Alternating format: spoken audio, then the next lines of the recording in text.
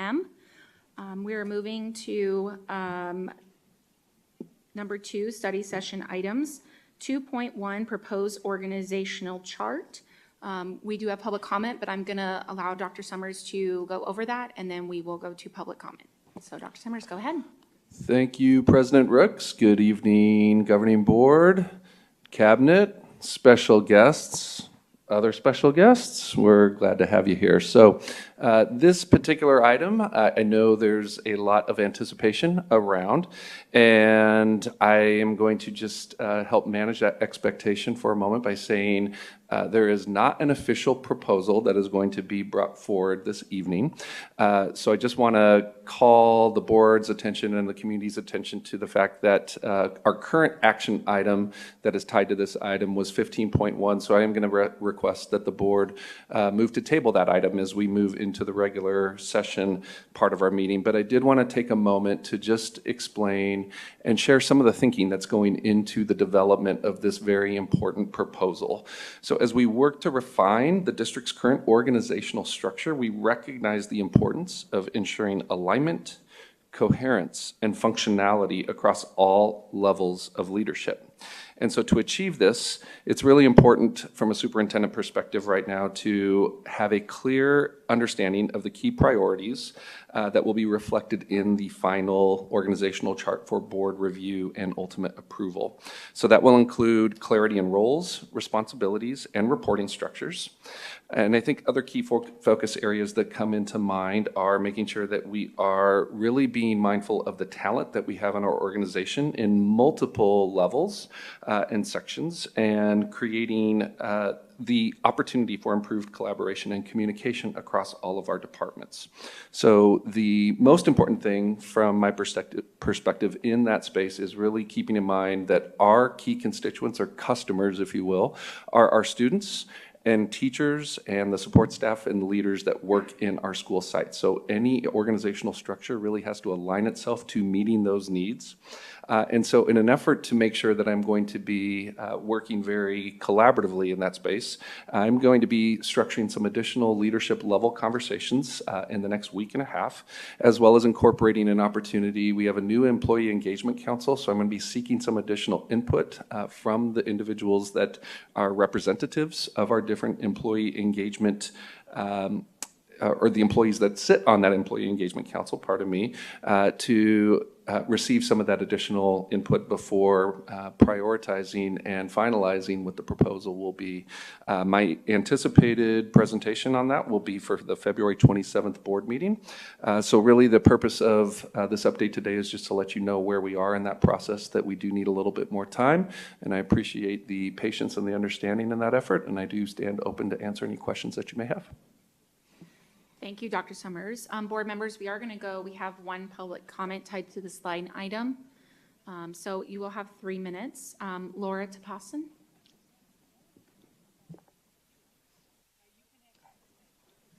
Hello all.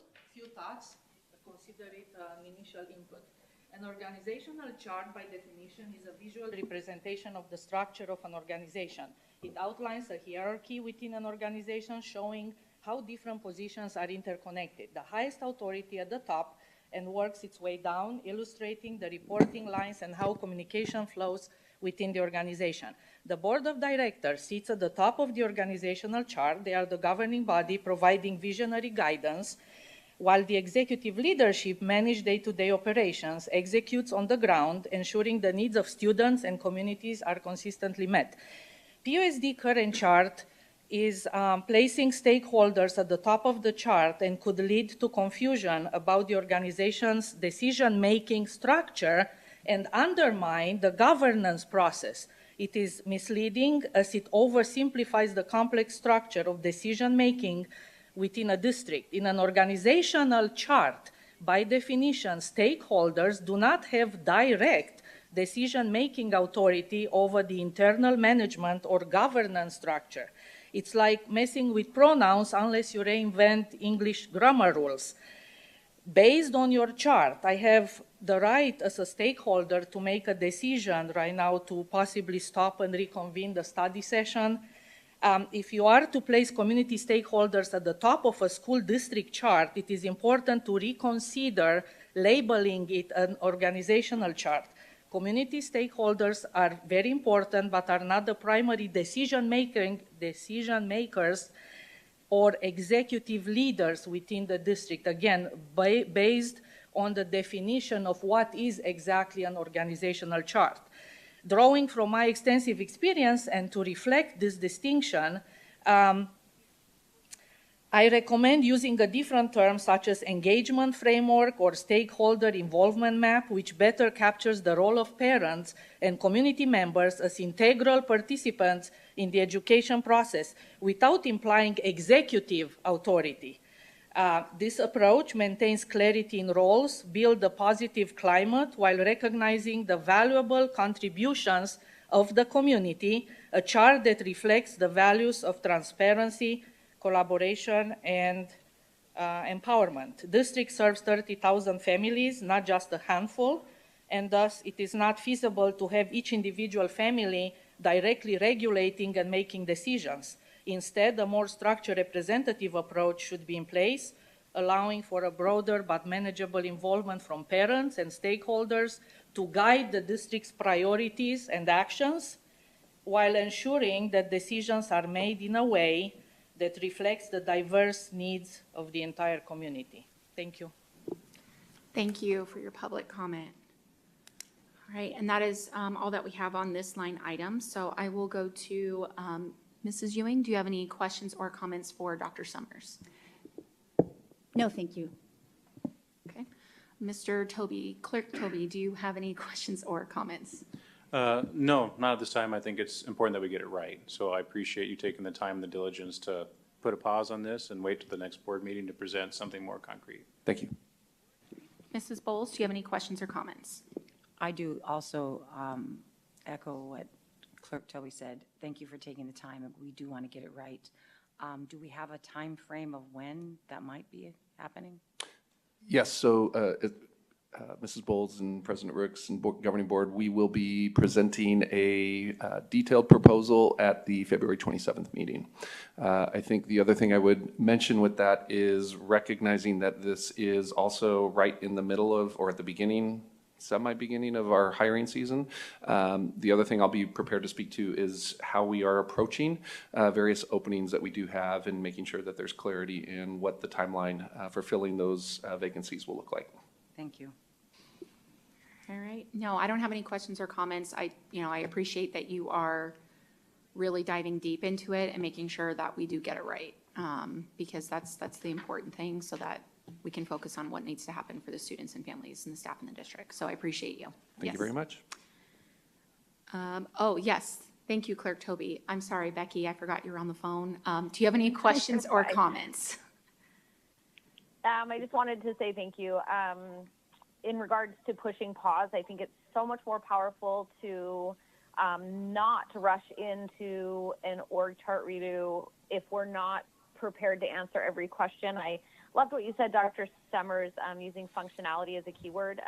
For those of you that don't know, right now I'm on an executive retreat with our executive team for a business my husband and I own, and that would be the only reason I would ever miss a board meeting is for this yearly event. But as I've had time to reflect even greater this week on executive leadership, it's extremely, I think, crucial as we look forward to this org chart that we are, like you said, Dr. Summers, utilizing the talent pool and keeping an eye not just on what we want to happen, but what is possible to happen in our current existing structure. I'm super, super excited for the creation, and also it sounds like the proper utilization of the Employee Engagement Council, and I'm excited to see how that will play into this org chart proposal. And also, thank you for giving us an end date. I'm looking forward to the 27th and what you all present. Thank you, Mrs. Proudfit. All right, Dr. Summers, if there's no more, we will move on to 2.2, key considerations for the future licensure requirement of social workers. And I believe we have Mr. Nuttall leading that and Dr. Summers. Thank you, President Rooks. Good evening again. I will start with a few remarks and comments to tee up where we are going with this particular item. So tonight we will be discussing an important topic with significant implications for our district, as well as the critical support services we provide to students. The potential future licensure requirements for school social workers and school mental health counselors within our system is the item that we have in front of us. So as you recall, the first reading of this policy was introduced during the January 23rd board meeting as part of a broader conversation about aligning our district's practices with the governing board's intentions. The future finalization and implementation of this policy will not only impact the dedicated professionals who provide these critical support services, but also the students and families who depend on them. So to help guide this discussion, we are joined by key district leaders who bring valuable expertise and perspectives on this topic. So it's my pleasure to introduce a few of them here to you this evening. I'm joined obviously by Mr. Jason Nuttall, our Chief Student Services Officer, Nicole G., our district-wide social work intern field instructor, Shannon Threadgill, our district-wide social work intern field instructor, Dr. Marshall Walters, our MTSS and PBIS coordinator, and Marcy Bieber, our lead school counselor, and we're going to be celebrating her a little bit later tonight. That's just a small preview. So Counselor of the Year, thank you for being here as well, Marcy. So we sincerely appreciate their time and expertise, obviously, in helping us navigate this important conversation. So during this study session, we will be reviewing the current roles and responsibilities of social workers in our district, examine potential pathways to licensure, provide an opportunity for discussion and clarification regarding the scope of the proposed policy. And our goal is to ensure that our board members have the necessary context and information to help guide future decisions on this matter. So we definitely encourage and envision a very interactive session. But with all of that, I will be turning it over now to Mr. Nuttall to begin our presentation. Thank you. Thank you, Dr. Summers, President Rooks, governing board members, and cabinet and guests. Thanks for the opportunity to engage in some discussion tonight. I think what's really important is we have the experts in the field, the experts in the room, and we'll certainly be prepared to answer any questions and engage in discussion. So thanks for the opportunity to do that. I just wanted to I'll provide a brief overview and update. On February 7th, just this last Friday, several job descriptions were shared with the governing board in the Friday report per governing board member request. And so what I wanted to do is I just wanted to quickly provide an opportunity for the board and the community to review. I have 4 job descriptions for you to review just quickly this evening. And the intent behind putting these kind of job descriptions side by side is so that as a community and as a board and as a cabinet, we can all just kind of take a moment to digest some of the commonalities amongst them. What you'll see here, and I just couldn't fit all 4 on one slide, so she may toggle back and forth in just one second, but the first 2 that we have is our school social workers and school mental health counselors job description. This is a condensed version of the job description, which outline kind of the most high priority job duties and responsibilities that they have. As we look at these job descriptions in a comparative kind of scope, one of the things that I think is important to point out are some commonalities between all of these job descriptions as they currently exist. All 4 of these demonstrate an intentional focus across our entire system to support students' needs. In short, there are some commonalities. One is you'll find language in there that talks about social emotional growth and needs. You'll also find the term multi-tiered system of supports in 3 out of the 4 that are displayed. And you'll also find some similar degree and certification requirements to meet the minimum qualifications as they currently exist. There is evidence to suggest that at some point in time, there was an intentional focus across our entire system to provide these supports to the students as required and outlined in each employee's essential duties and job descriptions. So I'm just going to hover over that for just 1 second. Marshall, if you'll just toggle to the next slide forward, please. The next slide has school psychologists and behavior interventionists as well. And I'll just pause for just 1 moment and then I'll continue on.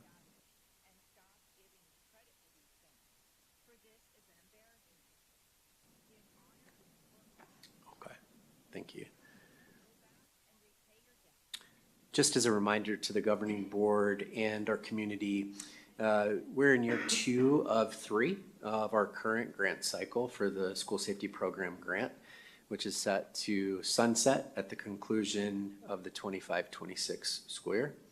This slide provides a current breakdown of the 33 positions that were awarded under the School Safety Program grant just 2 years ago. Currently, there are a total of 10 professionals who are licensed, and you'll see the breakdown between those two. And we'll talk a little bit about the different types of licensures here in just a moment. And just wanted to apologize up front.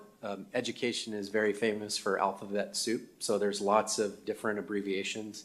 We tried to spell many of these out here for you so you understand clearly what they are. So we have 7 licensed master social workers, 3 licensed associate counselors.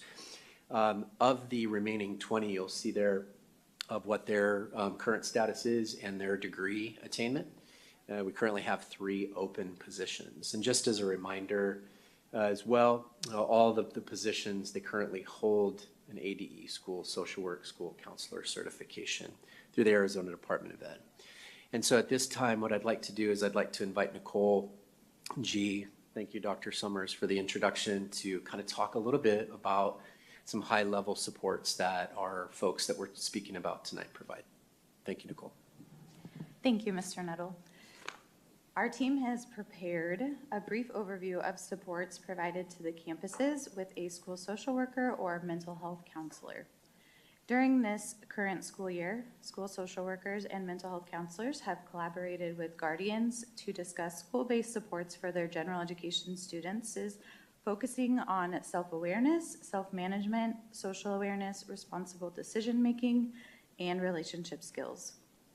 As of January 31st, 1,555 guardians have provided permission for their students to receive this support, and 22 guardians have declined. This acceptance rate for these supports has increased from 96% last year to 98.6% this year. Through a collaboration with high school counselors and behavior interventionists, school social workers and mental health counselors have provided grief support surrounding staff and student deaths. This year, there have been 4 deaths throughout our district, and during the past 2 years, there have been 15 deaths both years. This support is provided to help students process the initial stages of grief, and if needed, ongoing supports can be established in collaboration with the guardians. In collaboration with our district liaison, school social workers and mental health counselors support our McKinney-Vento homeless students and families, as well as our students in foster care. This year, the number of both populations are trending higher than last year, with 301 students qualifying for McKinney-Vento supports compared to 350 all of last year. To date, there are 167 foster care students compared to 224 all of last year. This support focuses on ensuring each student has their basic needs met so they can come to school and feel ready to learn. I'm going to pass it to Dr. Walters. Thank you. President Rooks, members of the governing board.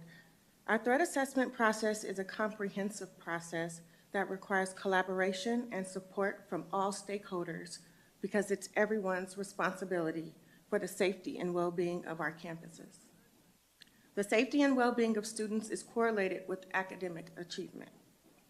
After the threat assessment process is complete, there are recommendations made and a support plan that is implemented, which often requires support from a social worker, mental health counselor, behavior interventionist, psychologist, or school counselor.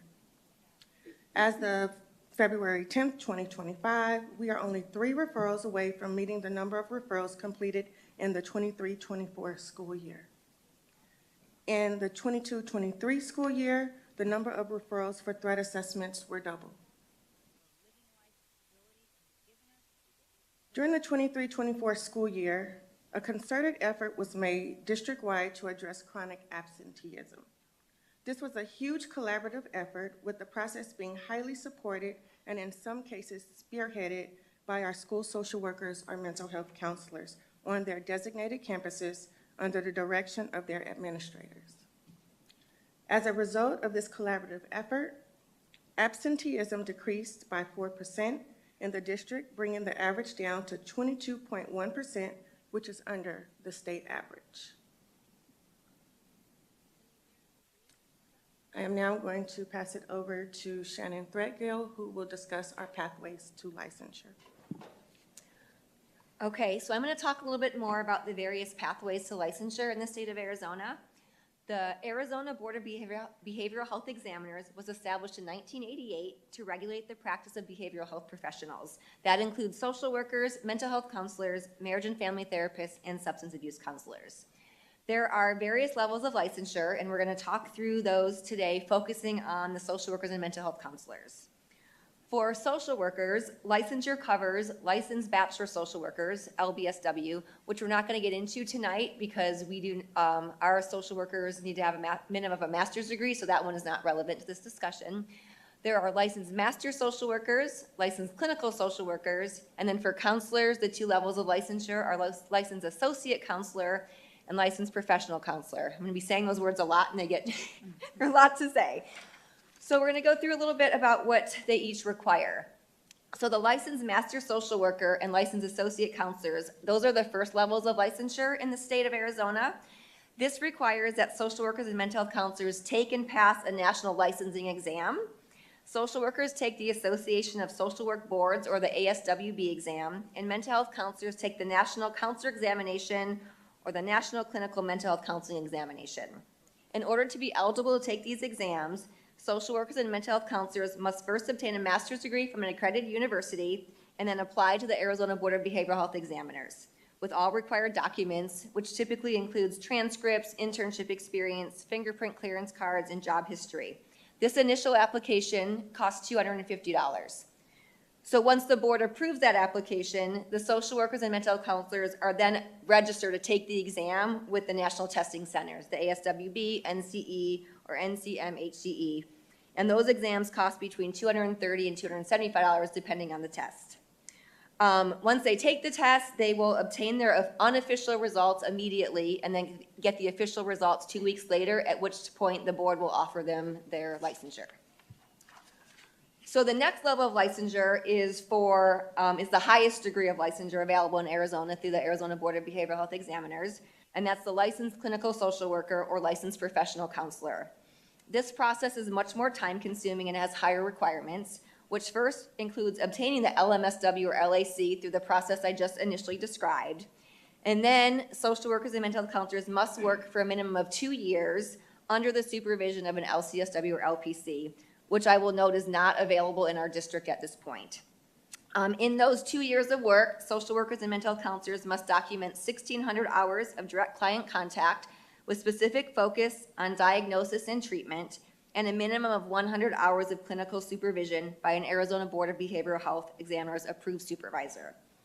After those requirements are met, the social worker and mental health counselor will then apply to the Board of Behavioral Health Examiners again, as described earlier, with additional documentation including their clinical hours and their supervision log for that. Again, once they're approved, social workers then take a second exam, the ASWB clinical exam.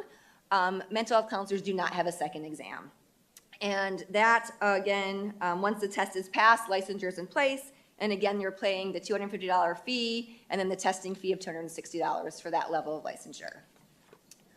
Additionally, once you become licensed, renewal is required every 2 years through the Arizona Board of Behavioral Health Examiners, and that requires 30 continuing education credits with some specific areas required by the board, and that cost is $325 every 2 years. The timeline to licensure is variable, and I actually, at 3:05 p.m. today, got an email from the board because I was trying to confirm. We put 2 months up here. They said the credentialist reviews each application by date submitted. All applications take 90 days up to 270 days for review. So that's for them. For us, once we send the application to them, it's 90 to 270 days for them to even approve it, and then to say, now you can take the test. And then you have to register for the test. So it's a little bit longer than I put up there.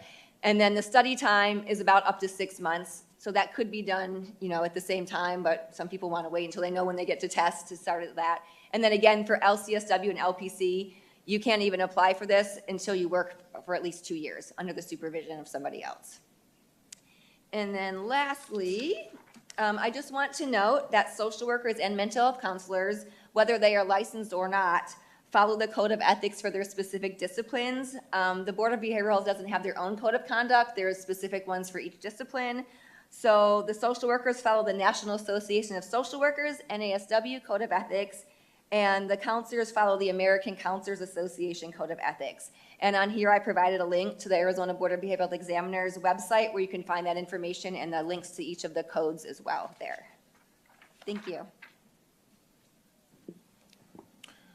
So at this point, and this is actually our last slide, so we have just some preliminary implementation considerations given the current trajectory of what we know this will require of the district in the event that a policy, while not a second read this evening, but upon approval, if it is approved, what we are at least contemplating and wanting to make sure that we can open up for additional conversation.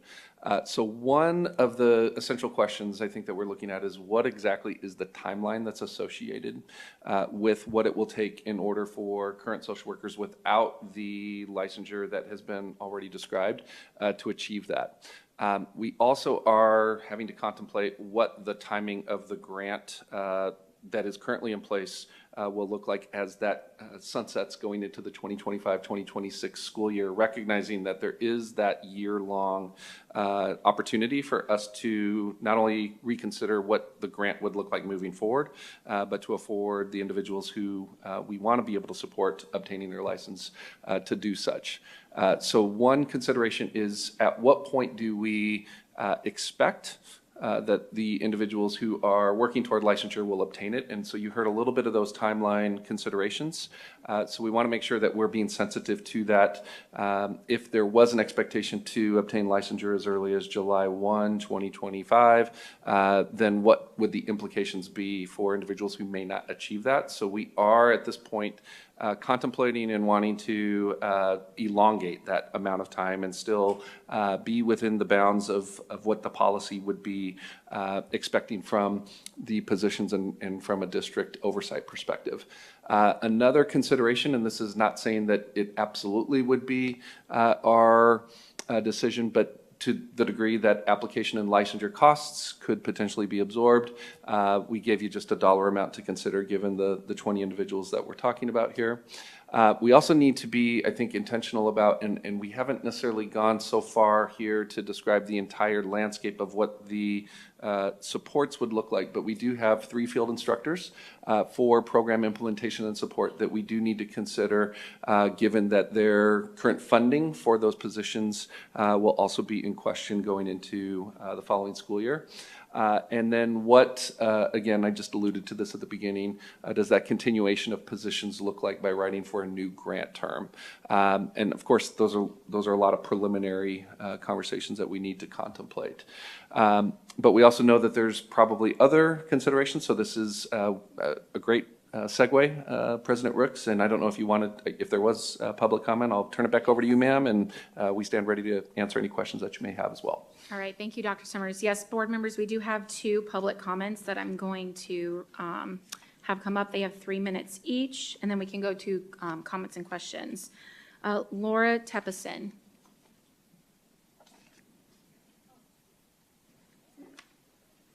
Thank you. As with the previous presentation, I have collected data from other districts. So I have the organizational charts of other districts and the same with this topic. So the term social worker can evoke certain expectations, especially given that social workers are traditionally associated with crisis intervention, family support, and emergency services like homelessness or refugee assistance. When people see an increase in the number of social workers in schools, they may be surprised, especially if the specific roles of social workers as behavior interventionists are not clearly communicated. I picked up on a comment that Ms. Bowles made previous session, and I agree with that particular comment. The community needs a better understanding of these dynamics, and that without clarification, confusion about the role of social workers will persist. For the past few years, many of us have witnessed the growing need for additional support for students, particularly in terms of behavior management. As behaviors in classroom escalate, so too does the need for intervention, redirection. Question has been raised in this boardroom several times. Why are we adding so many social workers to the team, and why are they taking on roles traditionally filled by behavior interventionists? The answer, though complex, is rooted in two key realities. First, there has been a significant shortage of funding for behavior interventionists over the last few years, given the previous administration. And second, there has been an increasing number of grants available for social workers, especially those related to school safety, mental health, and student well-being. There is no behavior interventionist on the school safety grant listed there. Due to lack of funding, or while grants for behavior interventionists were unavailable, grants for social workers, particularly in areas like school safety and student mental health, became an opportunity I guess district could not ignore. As a result, in public schools, I see that social workers have increasingly taken on the role of behavior interventionists, supporting students with conflict resolution, anger management, problem solving, and behavior redirection. They are working to prevent bullying, teach responsible decision-making, foster peer relationships, and develop strategies to increase academic success. Some have expressed concerns about the political or social ideologies associated with School of Social Work. The role of social work is not to promote political or social agendas and play CRT. Adopt zero tolerance.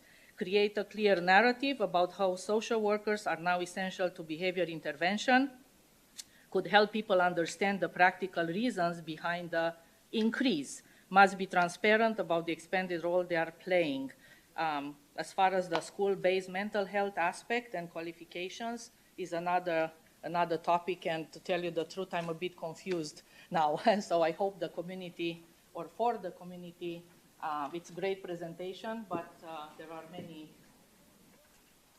aspects there that I think Thank you for your public comment. Appreciate it.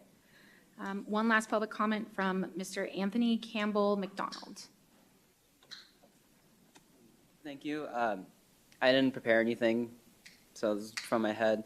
I went to the board docs website, and I looked at the agenda, and I saw this item, and I saw the slide they just showed. It was a little confusing to me, but next to that was the form to sign when a student wants to speak to a social worker. And I've said this before, and I'll say it again. This isn't really a good thing, because a lot of students have parents who probably wouldn't want them to speak with a social worker, even though it would be beneficial for them. And it's gonna affect many students negatively, because a lot of times that's the only person that they have to talk to if their parents that's the only person that a lot of students have to talk to, especially LGBT students who don't have supportive parents.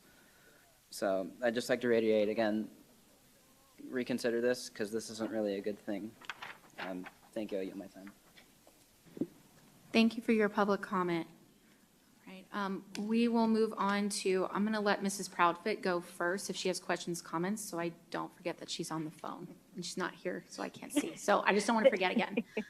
So go ahead and question and comments, Mrs. Proudfit. Thank you very much. Okay, so my first question, and I really just wanted to start off, this has been something we have talked about now in several study sessions and board meetings, and I guess this question is more for my fellow board members, is I just want to get very clear about what problem we are trying to solve, because I just think getting very clear about that is going to help us provide the most comprehensive solution.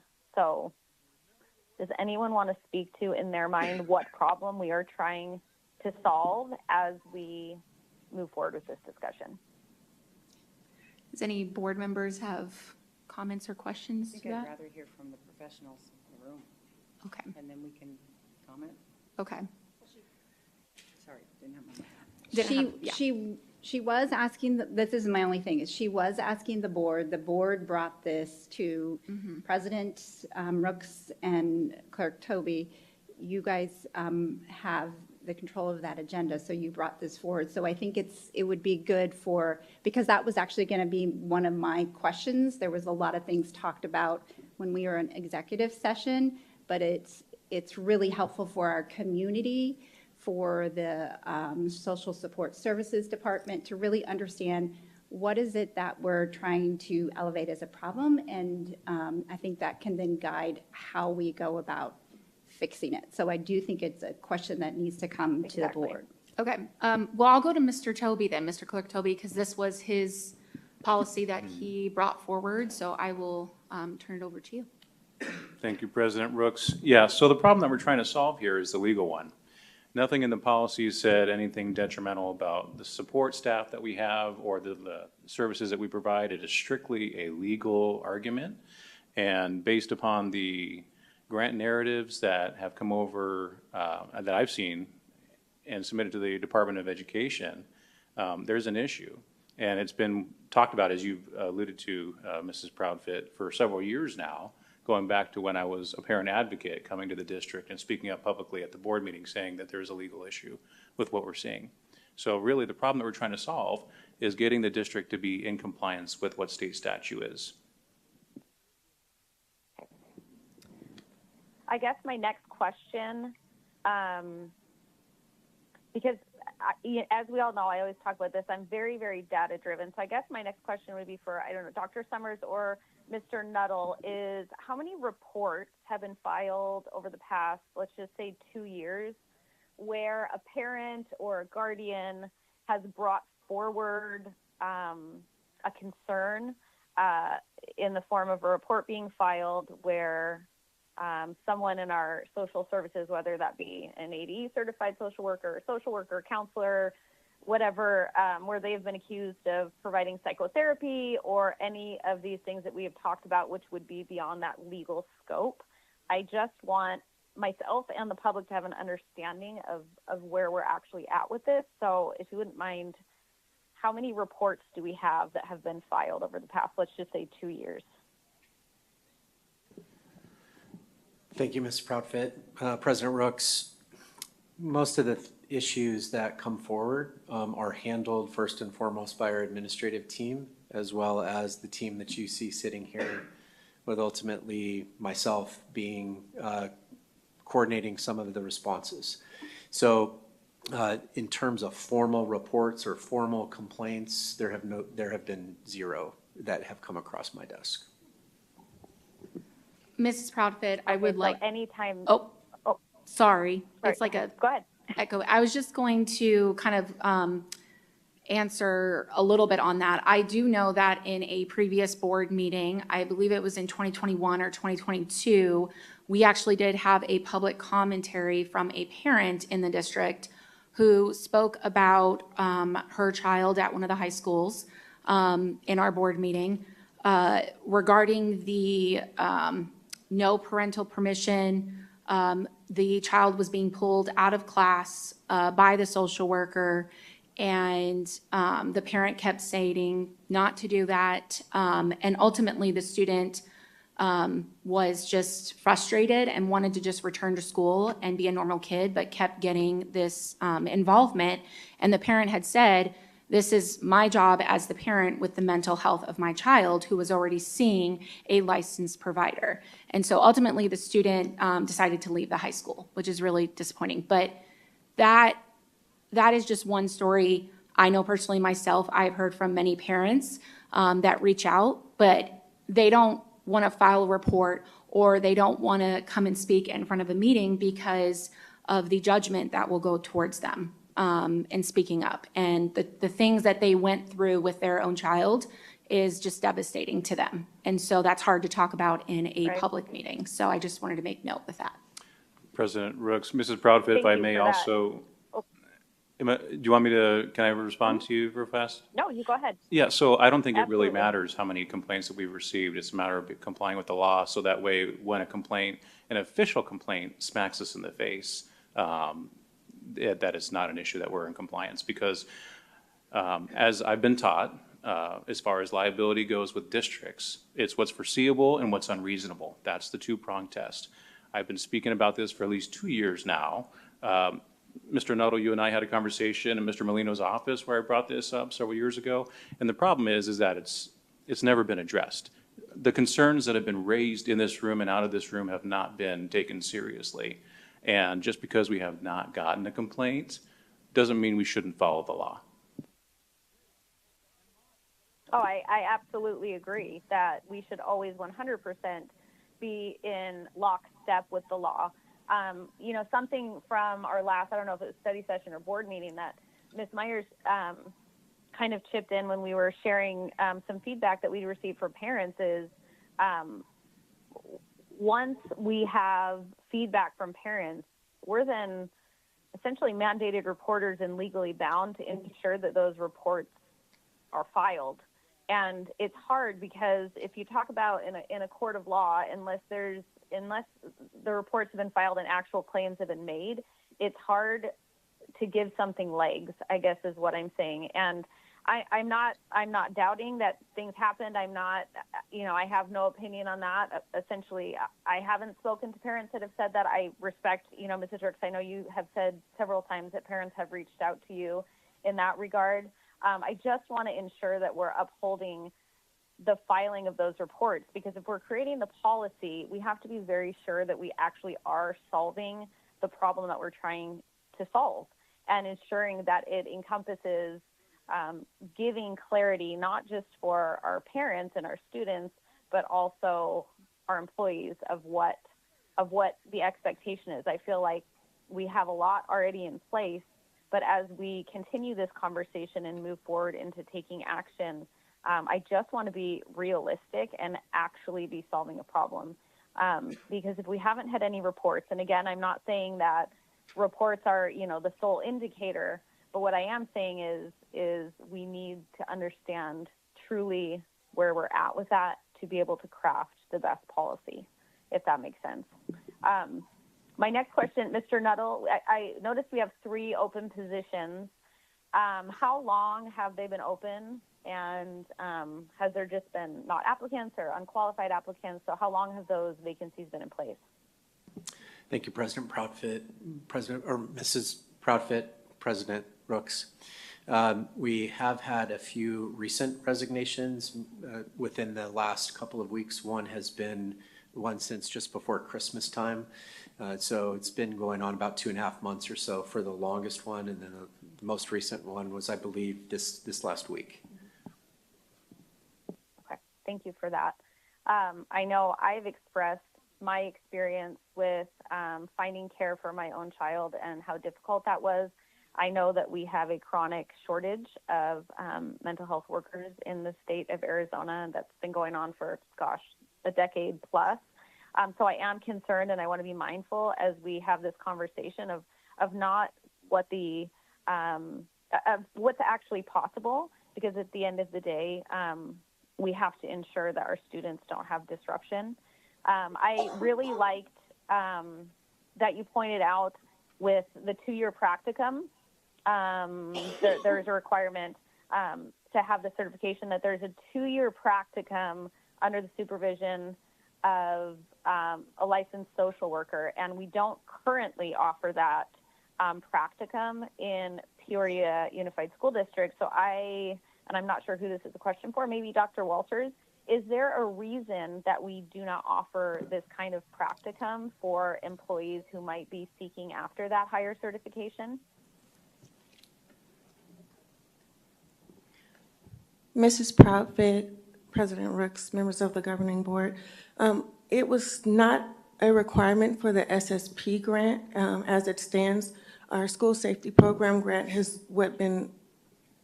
guided us in this practice. So it was not necessary for the roles that we currently have. Thank you for that. I Mrs. actually oh, sorry, yes. Yes, Ms. Shannon Thurgold. Yeah, I just wanted to add to that. Part of the reason that we don't offer that in this district is in order to become a licensed clinical social worker, you have to actually be diagnosing and writing treatment plans, which is not the practice of our social workers in this district. So that's not an option based on the way we Okay. do the social work in this district. Some districts offer that. The only district I know that does that is Phoenix Union, is the only one I've heard of that actually offers the supervision towards licensure. And they just got that approved about 2 years ago. That was actually a big fight with the Board of Behavioral Health to even allow school social workers to move towards that level of licensure, because we're not providing diagnosis and treatment in the school setting. Thank you. That makes absolute sense, because if it's not something we are providing our students, it's certainly not something that we can be offering in way of a practicum. I wanted to also thank Mr. McDonald and Ms. Tepison for their thoughtful comments, or for continuing to show up and give input to this. As I've said before, I have kind of felt like this program is very grant reliant, and I want everyone to kind of remember, as we talk about change in administration, that the first grant that was written for this program, well, not first total, but for this version of the program, was in 2019 with the administration that is back in office now. However, I feel like asking people and employees with this level of education to be signing letters of reasonable intent instead of a contract is, I believe, it's not in the best interest of our employees. It's certainly not in the best interest of our social workers, our students, because it makes this program very malleable. And I have said this a million times, but I believe we need to find a more permanent funding source, especially for key employees as we move forward. All this to say, first do no harm, and we certainly, as we wrestle with this, have to be very mindful of timelines and what is actually possible, not just with giving potential social workers the opportunity for that higher licensure, but how much time that actually takes. I appreciate us putting it on the table, that PUSD cover that. I think if we're going to raise the qualifications, asking the district to cover that would be a very wise investment in the future of our students in this program and the success of our district overall. So thank you to Mr. Nuttall, thank you to Ms. G, Ms. Threadgill, Ms. Bieber, and congratulations on your award, and Dr. Walters for this presentation. I know this has been a real source of confusion, and I look forward to being able to forward this presentation to anyone who may not be clear about the roles and the distinction between mental health workers in our district. So thank you. Thank you, Mrs. Proudfit. I'm going to go over to Mrs. Bowles because I know she's waiting to push the mic button. So, Mrs. Bowles, do you have questions or comments? First, I want to clarify. I want to bring clarity to a topic that I've heard over and over in the boardroom. When it comes to school, social work, or outside of schools, there is no wait list. And I probably will make it an action item of just having someone come in and share. Ms. Proudfit, with all due respect, you're speaking to a special needs issue, not a, suicidal ideology, tendencies or things that these social workers are dealing with daily. So that might fall more under the behavioral interventionists. But I have many friends in this field, and they actually have asked to come into the boardroom. And I just said, well, we're not ready yet because we got to clarify some things. So to put that out there, there's no waiting list for, that would be like, the joke in that field, and I can say that because I was in that field, and that is you call suicide prevention and you're put on hold. That would be ridiculous, right? So we don't have that. So let's just clear that off the table. I do have a couple questions. One is the master in psychology, that employee, are they operating as a counselor? And then I guess the obvious question, they're not operating as a school psychologist? Ms. Bowles, President Rooks, that is correct. They are currently under the school safety program grant, so they are performing school social work or school mental health counseling. So they would need to be licensed as a school psychologist in order to do that work? They would have to go through that program that is required for school psychology, yes. Okay, thank you. I guess I was hoping that we would have some more numbers of, I know you guys met maybe once that I know of. Do you know how many would want to work toward their licensure that we have that are unlicensed of the 17? The Arizona Board of Behavioral Health license, the exam, taking the exam and going down that route? Mrs. Bowles, President Rooks, members of the governing board, we have not asked that question individually to each person, but it is something that we can do if you want those numbers. Thank you, I appreciate that. I just was curious if you knew.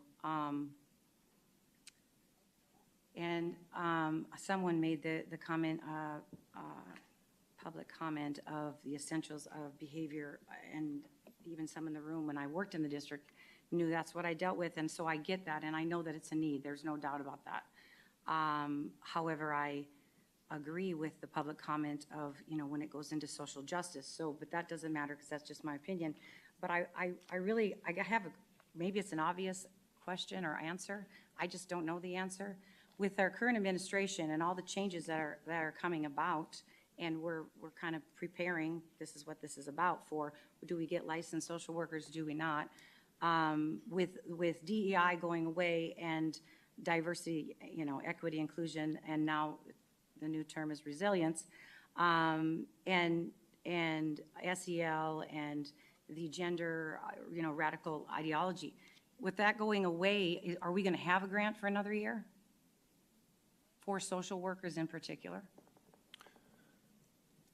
Mrs. Bowles, I've not heard any discussion about the current school safety program grant dollars being taken from schools. I do believe that's a state level decision, so we would be awaiting whatever the guidance would be, presumably from a federal perspective down to a state level to understand what the implications of that may be, but I think it's too soon to know exactly what weight would be afforded to that grant. I do believe, as I'm also continuing to become better versed, I should say, in Arizona state law, that the school safety program grant is designed as it is constructed per state statute, so that there is some funding that is tied to that item. So I don't know that the funding would necessarily be taken away as much as potentially rules or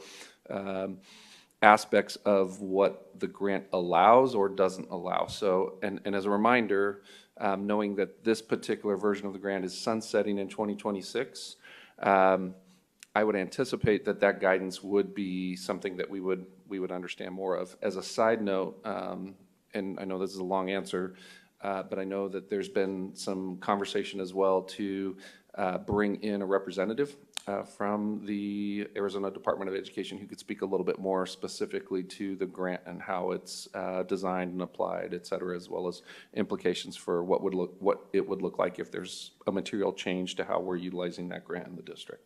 Okay, thank you. That clears a lot for me. I wasn't sure where that would go next year, obviously not this year. So thank you for that. And I think that's all the questions that I have. Thank you. Mrs. Ewing, do you have any questions or comments? I just want to make sure I come back over here. Okay.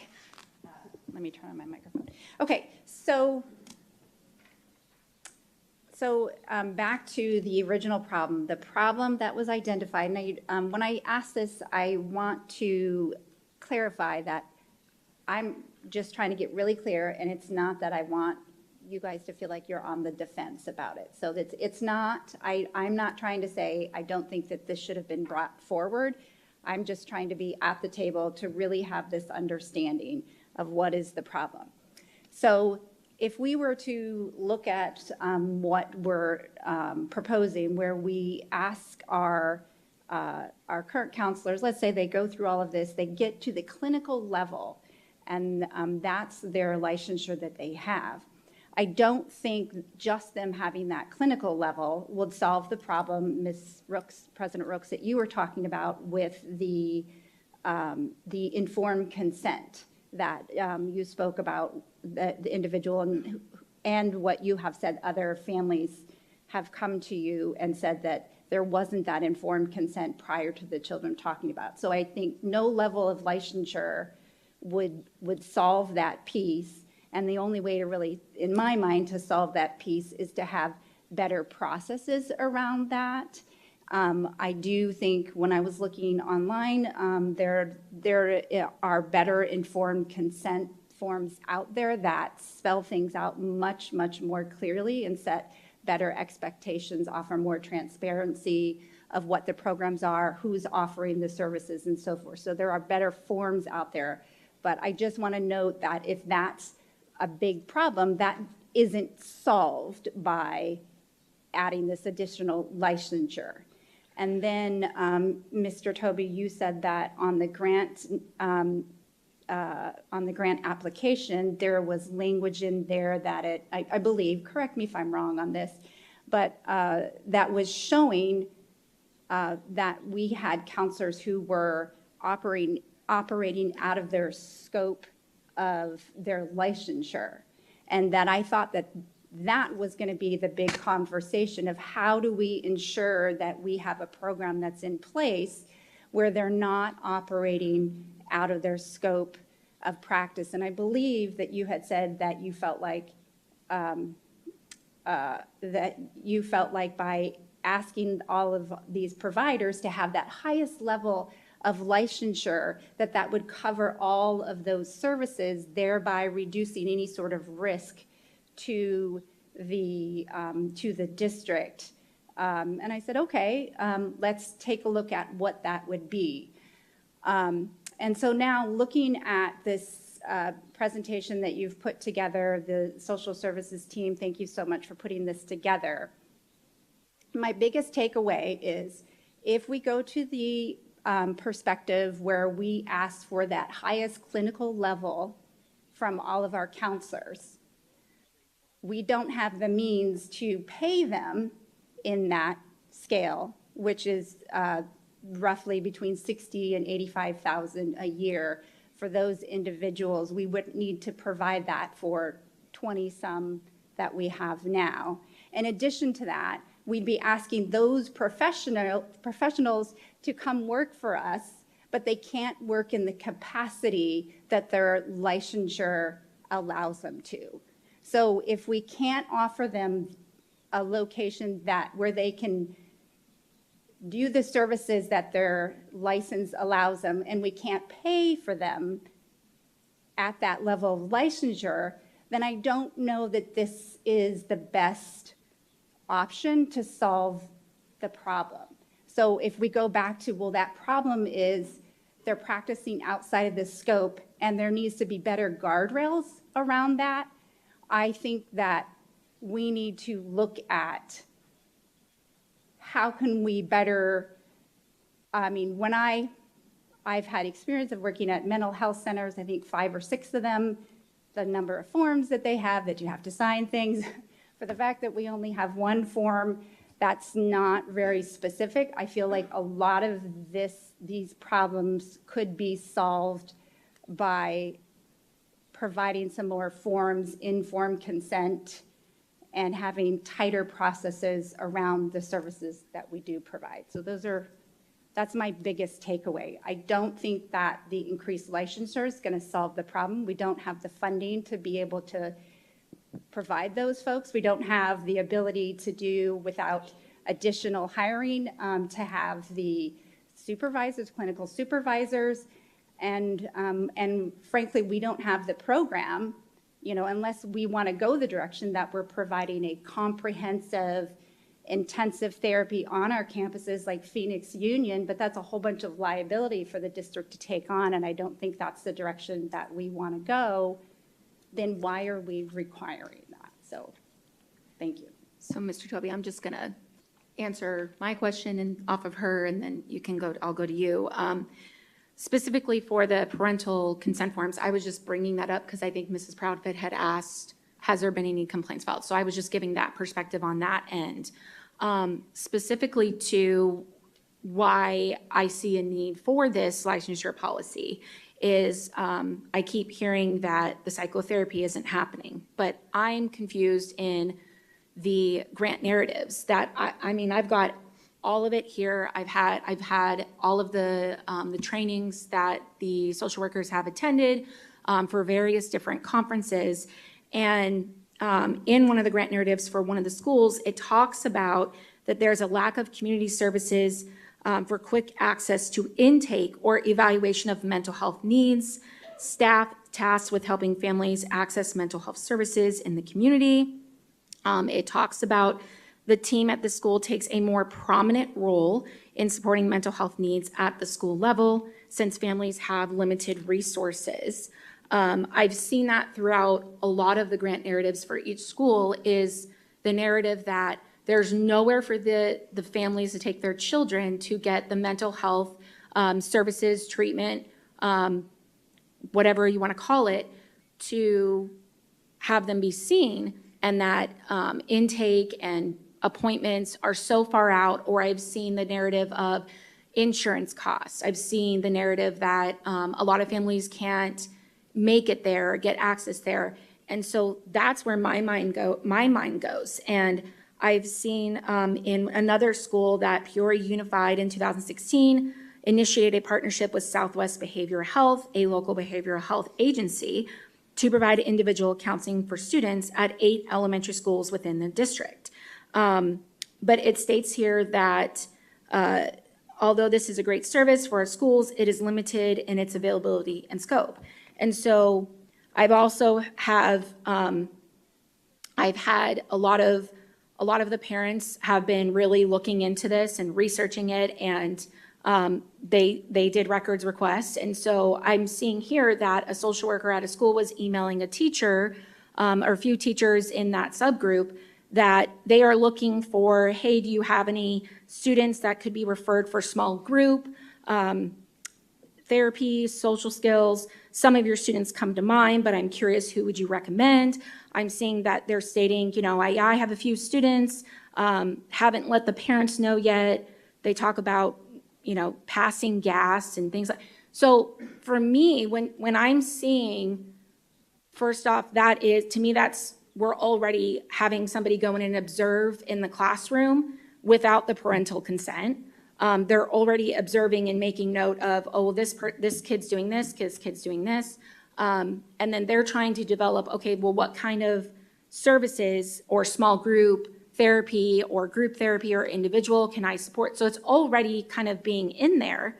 And then to the point of the form, it states that the school-based student support is not intended to be long-term or to replace individual group counseling, psychological, or psychiatric services provided by a licensed professional.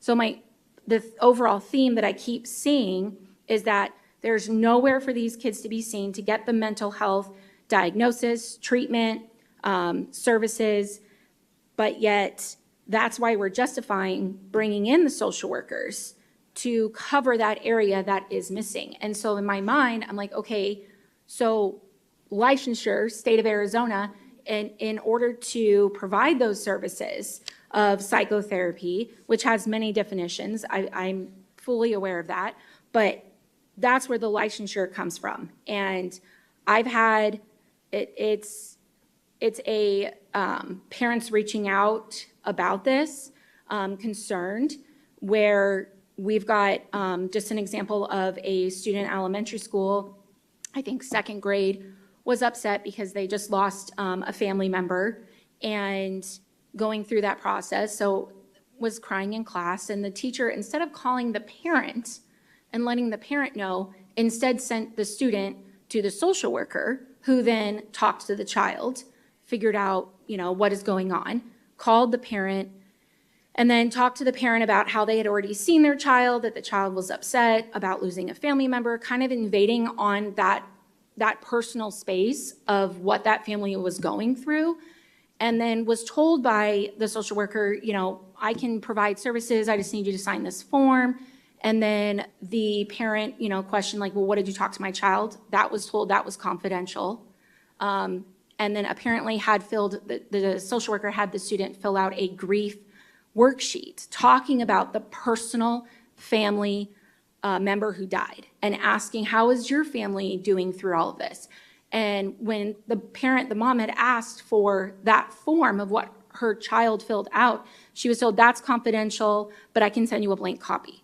So for me, when I have read through every single school, I keep seeing the narrative, there's nowhere for them to be seen. We have all these partnerships with all these different nonprofit organizations to provide those services to family. Mine 24/7, Southwest Behavioral Health. there's so many out there that I see that this is the reason why bringing them in is because there's nowhere for families to go get that licensed professional help for their child, whether it be therapy, services, treatment, diagnosis.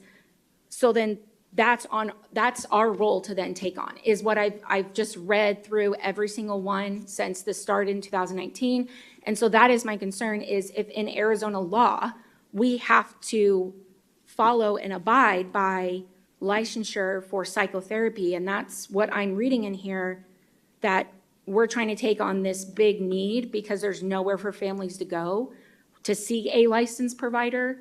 That's kind of where my mindset goes from. And I know that was a lot of information, but I want to make sure that you understand, like, I've really read through it. I've heard from parents, and this to me, like, I don't want a student's mental health to be on our shoulders, where it's, if we mess up the mental health, if it's something is being done, let's say the student is seeing an outside provider, licensed professional, there is a specific diagnosis and treatment plan in place, but we go and do something differently, which has been talked about already from a parent 2 years ago. I don't want to take that on and risk messing up the process of a student seeing a licensed professional with their parent. That's my mindset. So, Mr. Toby, I know you wanted to probably answer Mrs. Ewing, but I just wanted to give that back information. What I would like to do, well, first of all, thank you for sharing all of that. But President Rooks, I would like to offer kind of like what we did with the transportation team that was here. You went through a lot of different things, and one of the great things that we have is we have our social services support team who can maybe be able to answer some of the questions on the processes, hearing your feedback and the processes that should have happened or how that's typically handled, so that we can truly understand. Because I know a lot of times that we've been having these conversations, it's without the team in the room to really be able to give us that feedback. So I'd love to get your feedback, and I know you probably want to ask some questions to me, but I'd like to get your feedback on some of the things that you were hearing that President Rooks was talking about, and the processes in our place. President Rooks, Mrs. Ewing, I was listening very intently for a question. I was listening very intently. Please know I was. Yeah, it was more of, I was just trying to explain. I think it was just a statement. So Yeah. what I want to avoid here is answering outside of maybe an assumption about what we're interpreting. So if there are specific questions, that's why we're here. Right. And we'll have the folks, and I agree with you. If there's a specific question, we'd certainly allow them the opportunity to talk through what a protocol might be, what a process might look like in real time. And I think that specificity will help to guide the conversation. Yeah, yes, I think that's what I was meaning, is what are some of those protocols, and maybe in the specific scenarios that you were talking about, what are the typical protocols? Oh, I was just answering your question of where my concerns were and where the reasoning of the licensure. So that's where I was. Okay. Just So talking what about is that. your protocol when, let's just say with regards to group therapy, and how you, your department decides who's a part of group therapy? Or even walk us through the second question would be, walk us through a scenario of when it's identified that a student does go to the social worker. How is that decided, and how is that maybe communicated to our staff as well? Well, I'll start with saying we don't do group therapy because we're not actually doing therapy. We have support, like social skills support groups and things like that. And so that's usually identified by our student support teams meet with administrators, psychologists, behavior interventionists, representatives from different grade levels, and they talk about different trends they're seeing on campuses. And at that point, they would say, oh, we're seeing, for example, 5th grade, we're seeing X, Y, and Z with, this number of kids. It might be a good idea to pull a support group together for those kids.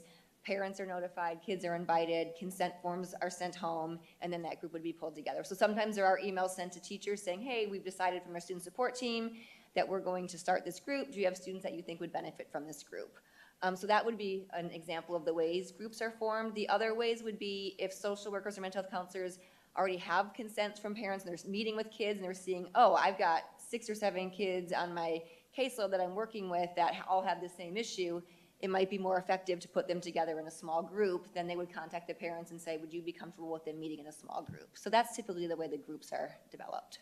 So when you guys decide on like a skills group, and the consent that they have to sign for that group, is it different than that informed consent that we? It is the same consent. They can mark individual or group. When we do a group, we usually send home an information form with the parents that goes through. Week 1, we're talking about introduction. Week 2, we're talking about this. Week 3, so the parents have the outline of the different topics that will be discussed each week in group.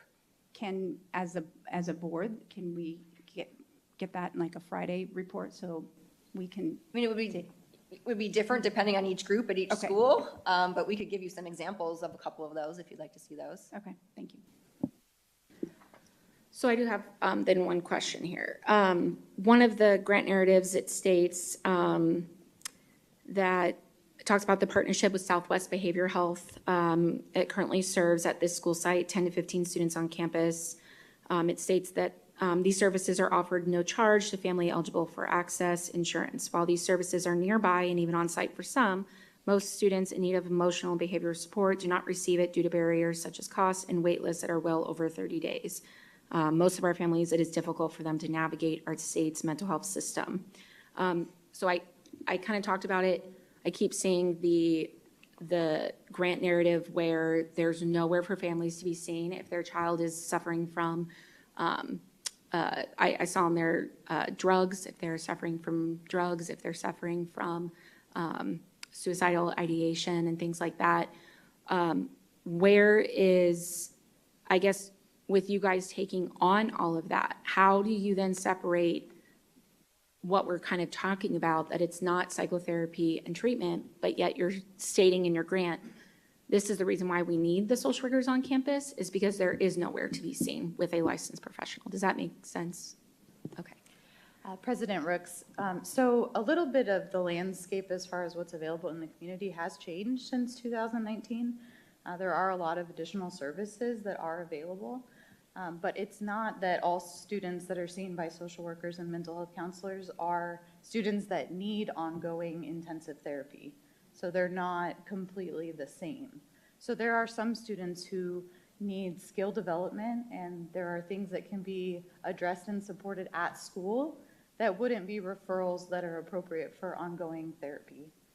Does that make sense as far as the intensity of it? That makes sense, and I understand what was in the 2019. The ones that I just read from was 2024. So that's where I get confusing, is I'm still kind of seeing that narrative in the 2024 grants. I've seen where the high school ones, if students are, they have opioid, drug, and those very challenging things, I just don't understand why we're not having them see a licensed provider with those circumstances. President Rooks and members of the board, I'll address that a little bit just from the high school perspective, because that's typically where you're going to see more of that. In the public school setting, we're not providing those sorts of services, but these positions are needed to help families navigate that system. And I think that's the missing piece from what you're reading. We're not going to provide those specific services for that sort of intensive therapy, but help navigate the system for families to be able to find the right support for that student. I obviously thank you for your service. I'm assuming your parents as well, and probably very involved parents. You're giving of your time to do this, and it's much appreciated. But not everybody has the privilege of having an education or even the time. I mean, probably half of our district has parents that are working 2 to 3 jobs, and then just need a little bit of help navigating that system because it can be overwhelming. So I think a lot of what our social workers and our mental health counselors at the elementary level are doing is helping make those referrals and navigate the system. And sometimes without that support, that's then left to administrators. I've been in the district 23 years, so I've seen I was actually hired as an elementary counselor 23 years ago. So I've kind of worked at all the levels. And I can tell you when that support is not there, it falls on administrators, it falls on teachers. And then the other thing, while I have the microphone, I wanted to respond to you, Mrs. Rooks. When a student's upset or crying in class, the other thing we're concerned about is confidentiality within the classroom. So that's one of the reasons a student might be pulled out immediately. If they're crying and upset, we don't want them to have to tell their story in the class, or we try to keep their confidence. So that's why somebody might be pulling them immediately and then calling a parent to say, hey, we met with your child. This is why. If you'd like us to continue, here's the process. So maybe that answers that question just a little bit. I'm familiar with that. 'Cause again, I have kids in the school system. So, but if there's the way that I have always dealt with it is if there's an issue with my own child in the classroom, the teacher will email me, the teacher will call me, or the assistant principal. Sure. And so when I'm hearing that those occurrences are happening, I completely understand pulling them out of the classroom, but it's the fact that it wasn't pulled out of the classroom into the hallway. It was the social worker taking the child to their office to talk to them before even calling the parent. That's kind of just where I'm like, we're overstepping into something that is fragile with a family that just lost somebody. And then, talking to the child and having them do a grief worksheet, and then not even being able to tell the parent, hey, this is what I talked to your child about. I'm like, I don't like that. I think that's very interpersonal when we are supposed to be focusing on sending the kids to school for an education. And so that's where, when I also hear that it's difficult to go anywhere, I completely understand. I was raised by my mom who was single mom, worked 40 hours a week. But I guess, do we then as a school district take on all the responsibility of that medical system, right? Because there's a lot of parents that it's difficult to get in the pediatrician's office, to get child sick, ear infection, all those things. Do we then take that on because of the difficulties of doing that? That's where my mindset goes a little bit on that question. Sure. So that's kind of bringing it back to the licensure that this all started with, Yes, right? yeah. So, and I think a few of the things I would add to that, if, when you're considering this policy is, I think Ms. Proudfit and Ms. Ewing both brought up some good points. One, we already struggle with certified staff in the counseling and social work world, just like in the teacher world. We're struggling with that. And I think if we add a licensure requirement where they can quite possibly be making a lot more money in another organization, it's going to be very difficult to find qualified people. And I think the other thing I would add is a lot of school counselors, speaking of myself included, have master's degree in education. So anybody with a master's degree in educational school counseling, which is what I have personally, we wouldn't even be allowed to test for the LAC, the licensed counselor, because we don't have the master's in counseling background. So I just want to point that out. I think in our social work and mental health counseling world, there was only two on the list that are Masters of Education school counselors, but they wouldn't even be able to test for the LAC. I just want to make that point too while I have the microphone. So I wanted to make sure you knew that. Any other questions? I think Mrs. Bowles did. She was pushing the button again, so I'll let her go ahead. She can sense it or something. I said this last time we met. The need for your services is not in question. We're going to abide by the law. I mean, there's really no way around that. That's where we're going to bring this back to, and the policy and all of where this began.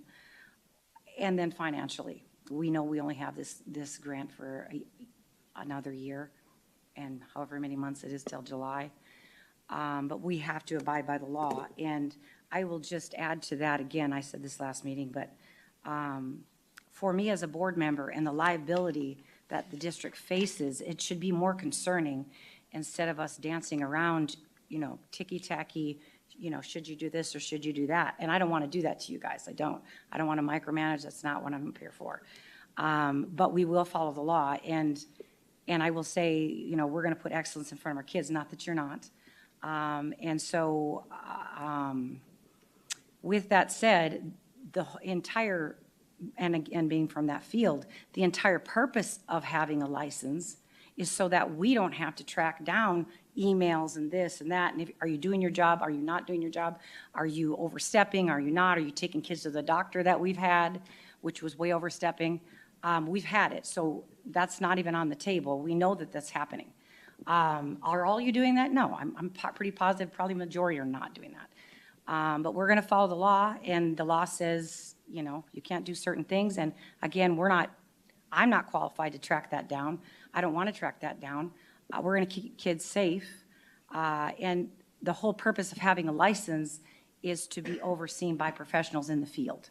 So that takes us out of the equation and all of the other questions of, you know, are these emails going back and forth? Are they taking kids out? Are they not? I don't want to go down that rabbit hole. I just don't, because we're never going to, it's just, I mean, there's no end to the means. So I just wanted to say that, again, the law says this, and we have to abide by that. We know, somebody brought it up, I think Ms. Profit did. Now that we know, and it's on record, now we are liable for going forth with the policy and protecting kids. So the Arizona Board of Behavior Health is licensed for a reason, and they have a board that specifies what you can and can't do in your profession. Thank you. Thank you, Mrs. Bowles. Mr. Toby, and then I'll go. Mrs. Bowles, I'm sorry. Yes. Oh, sorry. I had one just follow-up question for Mrs. Bowles, just because I'm kind of wearing the hat of like a parent, or I'm sure this is going to be watched a lot. Can you please be just referencing the law, which I appreciate. Obviously, that is first and foremost.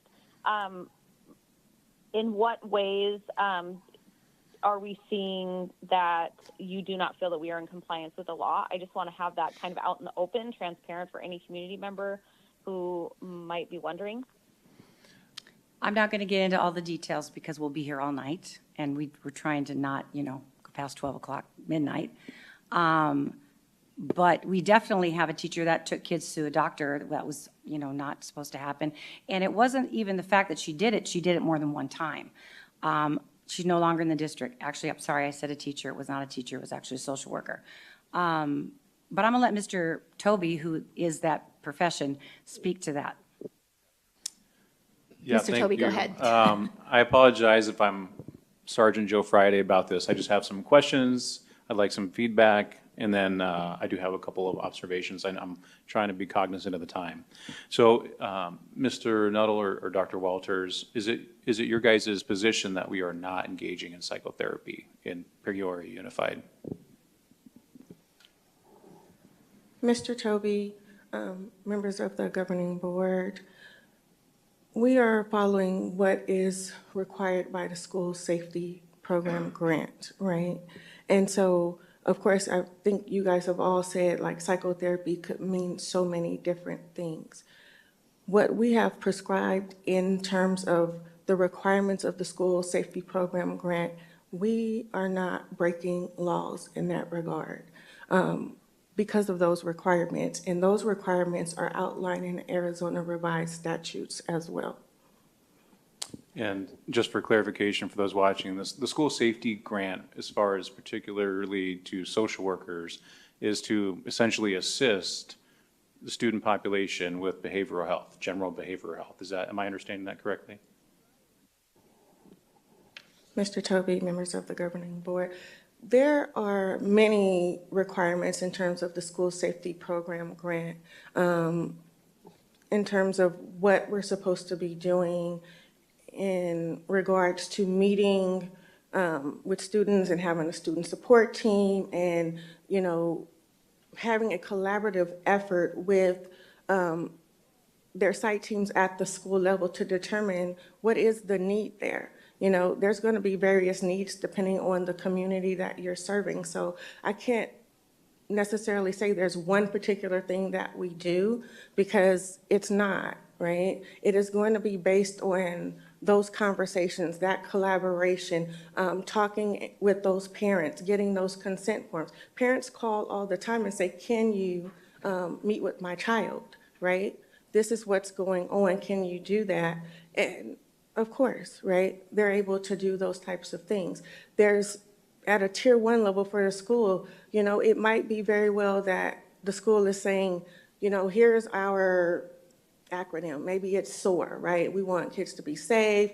We want them to, you know, be open-minded. Thank you very much, right? And so what does that mean? What does that look like on the playground? What does that look like in the classroom? What does that look like in the cafeteria, right? Making sure that students understand what those expectations are, and if they are having trouble or struggling with those expectations, what are those skill development areas that we can work and focus on that will help them, right?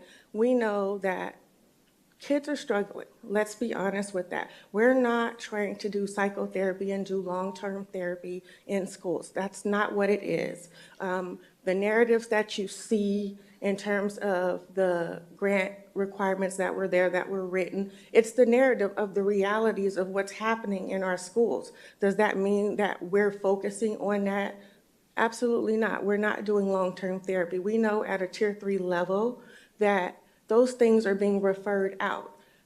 We have to be honest about that. There are times where there's a wait, but mental health doesn't turn off between the hours of 7:30 and 3:30. So if there's some support that's needed for a student so that we can get them back into the classroom to learn, then that's what this is about. This is not about long-term therapy and diagnosing students or doing any of those things that are outside of the scope of what we have written in the school safety program grant. So would it be more accurate then to say maybe one aspect of what the school safety grant through the social workers provide is supporting behavioral health with our students? You could say that, but again, that's going to be a very unique based on those individual students, based on that collaboration, based on parent feedback on what that might be and what the needs are. Thank you. So if our social workers are providing support for students and not therapy or psychotherapy, then why does each grant invoke HIPAA and FERPA and not just FERPA? Again, that's just so that we're not sharing information that we're not supposed to be sharing, right? There's still ethical guidelines, even as professions, right, that we have. Even though we're working in the scope of a school, I'm not going to share with you private details of a student, just like a nurse wouldn't, just like a counselor wouldn't, even a teacher, unless you're the parent, right? It's governed by those things for a reason. But HIPAA is specifically for medical, is that right? Well, if that's what you want to say, yes, you have HIPAA guidelines for medical, but again, right, as we are stating, we're going to follow what's under the school safety program grant. Okay, thank you. And so maybe this is more of a question for Mr. Nuttall. Does any part of our social worker program or the school safety program or those that are working in it touch Medicaid in any way, either directly or administratively? Mr. Toby, they do not. Okay, thank you. Who approves the grant narratives before they get submitted to the ADE? Mr. Toby, we have a team of people who have combined efforts over time. As it was stated earlier, the initial grant narratives were originally written in 2019. The landscape has changed considerably since then. We've adapted to those changes over time. I believe that the grant narrative that Mrs. Rooks was referencing from 2024 was a grant narrative for the school safety program mini grant that we did not get awarded for the remaining 8 schools that currently don't have the services of a school social worker or school mental health counselor. Last time we actually had the comprehensive look was just before my arrival in the school district in the springtime of 2023. And so I would ask that they speak a little bit more. I can speak in generalities to what we do. This last time when we put the grant forward together, we had a team of people, all of these folks included, as well as all of the principals, myself, and anybody else who might have an impact on that, so that we could ensure that we're meeting the requirements of the narrative, but also in terms of bouncing some ideas off one another to ensure that the language was a reflection of kind of how that landscape has changed over time, but still meet the requirements of the grant. Yeah, thank you for that. I do recognize that it has changed a lot since 2019. I mean, it's a school safety grant that doesn't address just safety, right? It goes into mental health, it goes into, touches on school safety, threat assessments and stuff like that. So I understand there's a lot of confusion about that. So that's why I'm just trying to focus on the legality aspect of it. And I know that there's been also a lot of talk about psychotherapy, whether we're providing it or not. I think that support, when we say support, sometimes we say support, but it might actually be up a drug deal. The drug dealer would sell me pencils, for an example, but I would get the drugs for free. So am I buying the drugs or am I buying the pencils? And I don't mean to make that demonstrably like a template over this, what's happening. I'm just trying to speak from my own experience. Are we using the word support when it actually means therapy and trying to call that good enough? And I feel like there's some parallels there, because Title 32, Chapter 32, which outlines the unlawful practices, and again, bringing it back to the legal argument, it basically says a person who is not licensed pursuant to this chapter shall not engage in the practice of behavioral health. And it doesn't say psychotherapy, it says behavioral health. So what does that mean? Well, there's a definition for it. Practice of behavioral health means the practice of marriage and family therapy, practice of professional counseling, the practice of social work, practice of addiction counseling pursuant to that chapter. So what does practice of social work mean? There's another definition. It means the professional application of social work theories, principles, and techniques to either A, treat mental, behavioral, and emotional disorders, B, assist individuals, families, groups, and communities to enhance or restore the ability to function physically, socially, emotionally, mentally, and economically, or C, assess, praise, diagnose, evaluate, or treat individuals, couples, families, and groups through the use of psychotherapy. And I think that we've all said that psychotherapy can mean a lot of different things. The reason why I take you down that definition wormhole is that we can sit here and say we're not engaging in psychotherapy. Okay, that's probably very subjective. But what's not subjective is it says a person who is not licensed, and in this chapter it's under the Arizona Board of Behavioral Health, shall not engage in the practice of behavioral health. And so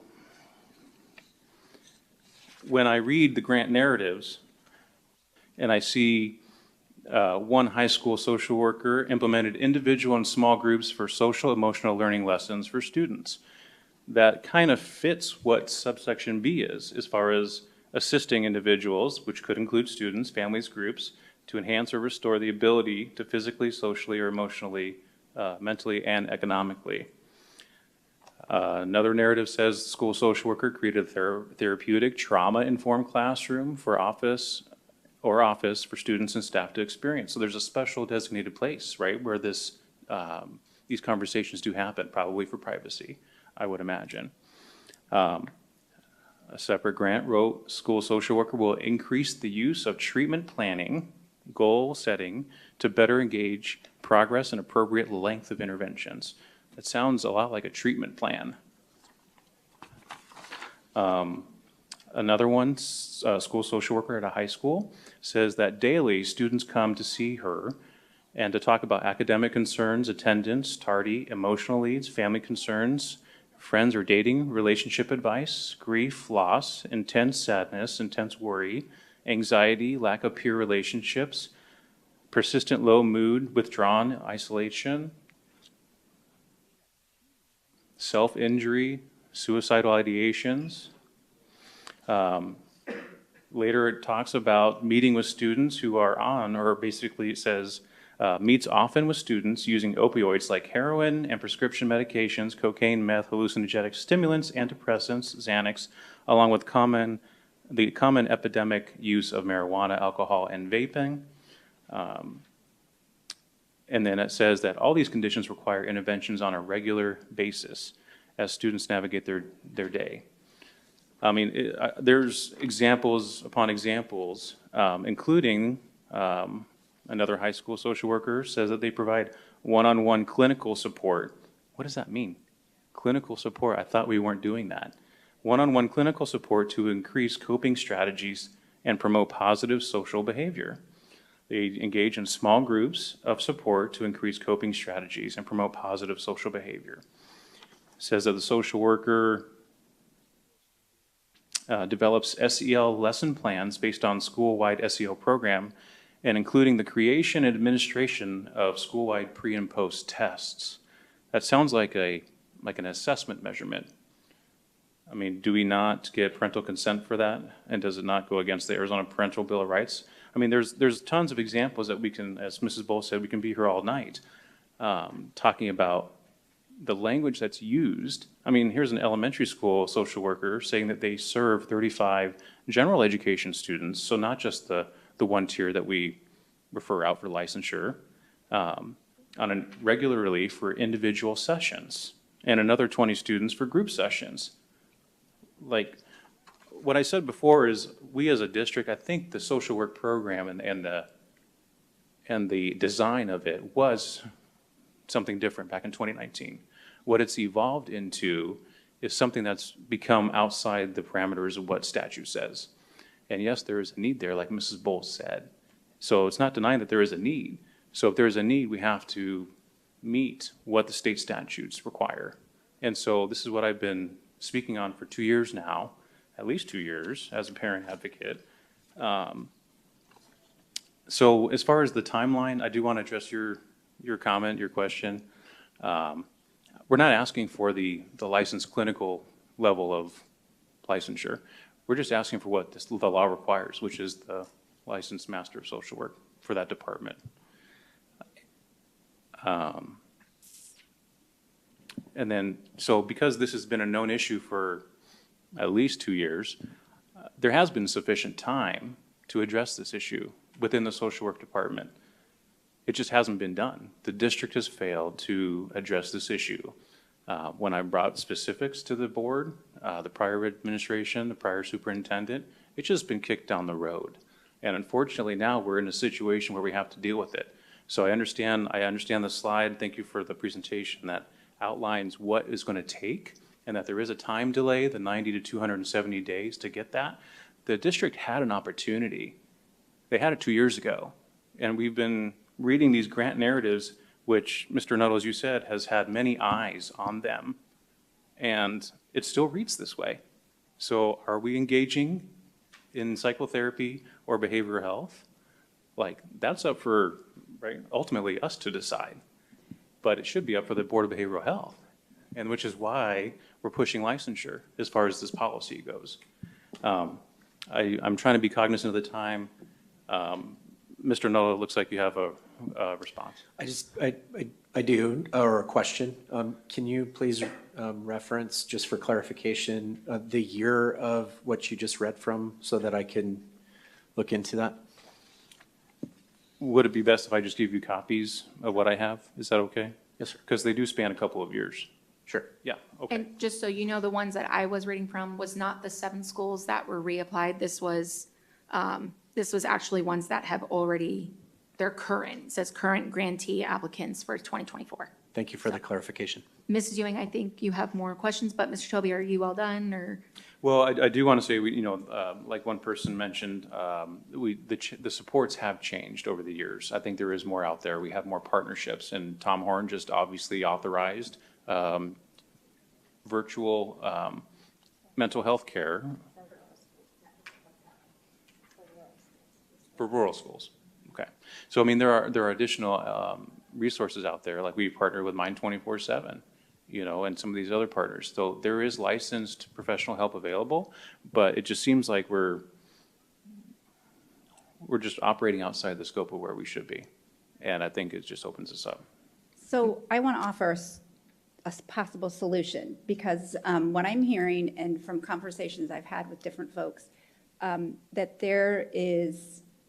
I have a different interpretation of the laws and things that I'm referencing. What you're reading is a different interpretation, and Ms. Rooks and President Rooks and Ms. Bowles.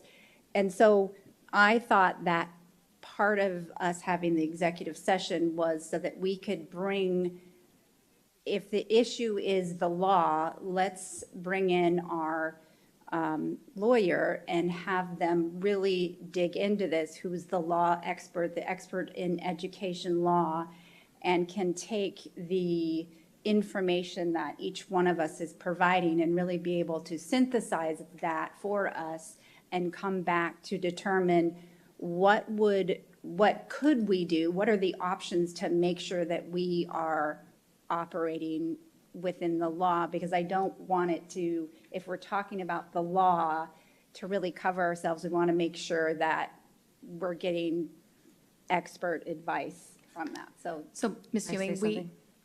one second, I was just going to clarify, we did already have an executive session going over this, and there was legal advice. We can't talk about it because that is required by executive session. So we have had that legal advice pertaining to Mr. Toby's licensure policy.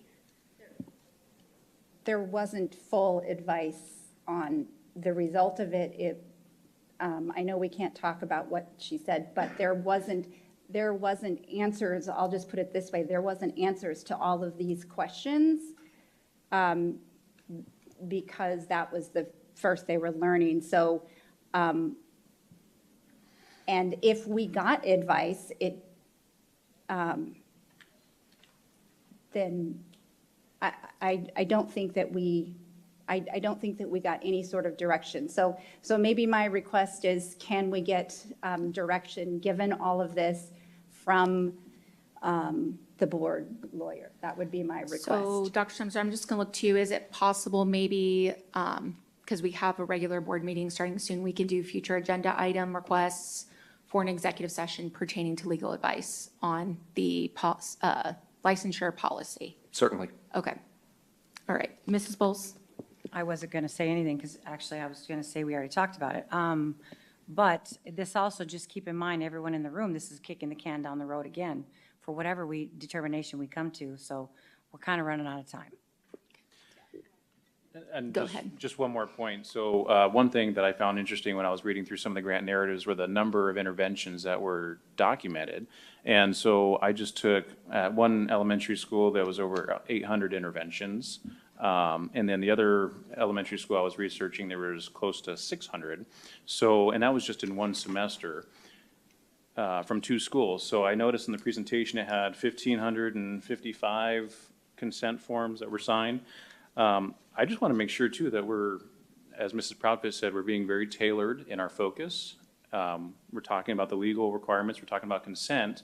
If we're having these many interventions just at two elementary schools, I think we're missing some numbers here as far as the number of consent forms that the district has received thus far this year. Do President? you have a question about how interventions are tracked? So an intervention could be a phone call to a parent. That counts. So there could be one kid, one student, right? So the first intervention is the parent phone call. So that's documented as intervention number one. The second intervention could be, I met with the student one-on-one. That's intervention number two. The third intervention could be, I consulted with the teacher. So that's how interventions are tracked, different than individual consents and individual students. So there can be multiple interventions for one student that includes all those different types of interventions with parents, teachers. So that's how that's tracked. Yeah, thank you for that. Yeah, I imagine that's probably accurate largely across the board when it comes to consent forms. But I think just by sheer volume and just by the anecdotal incidents that I've heard as a parent advocate and then President Rooks has heard, I mean, we're slipping through the cracks a little bit with some of our consent forms, in my opinion. So I guess the other thing that I would want to add for the lawyer is, given the information you guys all have here, are we currently operating outside of the law with what we're currently doing? Okay, I made note of that. Thank you, Okay, Mrs. thank you. Ewing. I just want to make sure, Mrs. Proudfit, are you all good with question and comments? Because I do want to keep our time here so that we have enough time to recess and reset for our regular board meeting. Yes, my only last question was, well, first I wanted to say to Mr. Toby, don't ever apologize for bringing your expertise. Like, this is what you bring to the board, and I greatly appreciate your expertise with the law. So don't ever shy away from giving it. The other thing I just wanted to mention is, I guess, with you, President Rooks, maybe just a clarifying question for legal. Is as we talk about these interventions, so say if we lose half of our social services, mental health staff, and a teacher, then, you know, if a student is crying, a teacher recognizes something's not right with the student, has someone come to their class, and they're able to take the student to a classroom or to take them out in the hall. In your opinion, is that violating the law as well? Because, you know, if someone's not checking on that child that's crying during those hours of, you know, 7 to 3, even if they're not spearheading the mental health initiative, even if it is just, you know, creating a situation where that gen ed curriculum is truly available to that student, where do we delineate between a teacher providing support or even using the words emotional support? Because I'm very unclear of where that line would be. And certainly if a student is crying, whether it's an admin or a teacher or a para or whoever it is, someone would be checking in with that student who is struggling. So I'm just unclear about that and would love that as a focus for, I guess, questions for legal. Okay, yep, I can make note of that. And Mr. Toby, make this your last one. Super so we quick. I can- noticed, so on the last slide, it caught my eye, the National Association of Social Workers, you provided the link on there. But under school social workers, best practices and their qualification standards nationally says school social workers shall be licensed by the State Board of Social Work and certified through the Department of Education. So we're not abiding by NASW according to their website. And then I also wanted to note that I looked up job descriptions in Arizona for school social workers in other districts, Flagstaff being one of them, Nogales being one of them, Tolleson being another. And under their job requirements, they all require licensure. So it is something that is occurring in other districts. I just wanted to note that. Thank you, Mr. Toby. All right, so if there's no more, let's recess so we can have the room set up for our governing board meeting. So we will recess right now at 5:55. So thank you.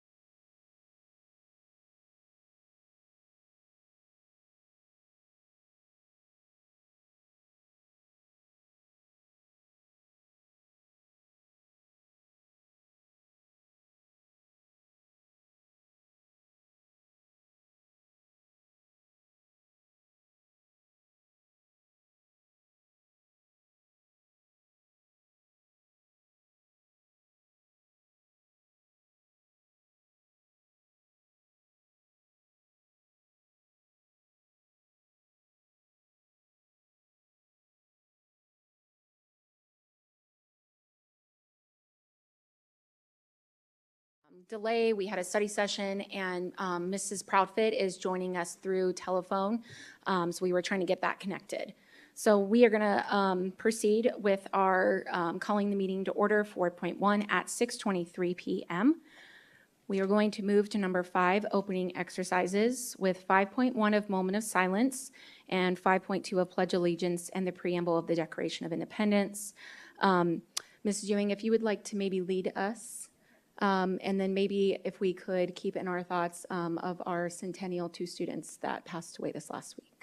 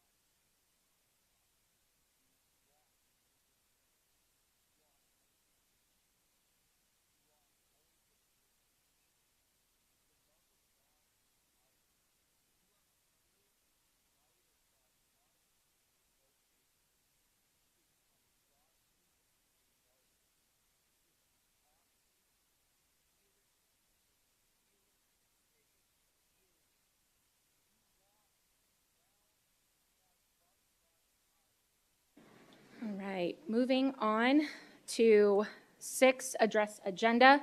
6.1, address board meeting agenda and consider adoption or recommend changes to the order of business. Mrs. Proudfit, do you have anything that you want to recommend changes into the agenda?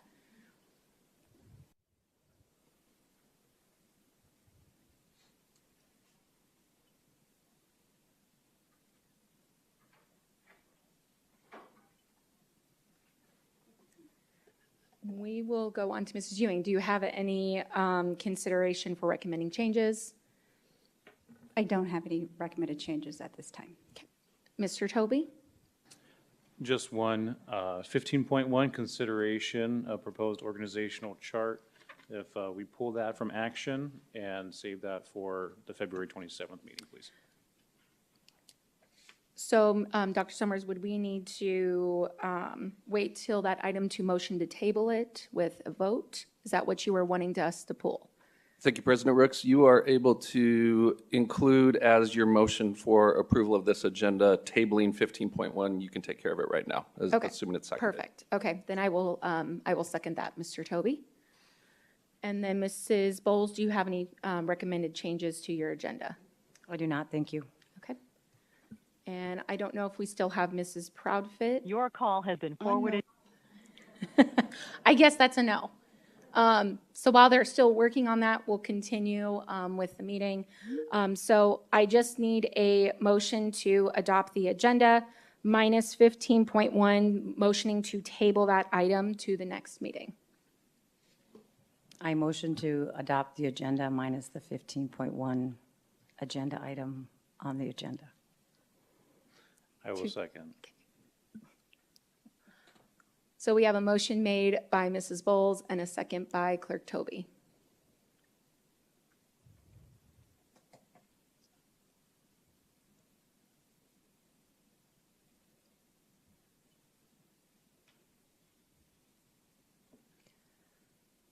So we will, I think it's up there now, so we will do a vote, and I don't believe we have Ms. Proudfit yet, so board members, you may cast your vote.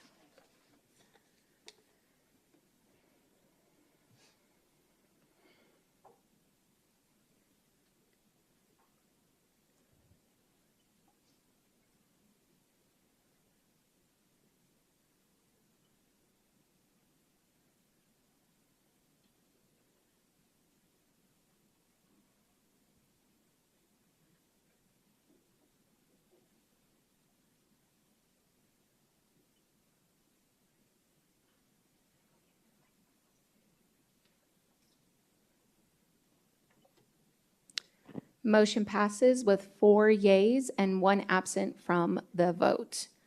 All right, moving on to 7 recognitions, 7.1 recognitions. Mrs. Airy. Good evening, President Rooks, members of the board, Dr. Summers, cabinet, and so many guests that have joined us this evening.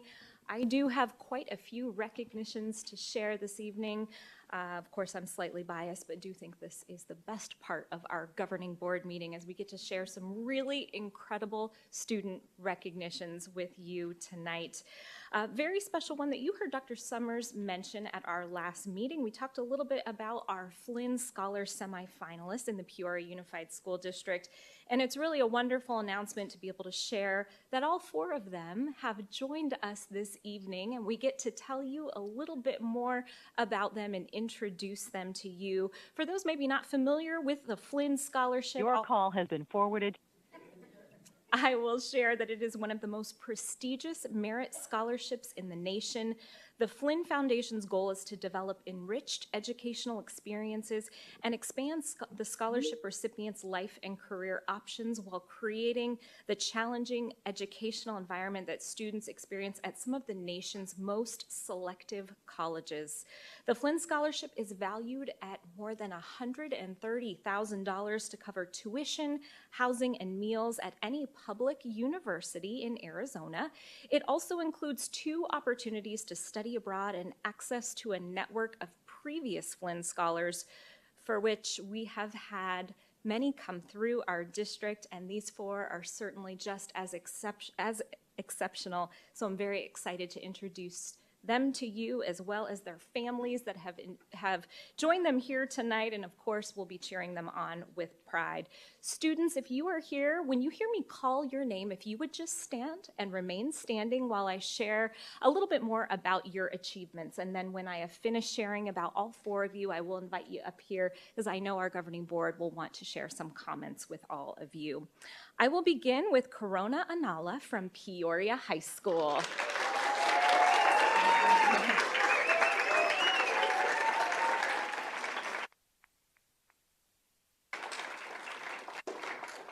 Corona is president of both DECA and NHS, along with serving as secretary for HOSA through her Westmec Pharmacy Science program. She's also part of Peoria High School's award-winning MESA program, that's Math, Engineering, Science Achievement, and last year her team won 3rd at Nationals in Poster Symposium. That's not all. She plays varsity tennis and cross country. She's also an avid volunteer for Sharing Down Syndrome Arizona, as well as Special Olympics Arizona, and serves on their unified volleyball team. She's still waiting to hear back from a few universities, as I understand, before she commits, but also planning to study pharmaceutical science. So congratulations. Another big round of applause for Corona.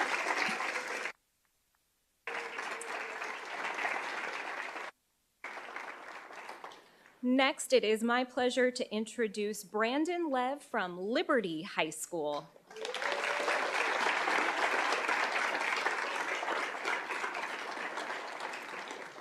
Brandon's extracurriculars include ice hockey, where he serves as the assistant captain. Brandon also participates in HOSA. He's the vice president of Liberty's Your call has been forwarded.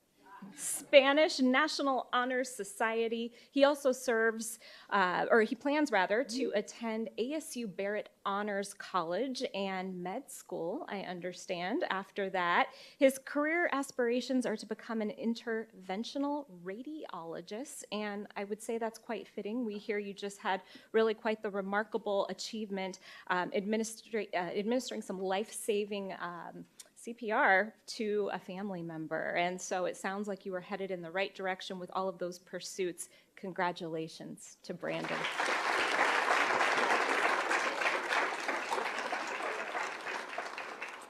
We also have Jacob Sajan from Centennial High School.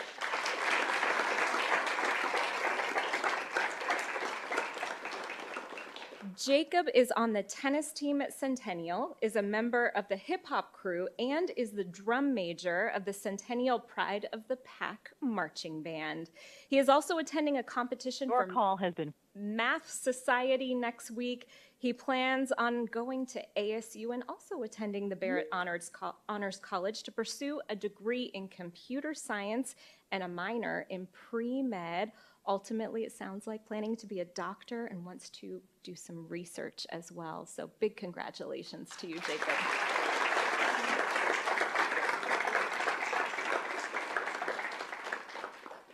And last but not least, Sienna Brooks, Sunrise Mountain High School.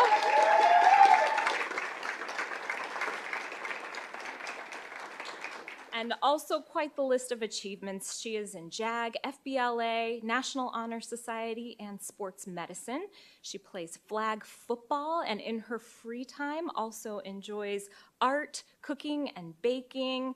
I understand she'd like to attend Northern Arizona University and plans on majoring in pre-med, still deciding maybe which career field to pursue within that medical arena, but we know you'll be successful at whatever you pursue. And I understand that Sienna is a finalist, so now has moved from the semifinalist to the finalist category, so quite the achievement. Congratulations.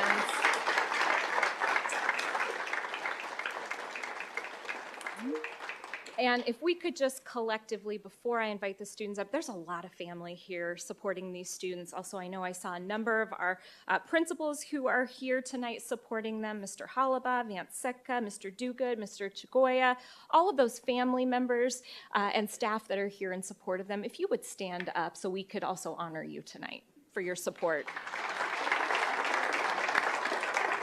Hi, this is Bonus Participant is now joining. To do the faster response to me. At the tone, please record your message. And I will invite those 4 students, if you would come forward. President Rooks, I will turn it back over to you before I come back up with just a couple more recognitions this evening. Students, if you would come forward.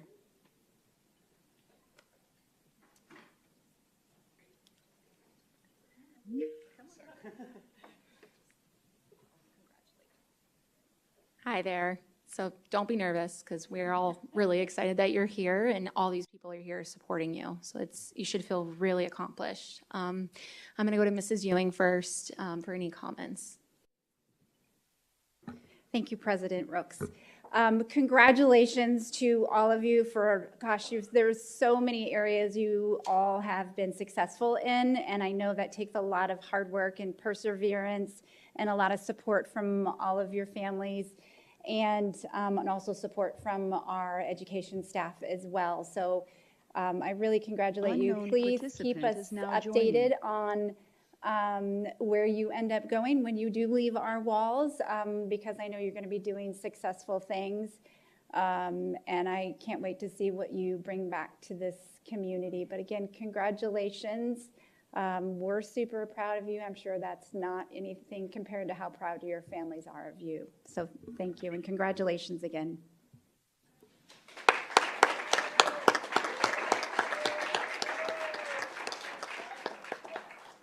Clerk Toby, do you have any comments? What an amazing accomplishment, all of you. I think that is very amazing. And Mrs. Airy said you guys had free time. I don't know if that's in your vocabulary based on what she outlined for each of you. No, very much in line with Mrs. Ewing. What a great job you guys have done to attain this level, to demonstrate with your friends and your families, just what a remarkable job you've done.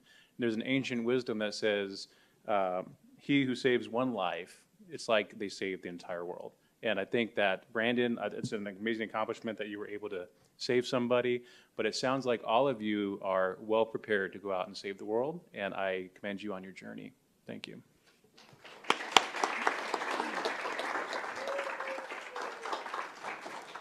Mrs. Bowles, do you have any comments? I do. I am very familiar with the Flynn Award, and I just have to say, for those that are not, I think they start when they're infants because it's that much planning. So that's amazing. I know how big that really is, and there's no words. You've done the hard work. And Corona, Brandon, Jacob, am I saying Sienna? Did I say it right? Sienna? Sorry. Thank you for correcting me. Yeah, I'm going to echo what Mr. Toby said. There really isn't any just congratulations, but I know that there's a lot of support behind you, and free time, probably not a lot, but you're going to do great things, no doubt about it. But keep in contact with the district so we can celebrate those milestones with you. Thank you.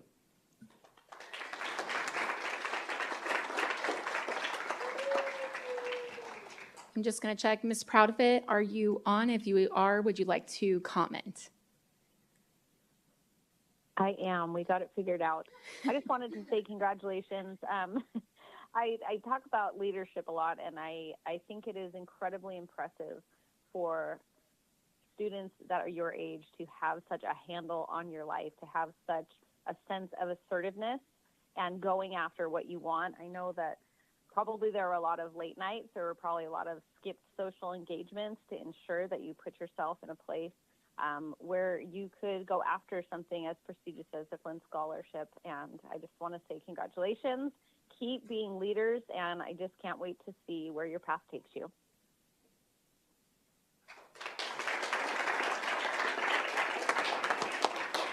So I'm just going to say that keep it short here because I echo everybody up here. And this is like the best part of the board meetings is getting to see you guys and your accomplishments. And it's amazing to see it because this is just in high school.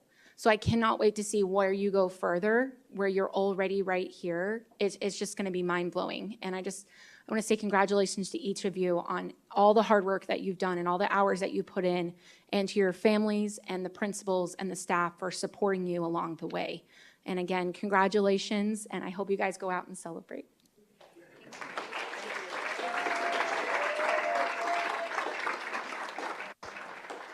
President Rooks, if I may, ask the students to come around so we can get, we weren't able to get a photo prior to the start of the meeting. So if you give us one quick second, I'm going to ask them to get a photo. And yes. their parents, if you would like to stand up and get a photo, now would be the opportunity. So students, if you would just come here.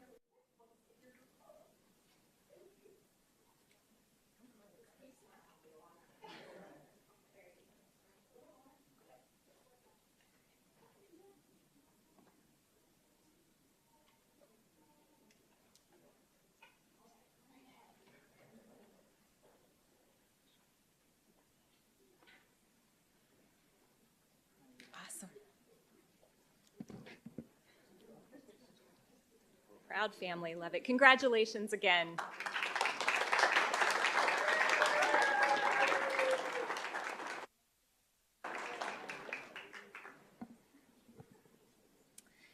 And President Rooks, if you don't mind, we have an additional recognition to kind of squeeze in this evening. We had a group of students reach out to us and just couldn't say no to, I believe it was the Vice President for Public Relations from the Raymond S. Kellis High School DECA chapter, and they were wanting to share some remarks regarding the upcoming CTE month, or excuse me, the current CTE month.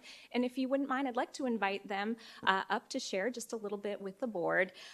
It is Annie Mae Loeffner and Ian Shaiji.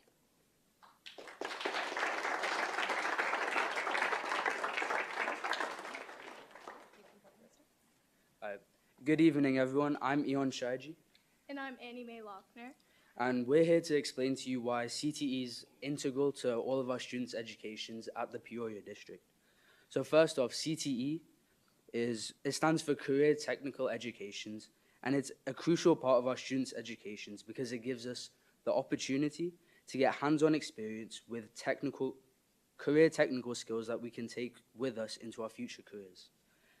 And DECA is a perfect representation of this, which is why we're here. DECA and our hospitality classes give students experience in stocking, customer service skills, event planning, cash handling, and so much more. Through this program, our student-based enterprise has received a prestigious award in becoming Gold Certified, the highest certification level available. Similarly, our DECA chapter has been certified as a Diamond chapter, the highest certification you can get from DECA. But this is just DECA alone. This club and these hospitality classes are just geared towards business management, and there are other programs just as important. Other classes and programs that include these valuable life skills are HOSA, film and TV, culinary, STEM, and many, many more. Evidently, CTE is an integral part of students' education. Happy CTE Month, and thank you for your time.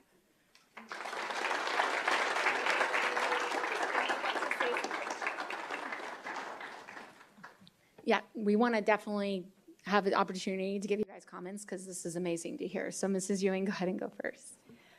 Thank you for coming out and helping us recognize CTE Month. And I love it when I go out and I talk to businesses and just people in the community and talk about what amazing CTE programs we have. And the sheer volume that we have is largest in the state, I believe. So, but I love it even more when our students are out there talking about the career pathways that we do offer and the differences it's making for them. So I'm so happy that you're here. I commend you for everything that you're doing, and I really, really appreciate you advocating for this great program that we have. So thank you.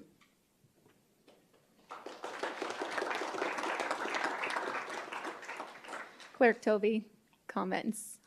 It's just amazing. Hashtag winning for you guys. This is great.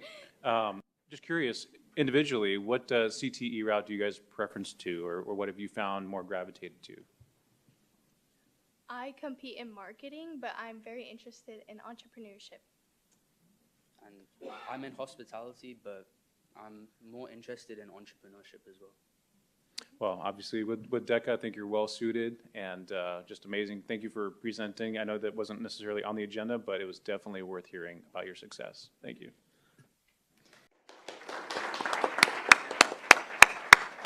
Mrs. Bowles, comment?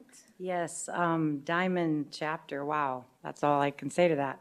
I actually was a DECA student, I can say back in the day, and I enjoyed it a lot. I really did, and gave me experience while still safe under my parents' roof. But yeah, entrepreneurship, that's what led me down the road, and you have obvious skills to do that.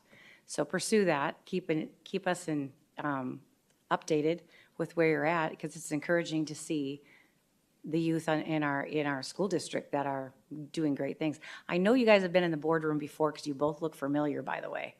No, I must have seen you present somewhere else because anyway, another time. But congratulations, that's a big deal. That chapter is a big deal. Thank you.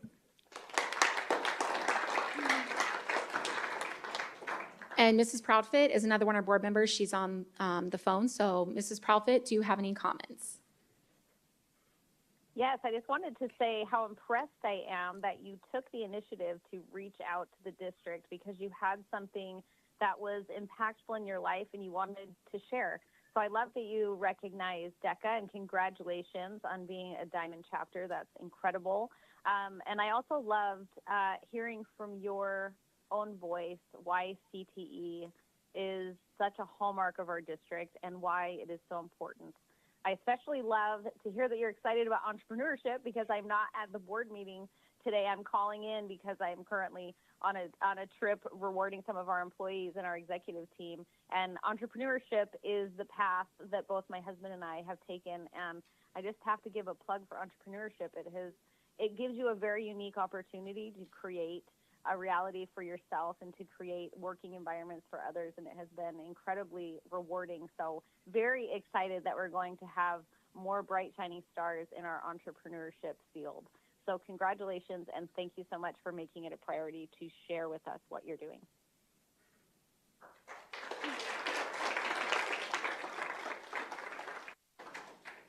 Yes, I'm going to just pretty much echo everything up here. Thank you for coming and presenting, because it's always great to hear of these programs with CTE.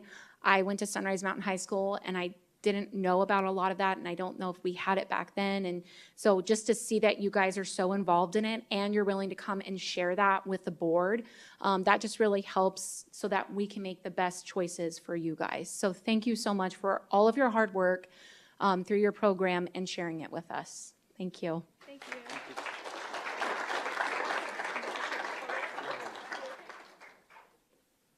President Rooks, if I could just get a Oh, quick yeah, photo as well absolutely. since we missed them. Thanks.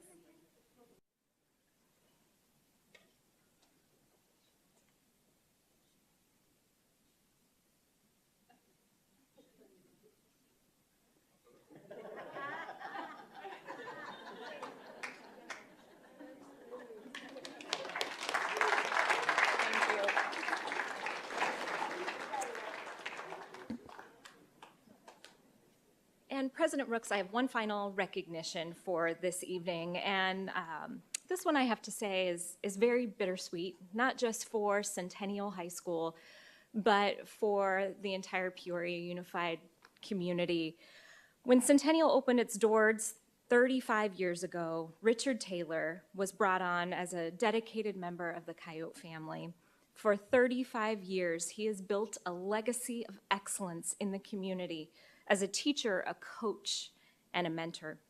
He carries an astounding resume, including an induction into the Arizona High School Athletic Coaches Hall of Fame in 2023, 250 wins, 24 region titles, and 8 state championships, including one as recent as just this past 2024 football season.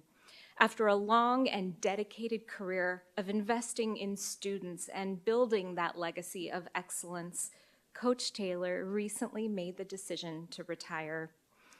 He shared will remain at Centennial through the end of this school year, but with that recent announcement, we wanted to bring him forward to you all as just one small way of what I'm sure will be many recognitions at Centennial High School, celebrating his contributions to that school and to our community and really to the West Valley. Coach Taylor will be so missed, but we know that impact that he leaves through so many of those students and players that he has mentored and supported will be felt for many, many years to come. He's joined this evening by members of his family and members of Centennial High School as well. Mr. Scott Hollabaugh, their principal, and I know I saw Darren Schoolcraft, their athletic director, but we just want to share on behalf of the Peoria Unified School District how much that legacy and impact means to all of us, and how much we will truly miss having Coach Taylor at the helm at Centennial High School. I know that the school is working through the process of what the future might look like at Centennial High School, and certainly those are some very big shoes to fill with Coach Taylor's retirement. But Coach, thank you, thank you, thank you for all you have given to Centennial High School and all you have given to the Peoria Unified School District. We celebrate you, we congratulate you, and just know how much you will truly be missed. A big round of applause, if we could, for Coach Taylor.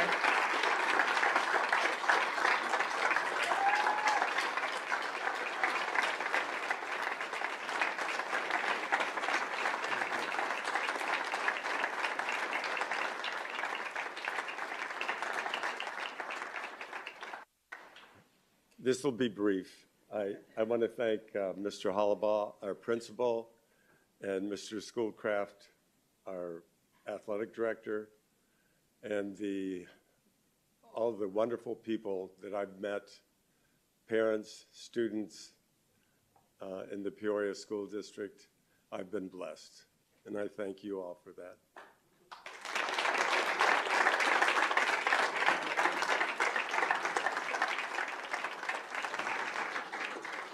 Mrs. Ewing, is there anything that you want to say to Coach Taylor? Coach Taylor, thank you so much for your dedication to this district. Thank you for your dedication to the Centennial and the students. I know that you've been very inspirational to the players, to the families, to the educators at Centennial. So I appreciate all of your dedication. I wish you the best in your retirement. But I just really, really appreciate everything you've done for the school, the family, and the students. Clerk Toby, do you have any comments for Coach Taylor? Yeah, Coach, congratulations. As a father of a Caillou, I just want to say your voice is it carries very far. And so there's nothing like a coach's voice in the back of our students' mind when you're in the situation. And I hope that you continue to be that voice in these students' minds of over 35 years, how many students that you've touched and lives you've impacted with your life experience and your words. There's nothing like, a mother's and a father's voice inside a child, but coaches also have a very special place in our students' lives, especially, teachers in general, right? We all remember that coach or that teacher, and I'm sure you will be one for being remembered throughout all of the years of service that you provided. So thank you. Appreciate you.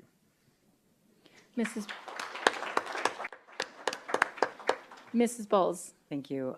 Coach Taylor, I didn't get a chance to know you when I worked in the district, but I will say that I'm sure there's a lot of scholarships and careers behind your coaching, and we appreciate that. I'm going to echo what Mr. Toby said. My son got a college football. He was under Coach Feck. If you don't know this, parents, it's not about how good your son or daughter plays. It's really about the program. And we had Navy come in, looking at him, and that was a whole learning curve for me. But it's about the program and who runs that program. That is so important to our students getting scholarships. But yeah, I'm sure he still hears Coach Feck in his head, and that you just so many other things that you teach those boys out there. And kudos to you, and hopefully you'll get some rest and enjoy your retirement. Thank you.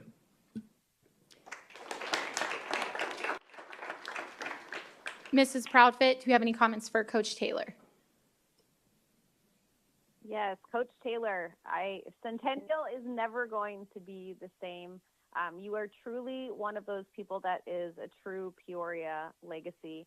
And since I've been on the board, I've been able to attend several events, a few that come to mind, obviously homecoming and football games, but the power lift night, seeing you interact with the boys. One of my favorite stories is when you shared with me how you remembered 5-year-old Monica Martinez, our former board president, visiting you in your home and your experiences with her.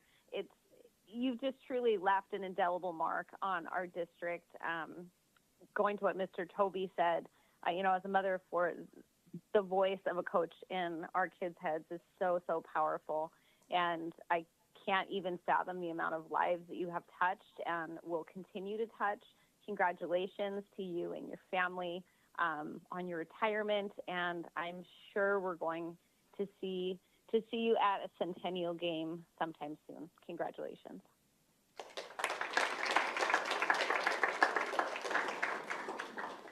Coach Taylor, I'm just going to, echo, because everything that they have mentioned already is completely, in my belief, I've just heard so much about you through the community. I've seen the Facebook posts of everybody talking about your leadership and the coaching style with the students and the games and the energy and what you brought to the table. I thank you for that. I'm so grateful that you were the coach for Centennial High School for 35 years and that you stayed there and that you instilled those values into the players and the teams. And thank you to your family, because I know that's a lot of hours too to spend away. And so I know the toll that it takes, and that's just so amazing accomplishment for you and for your family. And I thank you, and I do hope that you enjoy your retirement, but I do hope that, you could attend the games so that the guys and the teammates can all still see you as you guys talked about. A coach never goes away. That's always with them. So thank you. All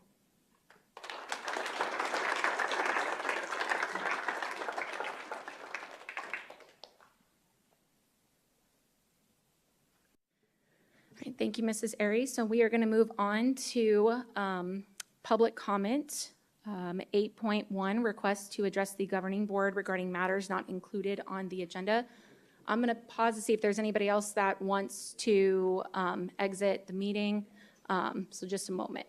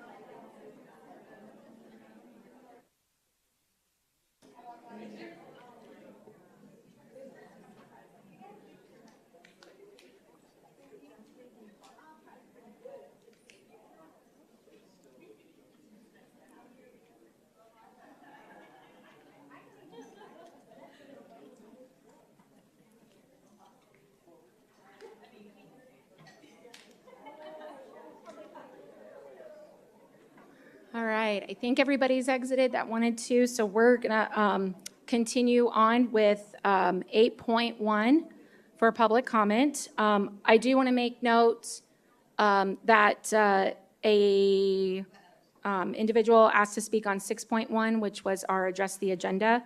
So we don't have that tied to public comment, so I'm going to have them on 8.1. And so the first one, you will have 3 minutes. We are going to spend about 15 minutes on public comment. Laura Tepason.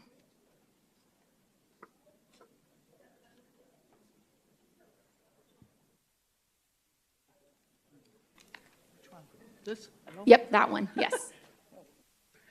Well, not that I use it, I'm loud anyways. I'm here today because it's February, and as I reflect on one of my earlier, at the beginning speeches, I mentioned that repeating the same 3-minute monologues over and over does not seem to be making much progress. It felt like Groundhog Day movie. Every day is the same, and we weren't moving forward. But as Phil saw his shadow, it looks like we are in for 6 more months of Tepason speaking.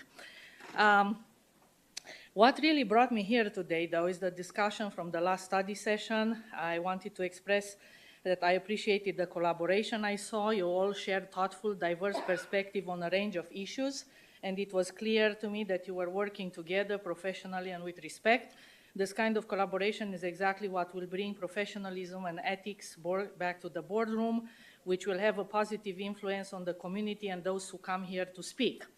I have always asked, and I would like to propose the idea of a parent university where interested community members, volunteers can come together to learn, ask questions, present feedback, and seek solutions. From the beginning, many of us have asked for a roundtable or a forum, and had we had such opportunities earlier, many issues could have been addressed more effectively, and we wouldn't be repeating the same arguments over and over. Pertaining to Title IX, I agree with your comments. Ms. Rooks, I had the same questions you raised in my mind.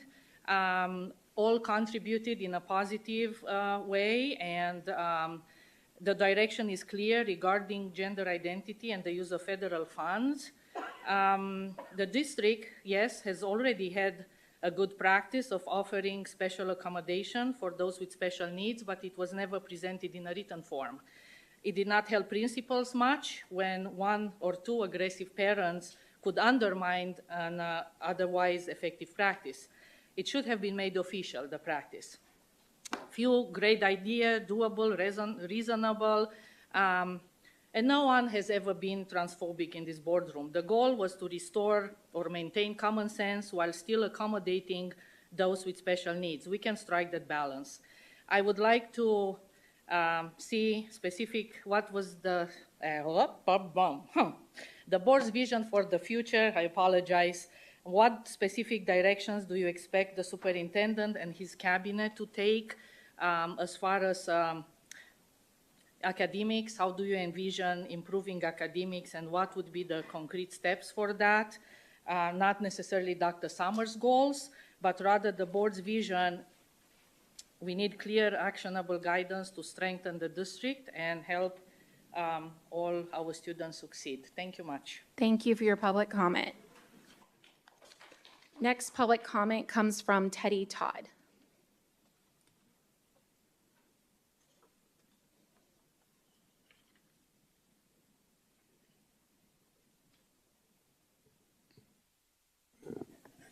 Good evening, President Rooks, Clerk Toby, and board and cabinet, and all people here and all people online. What I wanted to speak to, excuse me, is to alert everyone, you've got a 60-day, although it's fewer days now, for textbook review in terms of high school and K-8, which is looking at the, and if I forget one, pardon me, history, world history, U.S. history, government, civics, economics, macro and micro, and let's see what else was out there, sociology and psychology. This is your time as people, all of you, everybody here. Put in your comments, your feedback for this process. It is a very researched, complex, thorough, very in-depth process, thanks to Dr. Hernandez and her crew. It is fantastic. I have sat in here now, down here, from 8 to 4, 3 days this week already. We have a day tomorrow that we are doing some more, and then there's some more dates. But the kindergarten through 8th grade is coming. Please, everyone, what you can do it online. You can do it down here at the district office. You can review. You can make your comments. And we're desperate for those comments from the entire community. Thank you. Thank you for your public comment. Moving on to Marcy Robb.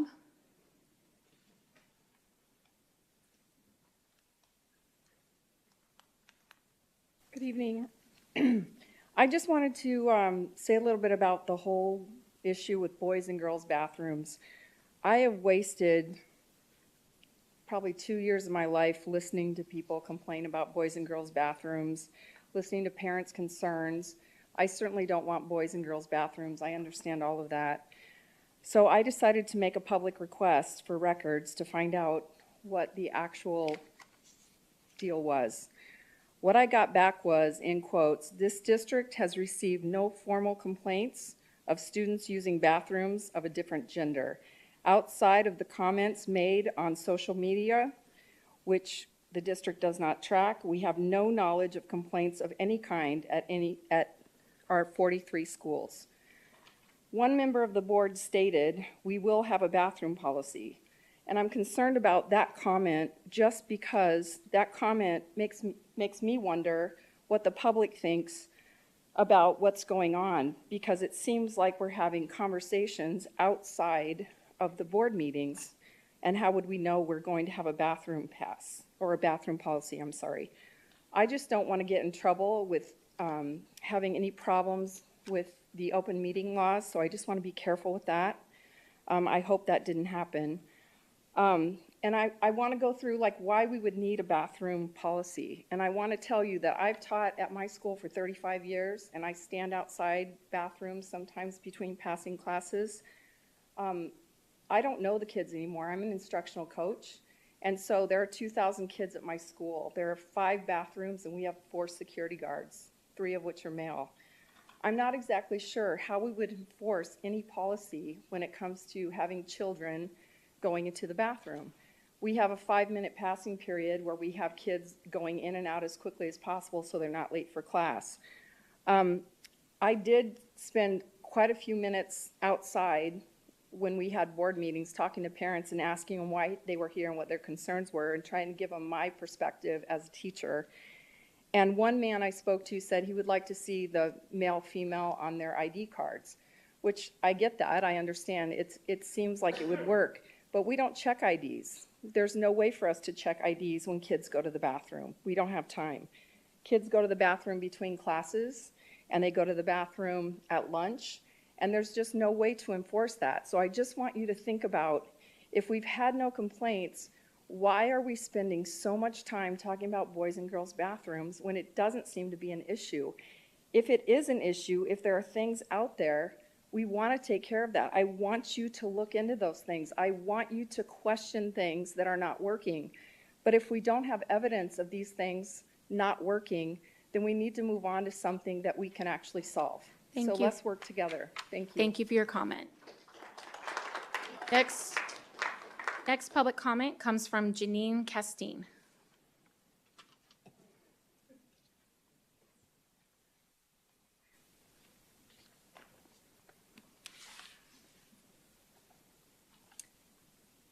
Good evening, President Brooks, members of the board, Superintendent Summers, and members of cabinet.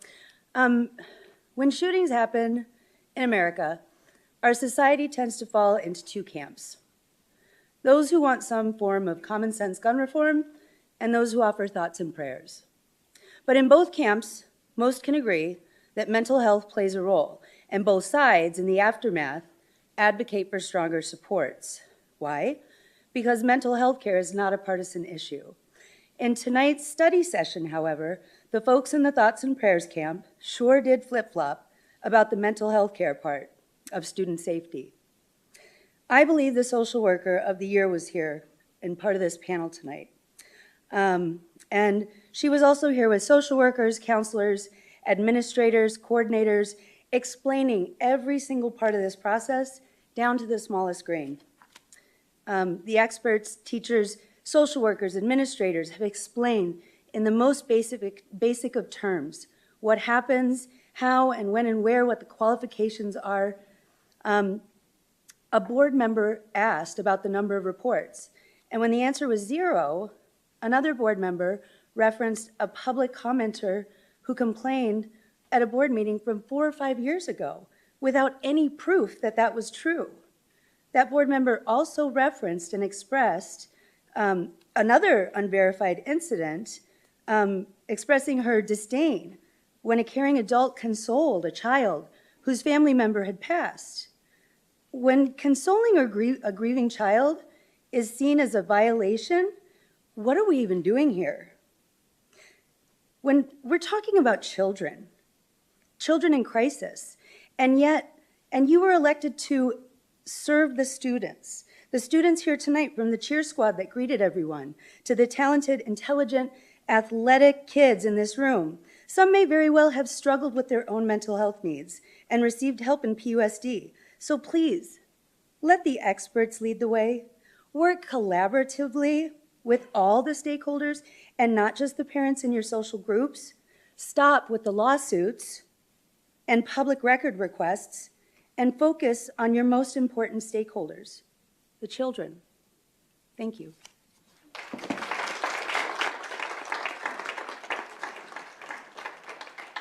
Next public comment comes from Zachary. Oh, okay. Zachary is not here? No. Please, okay. Oh, she's going to speak for him, so sorry. I spoke too soon. She is going to take his. I can't allow you because it has to be Zach. He actually told me. It has to be written. I get it. I'll just take it. Thank you. Okay, thank you.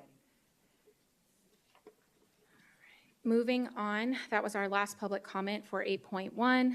Moving on to, so there is on 8.1 public comment when there's a comment that addresses a board member specifically, they may have a response. So is there any board members that had responses to things that were called out pertaining to them?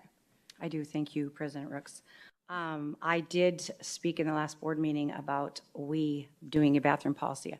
I am the new kid on the block, so I will take that hit. I should have said I will advocate for a bathroom policy. And the question was why? Why are we running after this? I'm not really running after anything. I literally walked hundreds of doors in our community while I was campaigning, and every single time the question was, do you allow boys and girls bathrooms? So it's still on the parents' minds. It's still on our community minds. That's what we represent. That's who we represent. I'm very grateful that there's not an issue. I think that person that spoke works at Ironwood High School. I'm not going to chase demons, so to speak, but that is where that came from. So I apologize that I said we. That was out of line. I should have said I will advocate, and I will. Thank you. All right, thank you. Moving on to 9, board and superintendent comments. 9.1, board comments. Mrs. Ewing. Thank you, Mrs. President Rooks. So I chose one place that I went to, that I've been out to as part of my board role. And on Monday, I had the opportunity alongside some of our other members of the district to attend a School Connect conference.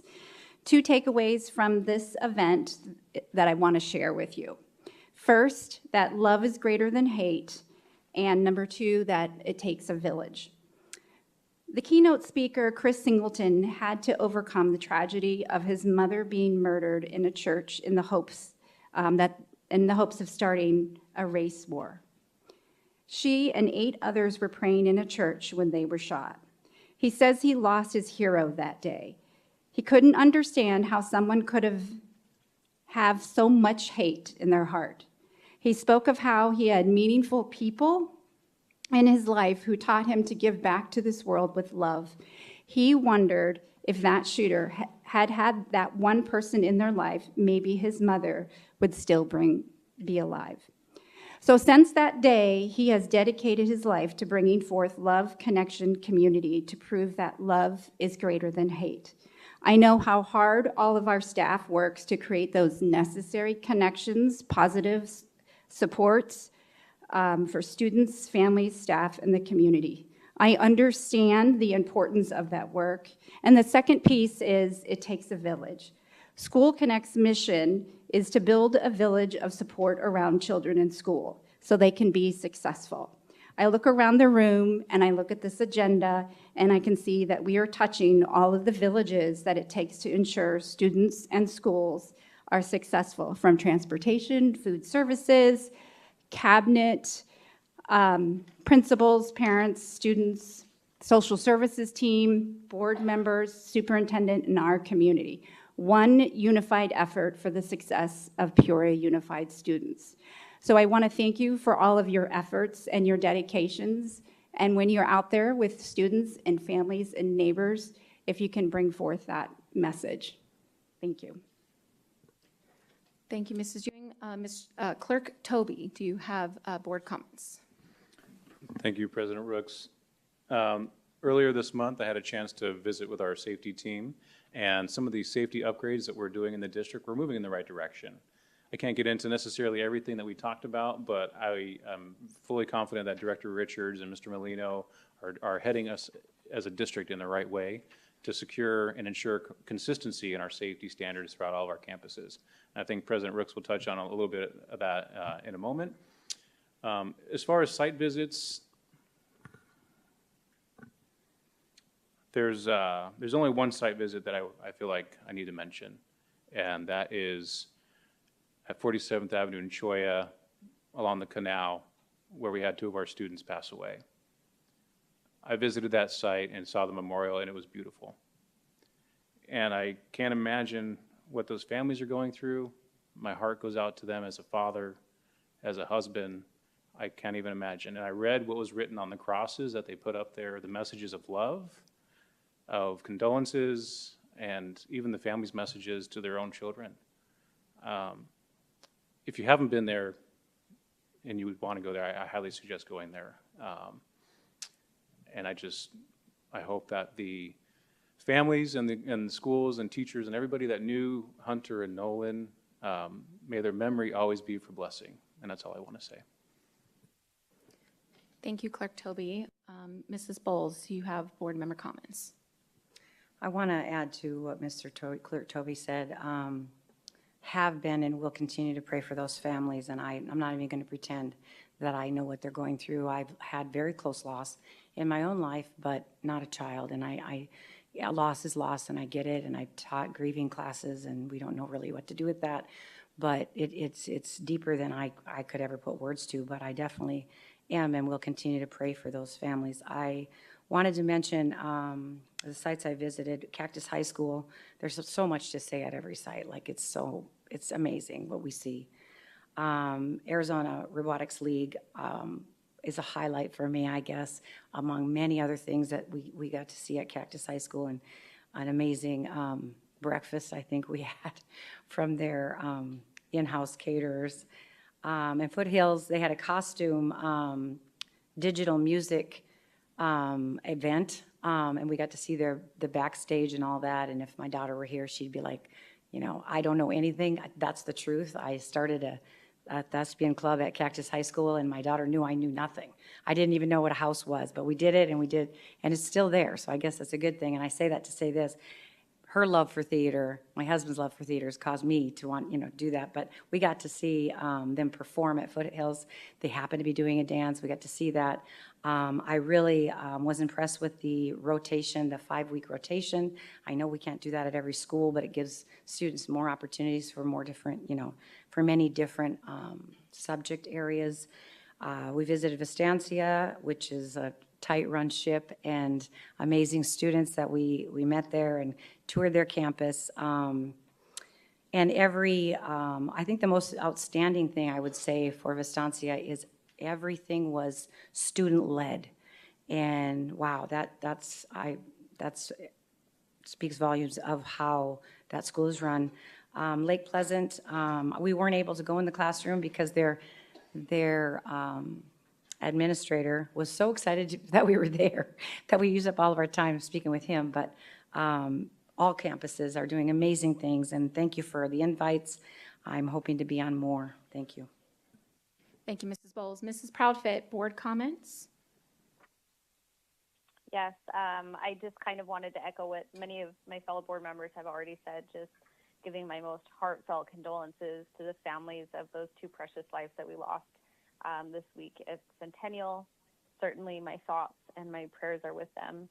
With that, I also wanted to make sure that we gave a big thank you to the crisis intervention team who once again rushed to campus and made themselves available to the staff and the students at Centennial as they work through this unimaginable loss in this difficult time. So from the bottom of my heart to the staff, admin, and crisis intervention team, thank you for the work that you do. And to those families, please know that we are praying that you will be comforted in this difficult time. This week, I guess in the past couple weeks, I've had visits to Coyote Hills and Peoria Traditional. If you don't know, this is the time in our academic year where we have schools participating in the patriotic speech contest. And so it was a real treat to not only embarrass my own child at Peoria Traditional, but also with Mrs. Rooks and Dr. Summers to be able to peek into one of those patriotic speeches. And in addition, I was able to be a judge for the preliminary competitions for the patriotic speech contest at Alta Loma and at Ira Murphy. It is really just a joy and a delight to be able to see the incredible job that the students did. I'm always incredibly impressed and honestly completely buoyed up by the work that these students do. And when I get to hear from the mouths of our students what patriotism means to them, it is truly touching. So as our district competition is fast approaching, if anyone wants to come and witness this, it is truly a beautiful and a unifying experience that I think really highlights just how special our students are in PUSD. Thank you. Thank you, Mrs. Proudfit. Yes, so I'm going to also echo the other fellow board members and give my condolences to the two students who lost their life and their families and their community at their school. And as a parent myself, I can't imagine losing my child. So I'm so sorry to those families. And I'll be praying for them and keeping them in my thoughts as they take this time to heal. I want to move on to board members talked about school tours, but we did have 4 board members and Dr. Summers join us for the Arizona School Board Coalition training. It actually took place in Chandler, so we all made the drive because we're determined to really work together on a lot of these issues. And they had great individuals there in the presentation. They had representatives, Lisa Fink, they had senators.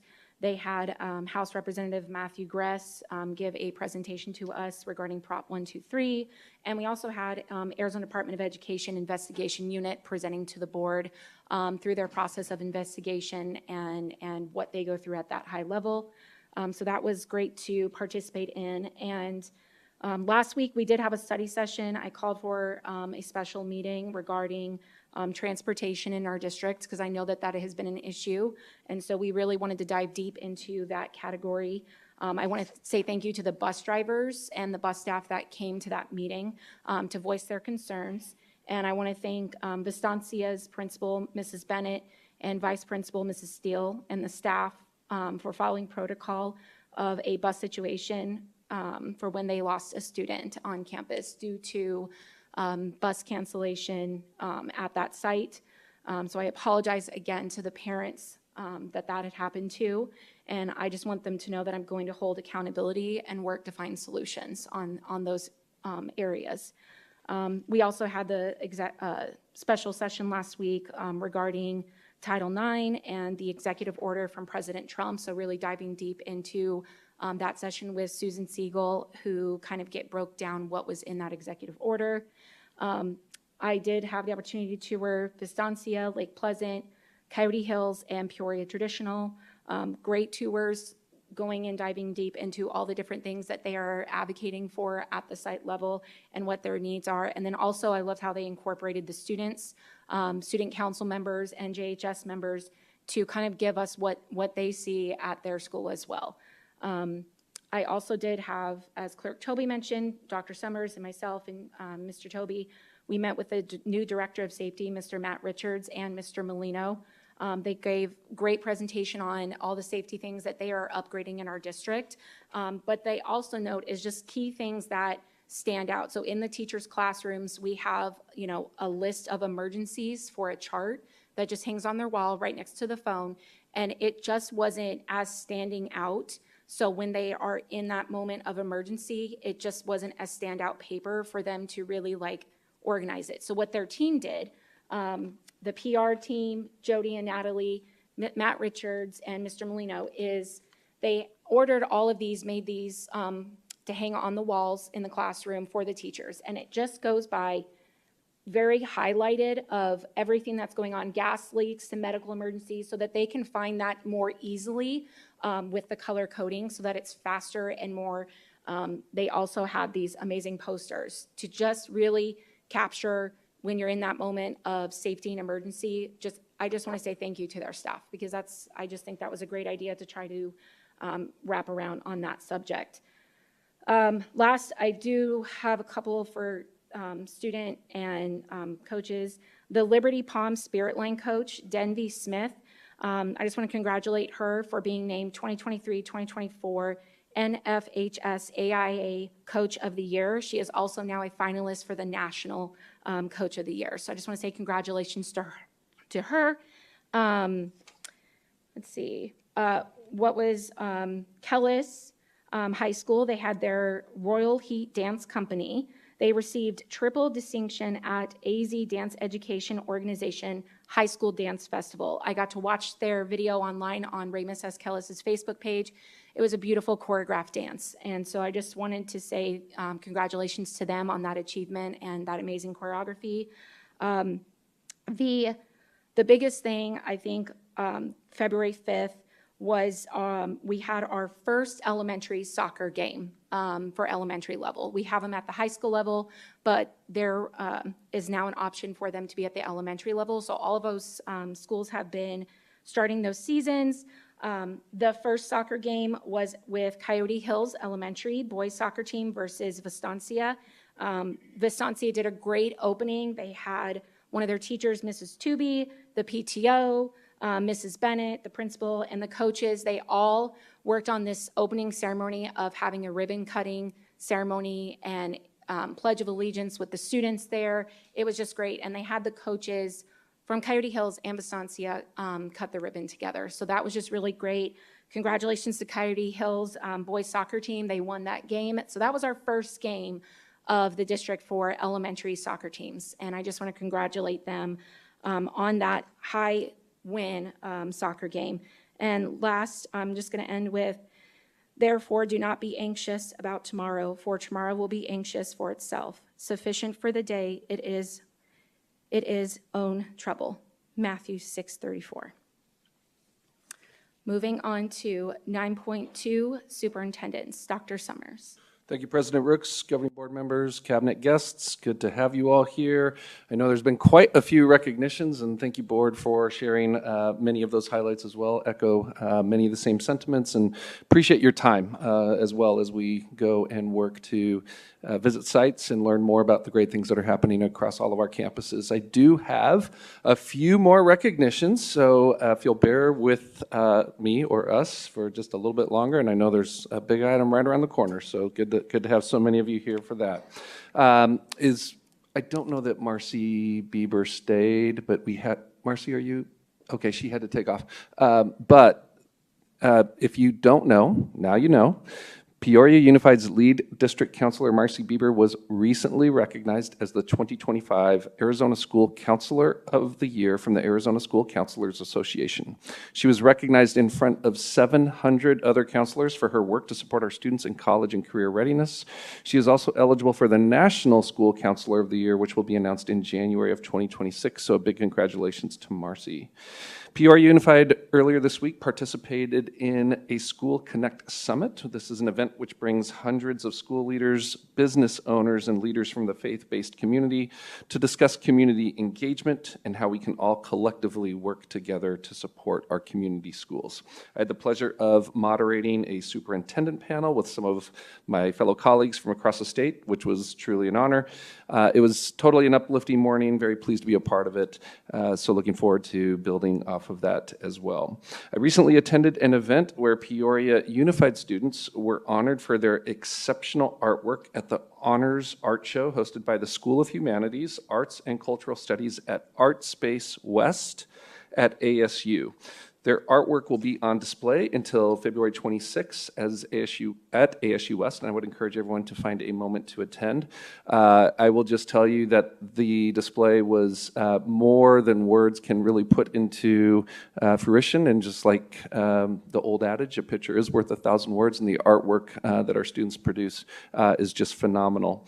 So speaking of those arts, we look forward to also holding the 2025 Peoria Arts Festival on Saturday, March 1st in downtown Peoria. I had the pleasure of attending the event last year, and as I was transitioning at the time into my new role as superintendent, and it was incredible to see the thousands of community members who come out to support our artistic students and hardworking arts educators. So I know how much our staff are looking forward to this event, and we hope to see the community at Centennial Plaza on March 1st this year. Finally, this weekend, 140 students from all of Peoria Unified's schools represented their communities at the 2025 Peoria Unified District Honor Band Festival. And this festival celebrates our highest achieving wind and percussion students enrolled in band programs across the district. Students worked hard preparing for this festival late Friday and early Saturday, and the participants presented a fantastic concert for family and community members. And with that, President Ricks, I'll hand it back off to you. Thank you, Dr. Summers. All right, moving on to action items. 10.1, consideration of administrative appointment, principal for Peoria High School. Dr. Summers. Thank you, President Rooks, governing board members, cabinet, and many special guests. Many of you are in green and gold, so this may be the moment that you all have been eagerly awaiting for. So I decided, as we have the honor, I have the distinct pleasure of making this formal recommendation of Mr. Samuel Chagoya as the principal for Peoria High School. I just have a few thoughts and things that I would like to articulate, and I started it with why it makes the most sense for Mr. Chagoya to be the Peoria High School principal. So first and foremost, he has a deep connection to Peoria High School and the community. If you don't know, he is a Peoria High alumnus. So the green and gold runs deep in his blood. So he is strongly connected to the school, its traditions, and its students. He also embodies the values and the spirit of Peoria High School, which allows him to lead with authenticity and deep-rooted commitment.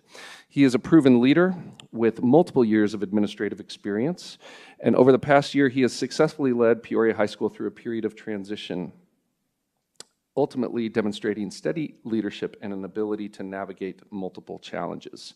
He has very strong support from the Peoria High School community. We have some feedback that we've received from students, staff, and families that has overwhelmingly supported Mr. Chagoya's leadership. And for your attention, board, I did produce some hard copies of 2 data points. And I'm just going to highlight a couple of quick things from a recent survey that was conducted, as well as a recent site council meeting that was attended by over 20 stakeholders, which reinforced broad confidence in Mr. Chagoya's ability to continue leading Peoria High School. So we have multiple survey statements or questions, and I'm just going to hone in on a couple that I think were most salient. And that is, I have trust and confidence in our school and department leadership. That was a 90% positive success rate in response. School department leadership is accessible, 94% success rate. School department leadership is effective at 91%, and I really appreciate this statement. My administrator adapts his or her leadership behavior to the needs of the current situation and is comfortable with dissent while still providing consistency. I think that's a pretty profound way to articulate what it means to be a leader at times. And that was 86% positive success rate. There are so many comments from the site council meeting. I'm sure there were some of you that are in the audience that maybe attended the site council meeting, so I won't regurgitate everything that was said, but one of the statements that I loved the most is that he brings a champion culture. He wants to win in the community, and he wants to win with kids, and he always has. And he brings excitement and engages the community, calling on community members, et cetera, et cetera. I can go on and on. He has a vision for the future of Peoria High School. He's articulated this vision, emphasizing student success, staff collaboration, and community engagement, and has helped stabilize the school environment following challenges, as well as he brings a passion and energy and a commitment, and I believe that starts every morning, pretty early in the morning, sir. So when I'm texting you earlier, you're texting me, and I'm like, Mr. Chagoya, I think it's 6 a.m., maybe it's a little bit before. I appreciate those moments, sir. Finally, I just wanted to say from the beginning or the outset of the appointment of Mr. Chagoya in this interim role, we wanted to allow time for the community to really make sure that we could assess the needs of the school and that we could assess the presence of leadership that you bring to the campus, sir. And while I can go on, and I'm sure there's much more that I could add, after careful evaluation and significant stakeholder input, President Ricks, governing board members, it is my distinct honor and pleasure to recommend Mr. Chagoya as the right fit for the role at the right time, and we look forward to his leadership for years to come. President Ricks, I'll hand it back to you.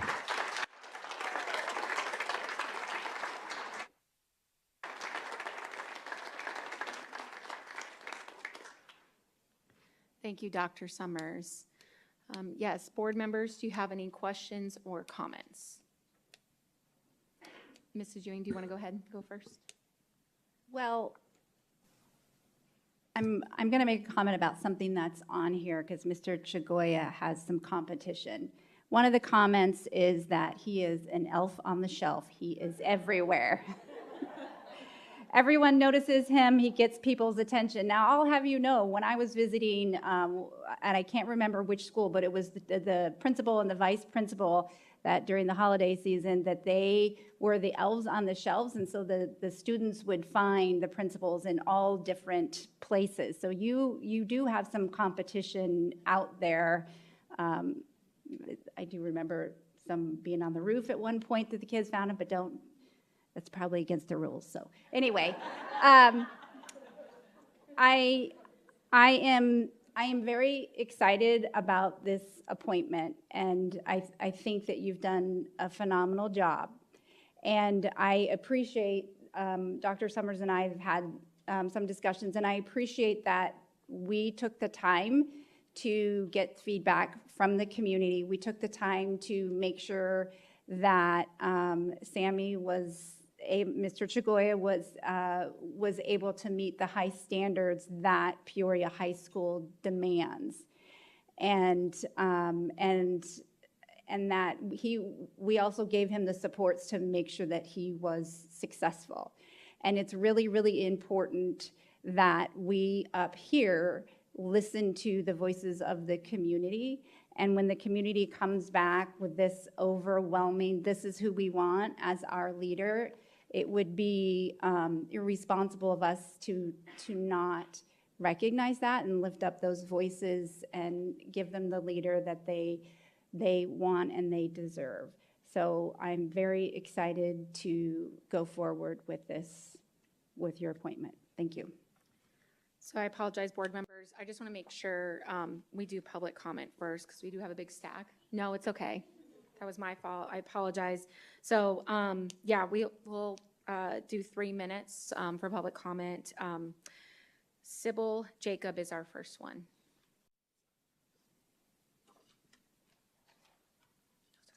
Good evening, President Brooks, Dr. Summers, board members, district leadership, and community. My name is Sybil Jacob. I'm the principal at Peoria Flex Academy, and I've had the wonderful honor of being in Old Main for the last 11 years. And over the last 8 months, I've had the pleasure of watching Mr. Sammy Chagoya in action. I do commend him for his exceptional dedication and outstanding leadership to the Peoria High School. He has consistently demonstrated an unwavering commitment to safety and the well-being of our students, and he's fostered a positive school culture that, as he says, is focused to succeed, and it says it on everything about everything he wears. His kind-hearted and humble leadership, coupled with a high-energy personality and a fast-paced cadence, almost that of my mouth and talking, is off the charts and something to experience. And I now have backup shoes in my office if it is a walk and talk kind of meeting. The high expectations that he sets for himself, this staff, and this students is impressive, and it's appreciated. This is particularly true with the students and IDs, and as a campus that hosts Peoria Flex Academy, the Peoria Met Professional Academy, and other students coming for various programs like our ROTC. It is something that we are very appreciative of. In fact, just today, I was at my lunch duty, which is separate from Peoria. They had 9 kids walking, and I'm like, whoa, they all have their IDs on. And then I thought, oh, they're going to be squirrely and go over to my kids. And they did not. They walked, and then they saw this guy, and they were doing all their things. And I'm like, what are they doing? They were trying to get Mr. Chagoya's attention, to which I don't know what happened, but he had to take his ID off to play and wrestle with them or something like that in the grass. But my point to that is it was just really cool to see just the relationship and that special connection, and something that we really think education should be, which is about the relationships. It's about respect and responsibility to ourselves and to each other. He tirelessly puts in the countless hours every day embodying the spirit and the value of the Peoria High School. In fact, this last Saturday when I was there for a shred-a-thon, I was on the radio trying to track down a truck, and I hear, "Sybil, is that you? Sybil, is that you?" And I wanted to say it was an angel from above, but I did not. I said, "Sammy, it's me, it's okay." And he goes, "Oh, shoot, I thought I was here by myself." So he's there all the time. And as a Peoria native, and I mean that as a child in the 70s and 80s growing up under the football bleachers at Peoria, and then going to school here and having all of my 28 years here, he is Peoria High School, and he has the energy and the passion to continue that. And so I look forward to seeing Sammy in the next phase of his leadership at Peoria High School. Good call on the next leader. Thank you. Next public comment comes from Armando Macias. Am I saying that correctly? Okay. Okay. All right, thank you, board. Dr. Summers, thank you. And I am here in support of Mr. Chagoya. I had the pleasure of meeting Sammy Chagoya back in 2007. That was my second year of teaching at Ira Murphy Elementary School. When he came to Murphy, I had the pleasure of getting to know somebody that was doing the right thing for children.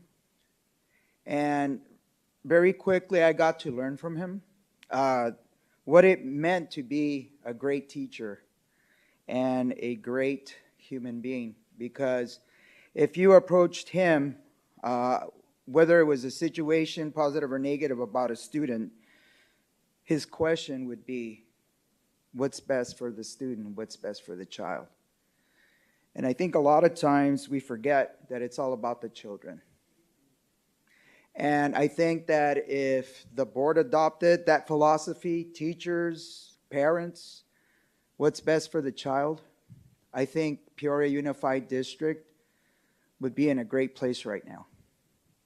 So I voiced my support for Mr. Chagoya because I'm tired of waking up at 5:30. And yes, I am the one that's the other crazy person that joins them for coffee in the morning. But it's a pleasure spending that time with him because I still get to learn something about education from a great person. You know, it's been a pleasure knowing him for almost 20 years. I've gotten to know him as an individual, as a person, as a father, as a husband. And, it's just the right thing to do for our children, for the students at Peoria High School who need a mentor like Mr. Chagoya. So I just like to give my recommendation that you adopt Mr. Chagoya as the new principal of Peoria High School because he's the right person for Peoria High School. Okay, thank you.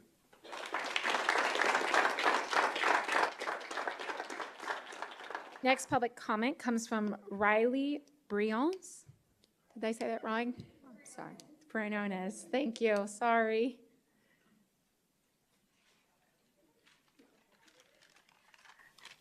Oh, it's backwards. Oh, sorry. Good evening, everyone. I'm Riley Briones, a student body president at Peoria High School.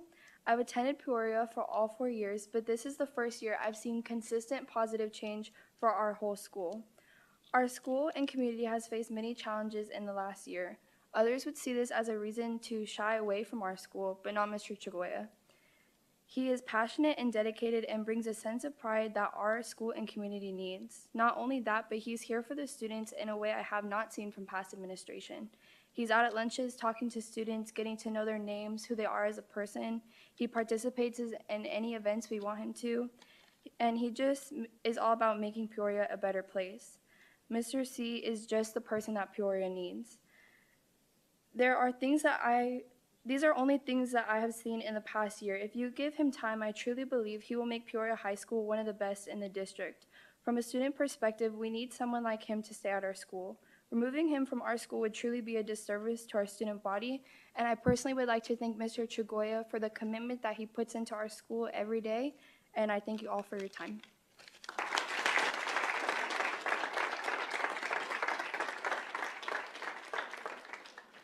Thank you for your public comment. Next is Ginger McLam. Good evening, Dr. Summers, board members, and cabinet, and all of this awesome Peoria community that's here. So I am Ginger McLam, as she stated, and I'm a proud parent of 2 Peoria High School graduates. And they're graduates. They've been gone for a couple years, but yet here I still am as an alumni parent because I have not graduated yet. The unique culture, rich history, and long-standing tradition are all the reasons why I've remained connected to the first and the best school in PUSD. If it wasn't for Peoria High School, there wouldn't be a Centennial, there wouldn't be a Cactus, there wouldn't be a Kellis, there wouldn't be a Liberty, there wouldn't be anything else if it didn't start with us. So during our time at PHS, which began in 2016, so I was there for a few minutes, I had experienced the leadership of several different administrations. I've been part of the culture that PHS is known for, a culture that is community-focused, full of pride, rich in tradition, creating a legacy for many to follow after and actually pursue. I have also seen the culture threatened and challenged by many things. This past spring, there were several things that happened or involved the campus that were traumatic for students, faculty, and the community alike, really just the entire campus. At the end of last year, the stress and uncertainty that was hovering over our campus felt tangible. I texted a friend during the summer that my prayer was that a person chosen to lead PHS from this moment on would focus on the restoration and the preservation of the heart of PHS, the community culture. He or she would have broad shoulders to balance the aftermath the campus was experiencing, staff, students, and community members alike, and that they would focus on the success of the campus as well as dealing with that aftermath. I believe Mr. Chagoya has been this for PHS. In his short time there, he has been a tremendous positive influence to the campus. I have had the opportunity to participate in conversations with current parents who I find him very engaging and really appreciate his transparency and accessibility. Students who may not like the rules, but they understand the importance of them and that their safety and their welfare is his first concern. Faculty who are excited and happy working towards a bright future for PHS, and a community member such as myself that are hopeful that the current and future students of PHS will experience a campus that has come through some tough moments, weathered some serious storms, but yet is coming out stronger and more resilient on the other side. It's not how you fall, it's how you get up. And I believe that Mr. Chagoya has the capacity for us to rise and rise high. Consistency in leadership is a key component in maintaining the momentum that the school has and that Mr. Chagoya has begun. And he will be able to establish it if he is given the capacity to do so. By taking him from an interim to an appointed position, you allow him to speak frankly and to advocate for the campus with the full authority that comes. And I am grateful for what PUSD did for my students, and I look forward to the future as an alumni parent because, as I stated, I'm not done yet.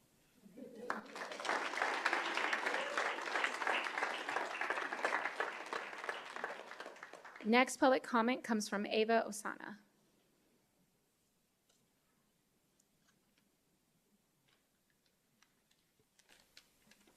Hello, hello. President Rooks, Board, Dr. Summers. It's been a while since I've been here, but I've come on a very important day. Before I start, can I ask Mr. Chagoya something? Can I just refer to you as Sammy? Thank you. I've been in this community all my life. I graduated from Peoria High School in '74, and it's going to sound like I was stalking Sammy, but I wasn't. He went to school with my nephew, so I watched him through his wrestling, everything that he did at the high school for wrestling. I got one of his boxes from the Wheaties box, and he was the face was on it. And I have followed him throughout his career, and we come from the same community, and I think that this is the biggest decision, the most important decision that this board could have made is put Sammy in the position of the principal. He is serving a community that's full of Latinos, and he's Latino, and he's going to be able to recognize that. That's huge for us. I believe he's the first Latino principal at that school. I think it's huge. I speak to a lot of the community in the, around the school there, and they have said nothing but good things about him. That's it. I mean, and we're all connected. I just want a quick story about Sammy. I have a scholarship, an educational scholarship, and we give scholarships to students in PUSD. And last year we were handing out, I think, Mrs. Rooks, you were at the graduation, and Dr. Summers was too. And we chose a student, and we awarded a scholarship. And Sammy wasn't even on campus yet. He called the chair of my foundation, which is Armando, and said, I want to come and talk to, want to be a part of this presentation for this scholarship. I mean, he was at another school. He wasn't even part of Peoria High School. And we were presenting this scholarship at Peoria High School. It meant so much to that student for you to be there and give him his props. And his mother was beaming. I mean, and she works at the school. So it was just, I mean, that's the kind of person he is. And I've known him all my life. Like I said, I wasn't stalking, but he, he's been tremendous. I'm so proud of him. When I saw him as I got here, all I said was, I'm proud of you. It's pride. I'm showing pride for him. He really is the epitome of what a principal should be, and I'm so happy for you. So happy for you. Thank you.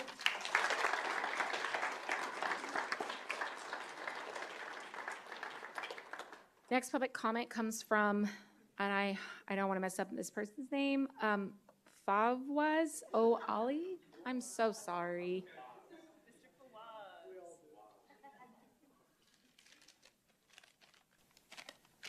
Hello, everyone.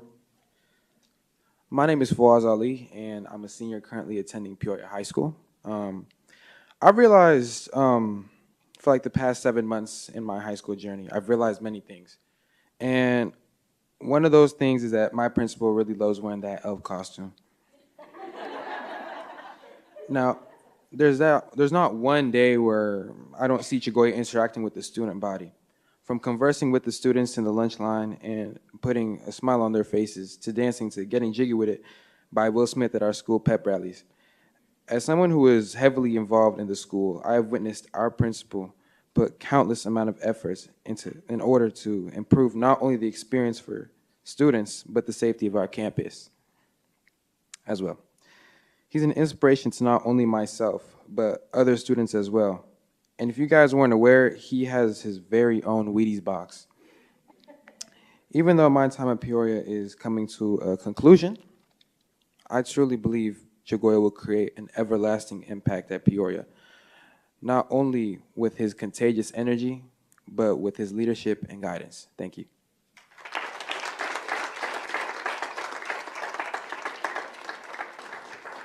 Next public comment comes from Anna Hodge. Hoagie, sorry. Hello, board. I'm sorry. I didn't think I was going to get this emotional about this today, so I apologize in advance. I am here as a member of the front office staff of Peoria High School, advocating for our current administration team.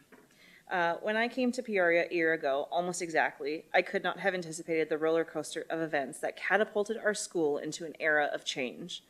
While I watched some people dig their heels into the dirt, refusing to acknowledge that change is a necessity, I also watched my admin team band together in an effort to bring pride back into Peoria. Every morning before the bell rings, we are met with curated tunes and a personal message from our interim principal, Sammy Chagoya, reminding us that every day is an opportunity to do good. Every day, the office staff is greeted with laughter and kindness from our admin team, giving us all a sense of belonging and purpose, rather than just feeling like a cog in a machine like some of us had previously felt. While I had previously seen complacency, I now see growth. Our principal has the integrity to do what is needed to be done for the safety of our students and our staff. He is not scared to make the tough decisions that would result in positive changes for our campus, and he does it all with a smile on his face and his heart on his sleeve. I would truly like to thank my amazing administration team, especially Sammy Chagoya, for being the cornerstone of positive changes that we need in Peoria High School. Thank you.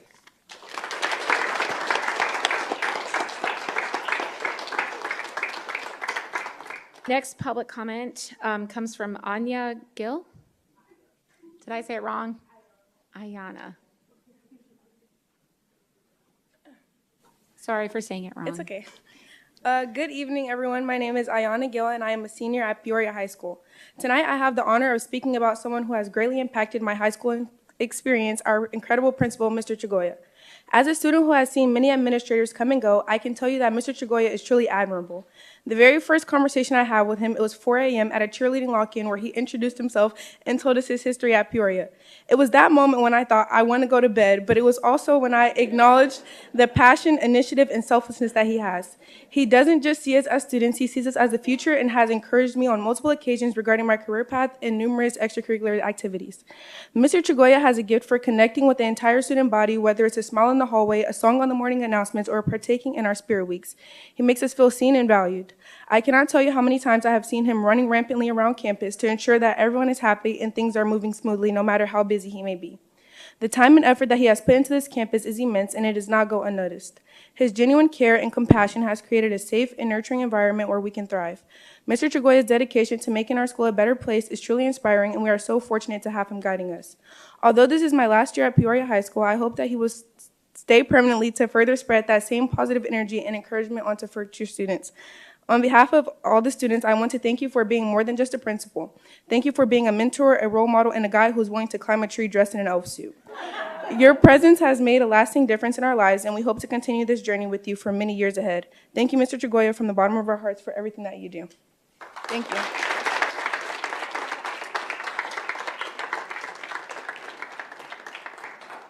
And last public comment comes from Davida Solter.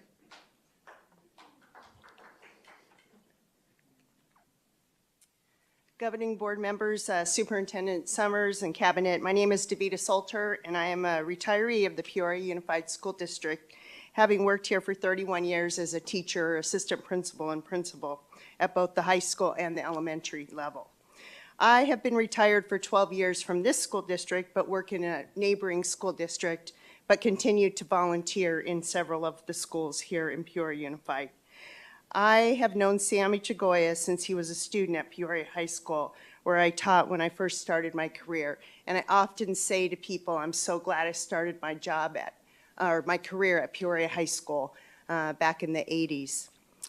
Sammy was a member of the Student Council, of which I was the teacher advisor. And at that time, that Student Council helped get Sammy on the Wheaties box. I just had to throw that in because it was mentioned several times.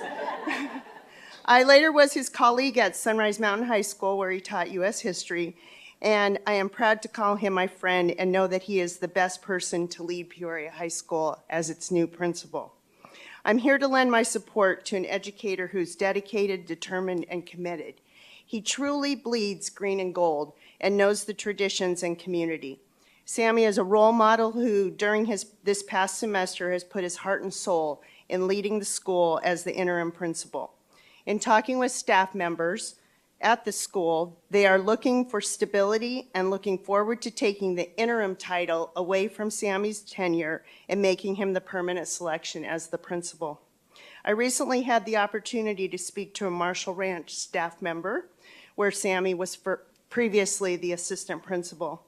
And she told me how much they miss him as their assistant principal, but only wished him well on his quest to return to his roots as a Panther. I hope you know what a treasure you have in Sammy and will affirm his position as the principal at Peoria High School. Just listening to all these comments this evening, it makes me very proud to know Sammy.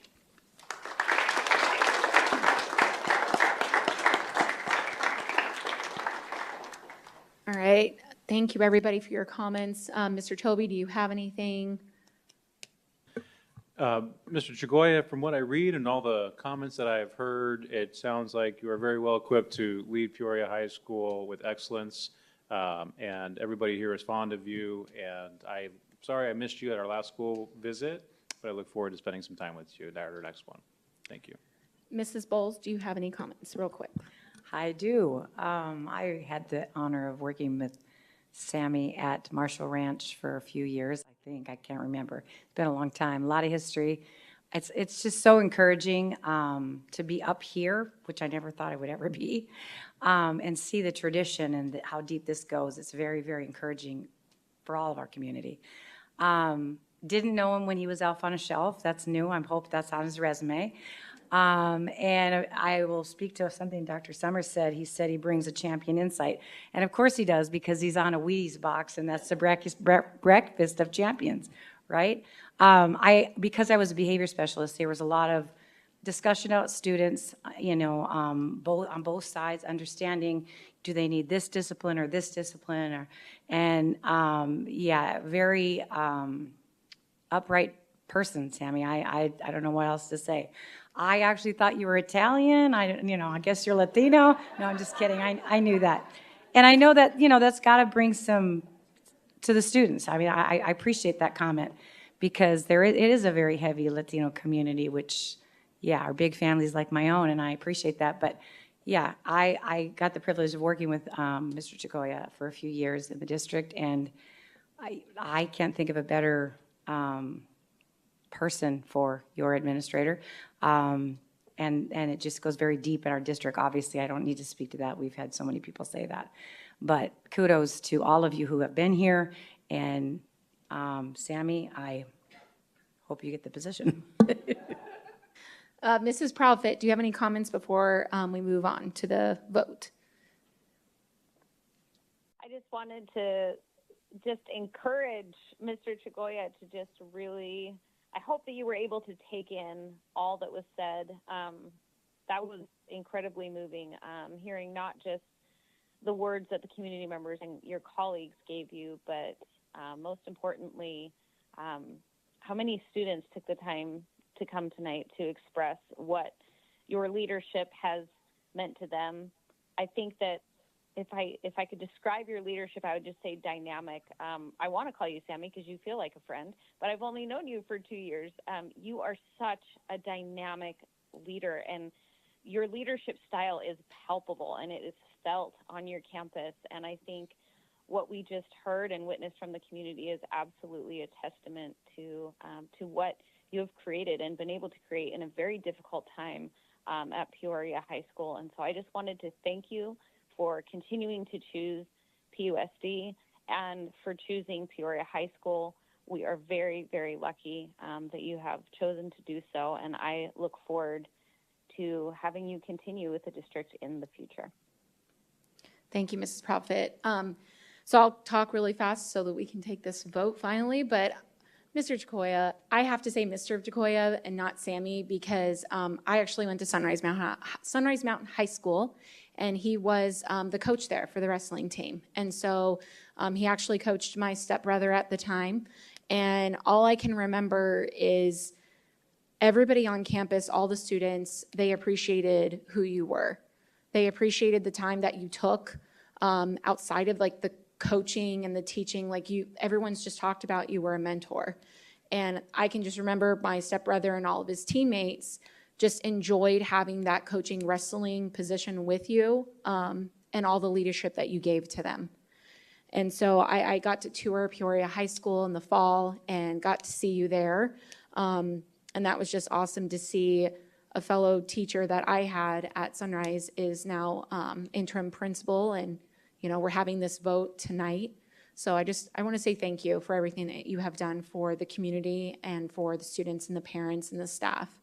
I know that it's a lot of hours. I know that it's a lot of work, and I'm just really inspired by your dedication. And it doesn't surprise me because that's what I remember when I was at Sunrise. So thank you, and to your family as well, that everything that they support you in. So with that, I need a motion on the floor to approve the administrative appointment for the position of principal of Peoria High School as presented. I will motion to approve the administrative appointment for the position of principal of high school as presented. I will second. I will. Oh, delay. Sorry, Ms. Proudfit. So we have a motion made by Mrs. Ewing and a second by myself. So we're going to run through a voice vote now that we have Mrs. Proudfit on the phone.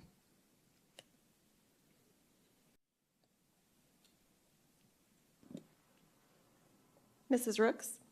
Yes. Mrs. Ewing? Yes. Mrs. Proudfit? Yes. Mrs. Bowles? Yes. Mr. Toby? Yes. Motion passes with 5 yeas.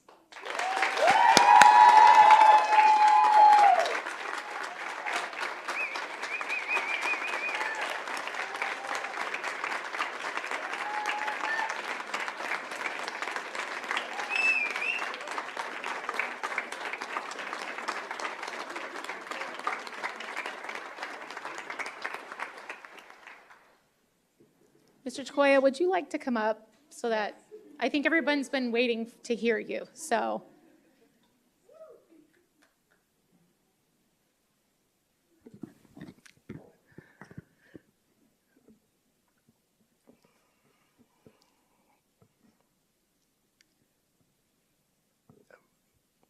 For all those people that are watching right now, all the people that aren't able to be here, all the people that are here to support, some of my former teachers that are here or no longer around. I wouldn't be here without their guidance and for them believing in me.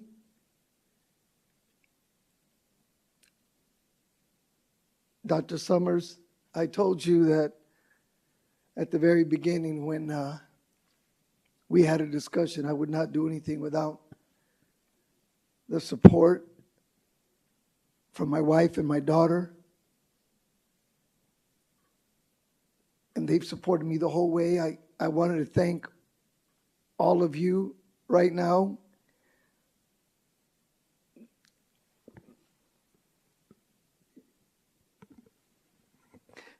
And the Peoria staff, people from the community. I bleed green and gold. I pray to God that you guys realize that this is a full circle for me. I'm just trying to do the best I can to make sure that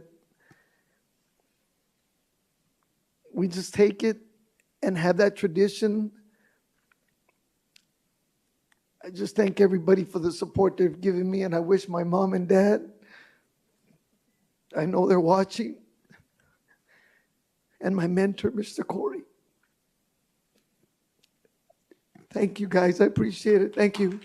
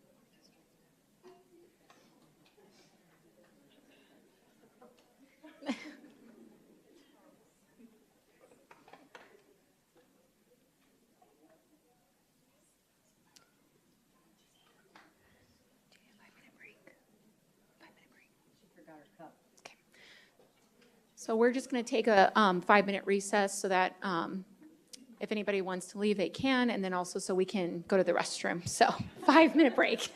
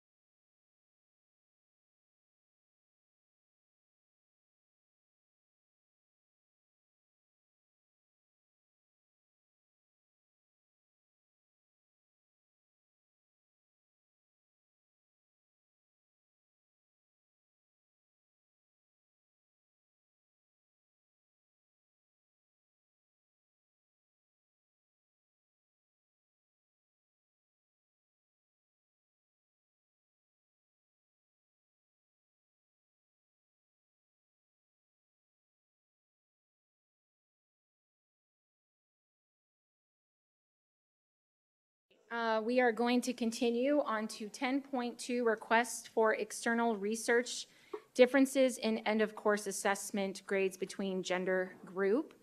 I believe this is by Dr. Teresa Hernandez, but I don't see her yet. Oh, there she is, right in front of me. Sorry. I was looking for you over there. I was like, where's? There you are. Thank you. Got to change it up because I didn't bring a band. So. Okay. Good evening, President Rooks, members of the board, Dr. Summers, cabinet, and guests. Thank you for the opportunity to bring forward this external research request on behalf of Dr. Lisa Ross and Grand Canyon University. In accordance with Governing Board Policy LC-R, a team has reviewed this request. That team consisted of the Director of Learning and Teaching, Director of Assessment, Research Planning, our Program Evaluator, our Executive Director of Exceptional Student Services, and myself, the Chief Academic Support Officer. The team considered three primary pieces. First, the study's goals in relation to Peoria Unified Strategic Plan, specifically the perspective on student success. Second, the rigor of the study. And third, given the study's title and content, the team considered President Trump's executive order number 14168 from January 20th, 2025. As reference, this executive order was attached to the February 4th study session, discussion item 3.2, entitled Defending Women from Gender Ideology Extremism and Restoring Biological Truth to the Federal Government. In that, this study's use of the word gender refers specifically and only to male and female, as defined in the Executive Order Section 2, Policies and Definitions. And finally, in accordance with Policy LC-R, upon review and recommendation, I presented this request to Cabinet and to the Superintendent to be considered for Governing Board approval. Dr. Ross is also here to answer any questions you may have. Thank you, Dr. Hernandez. Yes, I would love, board members, I think we'll go through questions for her. Mrs. Ewing, do you have any questions? If you can just, I just was really more curious about the study, but if you just want to mention a few points on it, that would be great. In addition to what Dr. Hernandez described. Okay. Thank you for your question. I appreciate it.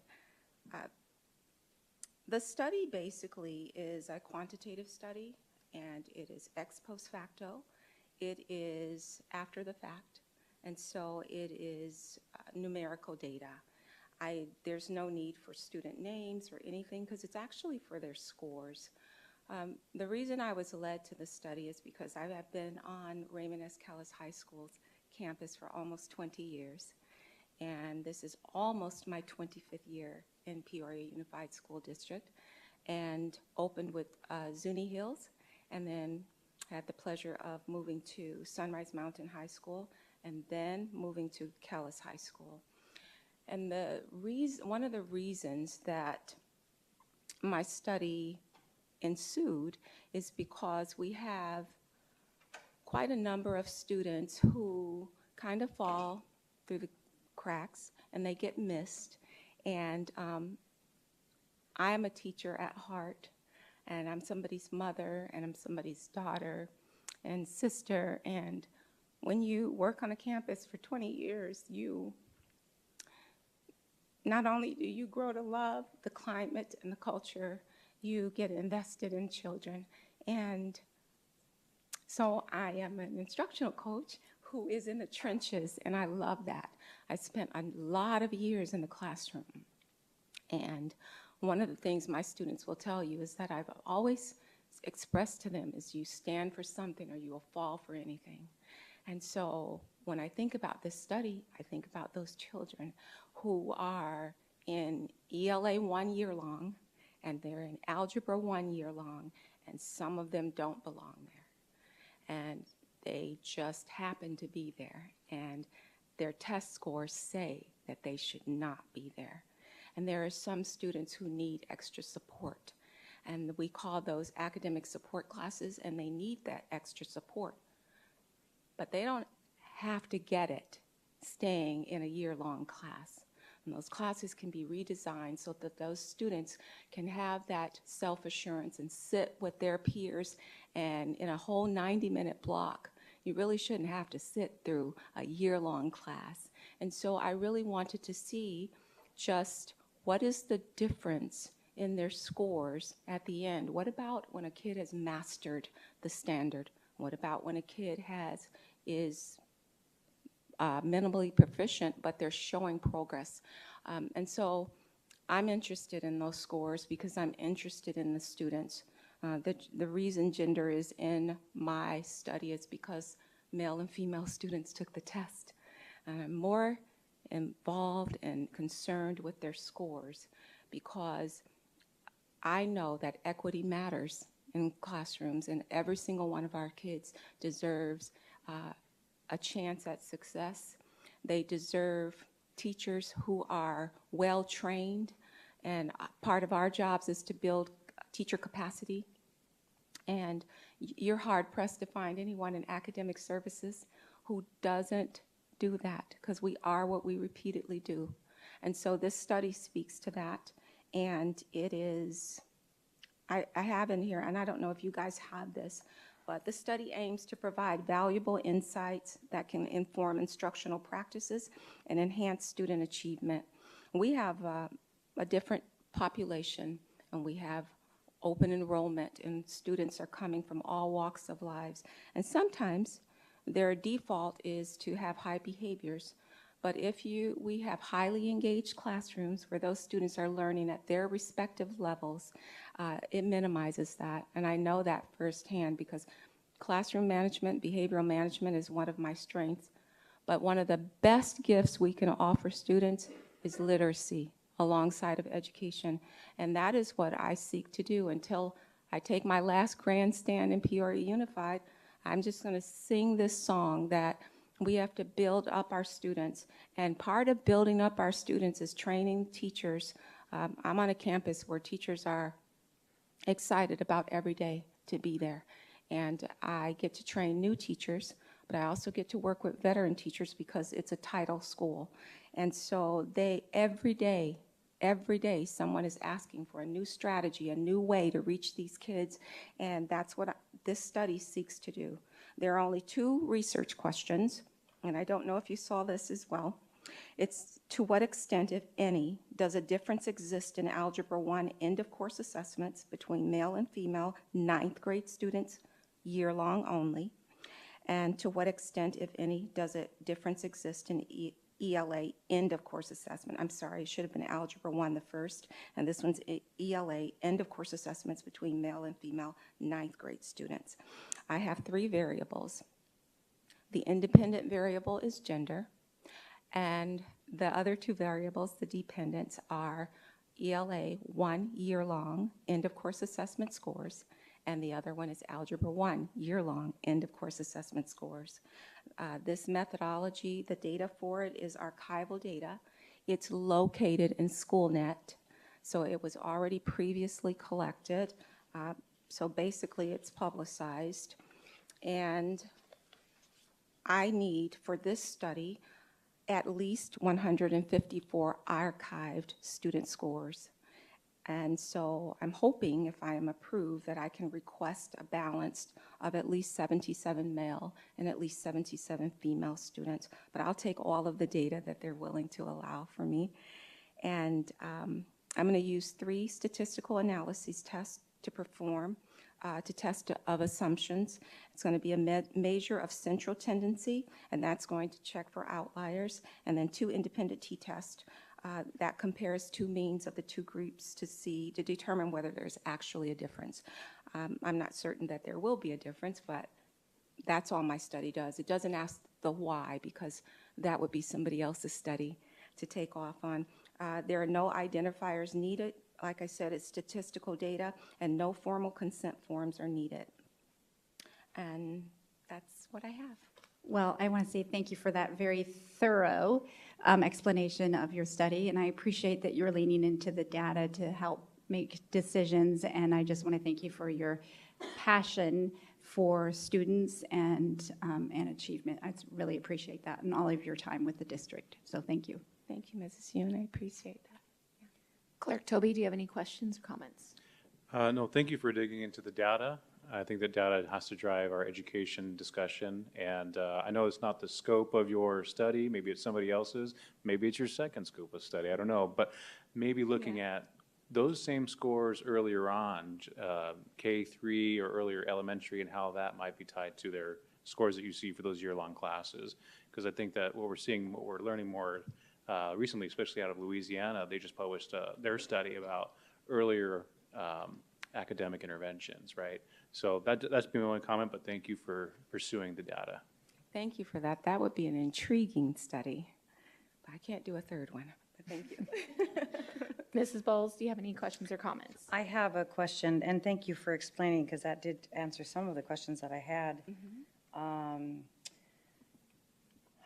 One of the questions was, are students' names going to be used? And that obviously was already answered. So application material checklist under signed affidavit of review and understanding of the Code of Federal Regulation, Title 45, Part 46, Protection of Human Subjects. I looked that up, among other things, and I had some concerns. Again, citing from the Federal Regulation 45, Title 45, sorry, and Part 46. And in there, it says, I want to condense this. There were particulars, to summarize this, that were covered, and it was kind of left up to the department or heads of an agency. And so just keeping that in mind when I asked this question, when it came to children, I'm sorry, I'm getting ahead of myself. Subjects must be told that their participation is voluntary and that they have the right to discontinue participation at any time. And then when it comes to children, informed consent must be obtained from both child and their parents or legal guardians. For children who do not have a parent, then they can go, to the legal guardian.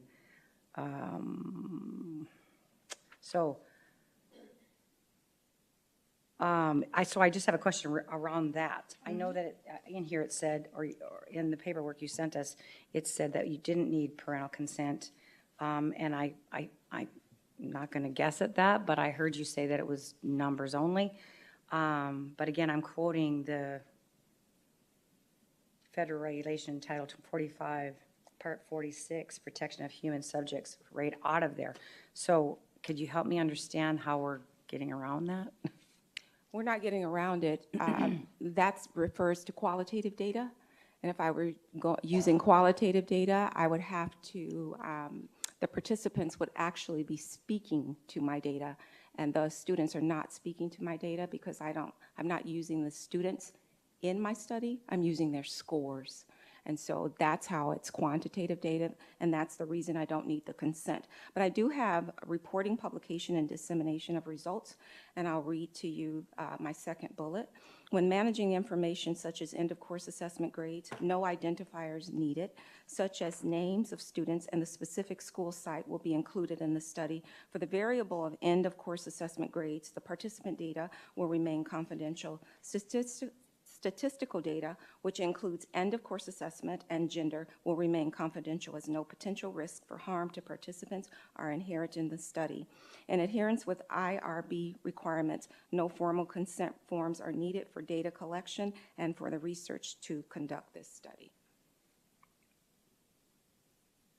Okay, thank you. That's all I had. Thank you. Mrs. Profit, do you have any questions or comments? No questions. I just wanted to say thank you for, as Mr. Toby said, digging into the data, particularly with this kind of subsect of students that might be finding themselves in the year-long courses. I think this is often, as you said, a group of students that can potentially fall between the cracks. And so any kind of data we can collect to drive student achievement, I'm all the way on board for. So thank you. Thank you, Ms. Profit. I appreciate it. All right, so I just had, I guess, one question and then just a comment. It's on your application document, the first page. It said, you're going to explore the unknown extent of differences in Algebra 1 and ELA. between male and female. And then it says, by addressing these disparities, the study aims to provide valuable insights that can inform instructional practices and enhance student achievement. And then you mentioned in your presentation that you, I don't know, paraphrasing here, but you mentioned that you think that there is somewhat, you've noticed equity, I guess, in the actual school and then the classrooms, and that there might be disparities, that there might be something that is holding back our students from succeeding. So I didn't know if you could kind of, I guess, touch in on that with your documentation here. If I'm understanding you correctly, what I meant by that is that the equity in the classroom is placements for our students. We want them to be placed appropriately. And so if they belong in a, for instance, now, they belonged in a block course instead of a year-long course, perhaps this study could speak to that when students need to be in a block classroom instead of having that extended extra support. And they could go a little faster because the pace is a little bit slower in the year-long class. Okay. So just the comment surrounding the consent. I know I'm familiar with the IRB. I looked that up. And I completely understand that that's already in that requirement that you don't need formal consent forms for data collection, but just as a stance that I've always taken is getting parent permission, because even though you're not identifying anything, you're not, everything's remaining confidential, that's still, that's that parent's child. It's their information. And so I just don't like, I like being transparent. I don't want to intrude on that and not even let the parents know that that type of research would be occurring with their child's records. And so that's just how I've always stood on in the stance of it. I don't, because I never want that to ever come back on me in that responsibility. So as a board member. So that's I had a little trouble with that. Just with that incident. And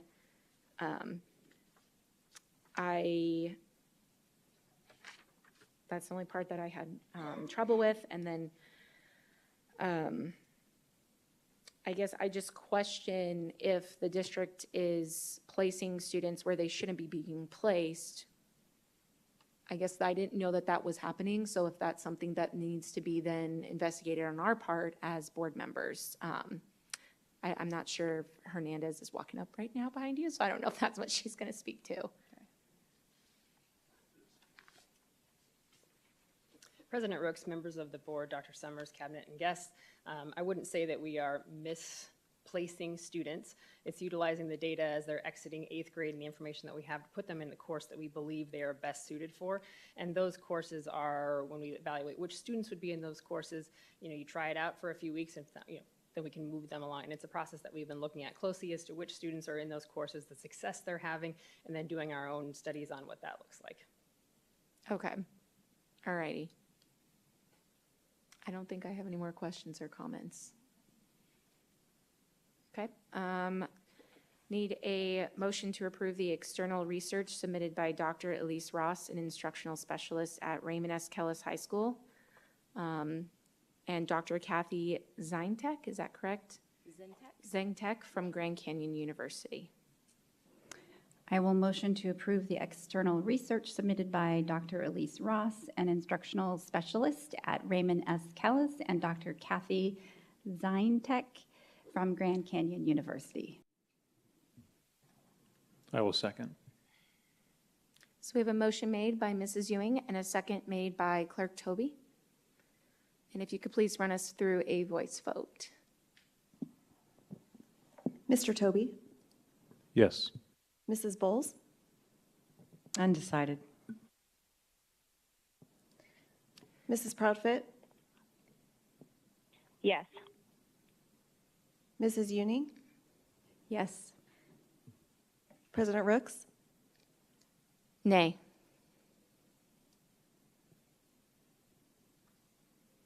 And I believe, Mrs. Bowles, for undecided, that's not an option. It's either yes, nay, or you can abstain from the vote as well.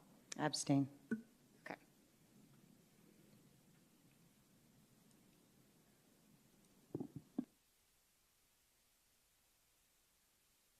Motion passes with 3 yeas, 1 nay, and 1 abstain. Thank you. Thank you for your support. I appreciate it. Moving on to 11, discussion items. 11.1, discussion of membership services offered by the Trust Model Policy Program. Hello, Mrs. Jennifer. Yes. All right. Madam President, members of the governing board, Dr. Summers, and community. I want to introduce my partner in crime over here, Lillian Lee. Lillian works with me at the Model Policy Program for the Arizona School Risk Retention Trust. I have been consulting with that pool. It's an insurance pool that Peoria Unified currently does not belong to. You have separate insurance coverage. But I have been consulting with that pool for the last 2 years, and I have been a school attorney in our communities for the last 30. The trust approximately 3 to 4 years ago hired 4 different law firms to create a policy manual that was unique in scope, brand new. They copyrighted it, and we have been rolling it out since December of 2022 to various school districts.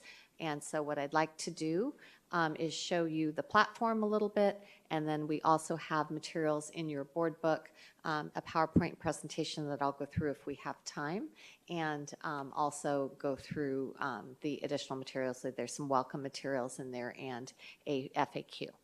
So this is the Trust website. The Model Policy Program is on the website and accessible for you all to look at your convenience if you want to go to the Trust website. This is the Model Policy templates that were created by the 4 different law firms. It took us about 8 months to create the policy manual. And the 4 law firms involved was my law firm, Gust Rosenfeld, Udall Shumway, Welker, and Paoli, which are the primary attorneys that defend claims that come into the trust, and then Deaconcini McDonald, which is the law firm down in Tucson. The policy manual has 5 different chapters. The first is the district governance. That would be mostly board work. The second chapter is administration. That's just 2 little policies, one about the duties of the superintendent and one about his evaluation. Chapter 3 is all of the finance and policies related to your business operations services. This would include issues regarding procurement, issues regarding facilities, your food services department, your transportation department, and your safety and security protocols. And then that chapter ends with elections. Chapter 4 is the HR manual, or the portion of the HR manual that addresses personnel. And then chapter 5 is the most chapters, or the largest chapter that we have, and that should be because it's about students. So if you go by pages, that compromises about 50% of the manual, and it addresses everything from enrollment to curriculum to graduation requirements, student rights and responsibilities, student health and welfare. We have sample forms that the trust offers that connect to the different policies that school districts can choose to use. And this, again, is the first chapter that we've talked about. This is the district governance. So this would address things like your rules of order, open meeting law, that sort of thing. If we go back to the trust website, I can show you the number of school districts that are currently involved and hold our policies. So there are about 42 total. We have approximately 8 to 10 that are moving over this year. So we have a presence in the rural part of our state. We have presence in cities and towns. Probably our largest is in the East Valley. Mesa Unified, Gilbert, and Chandler are all using our policy manual to date. We have in our West Valley, Dysart Unified was our initial member that joined, as well as Cave Creek Unified. And so I'd like to invite Lillian up just to show you a little bit about the platform. It's very user-friendly, and she's better at it than me. So I'll let her take that over. Hello. Thank you, Madam President, members of the board, Dr. Summers. I am going to give us a very quick run-through of the board, or of the policy manual. And as you can see, I just picked Dysart, and right away you notice they have a logo. You click on that logo, go straight to their website. A few features about this manual. Up here you see a toolbar. So for any of the policies, you can download them as Word documents or PDFs individually.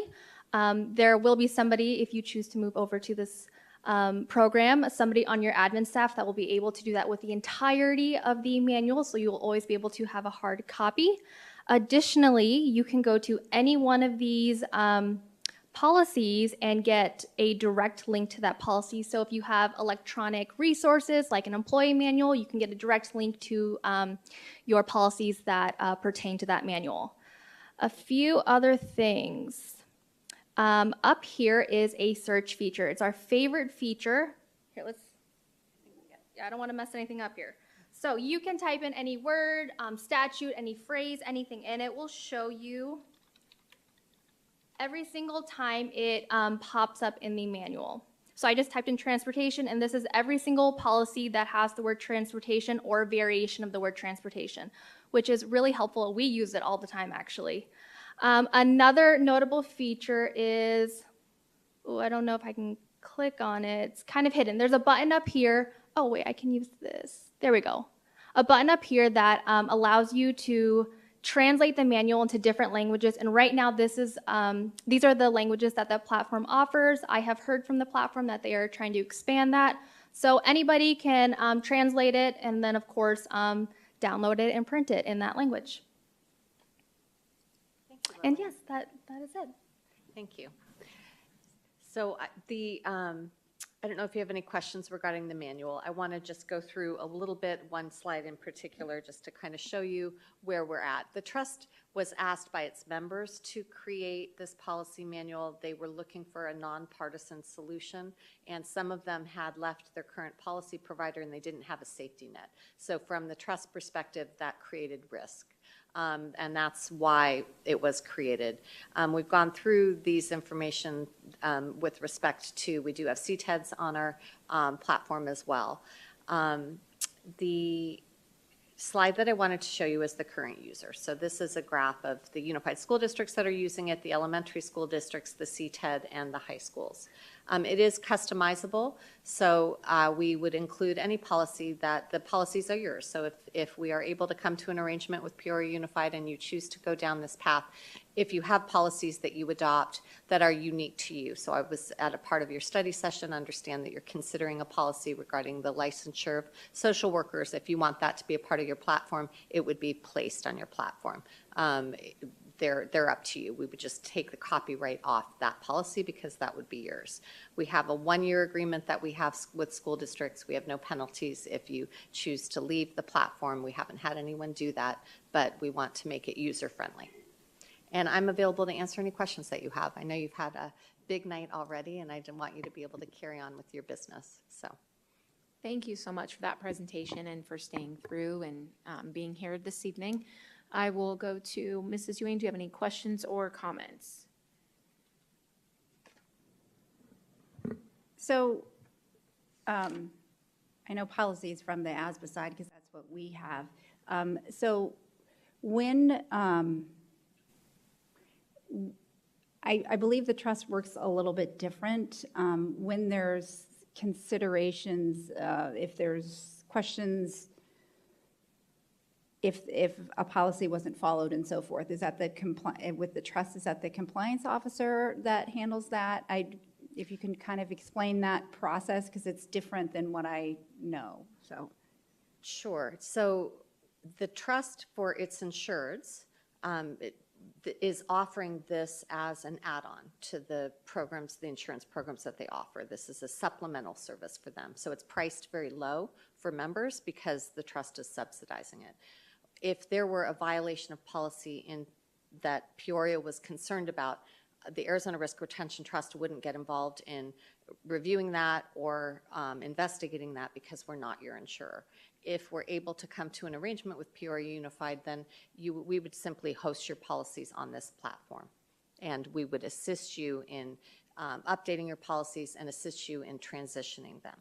So in terms of violation or breaches of policy, we would not be involved in Peoria Unified's review of those issues.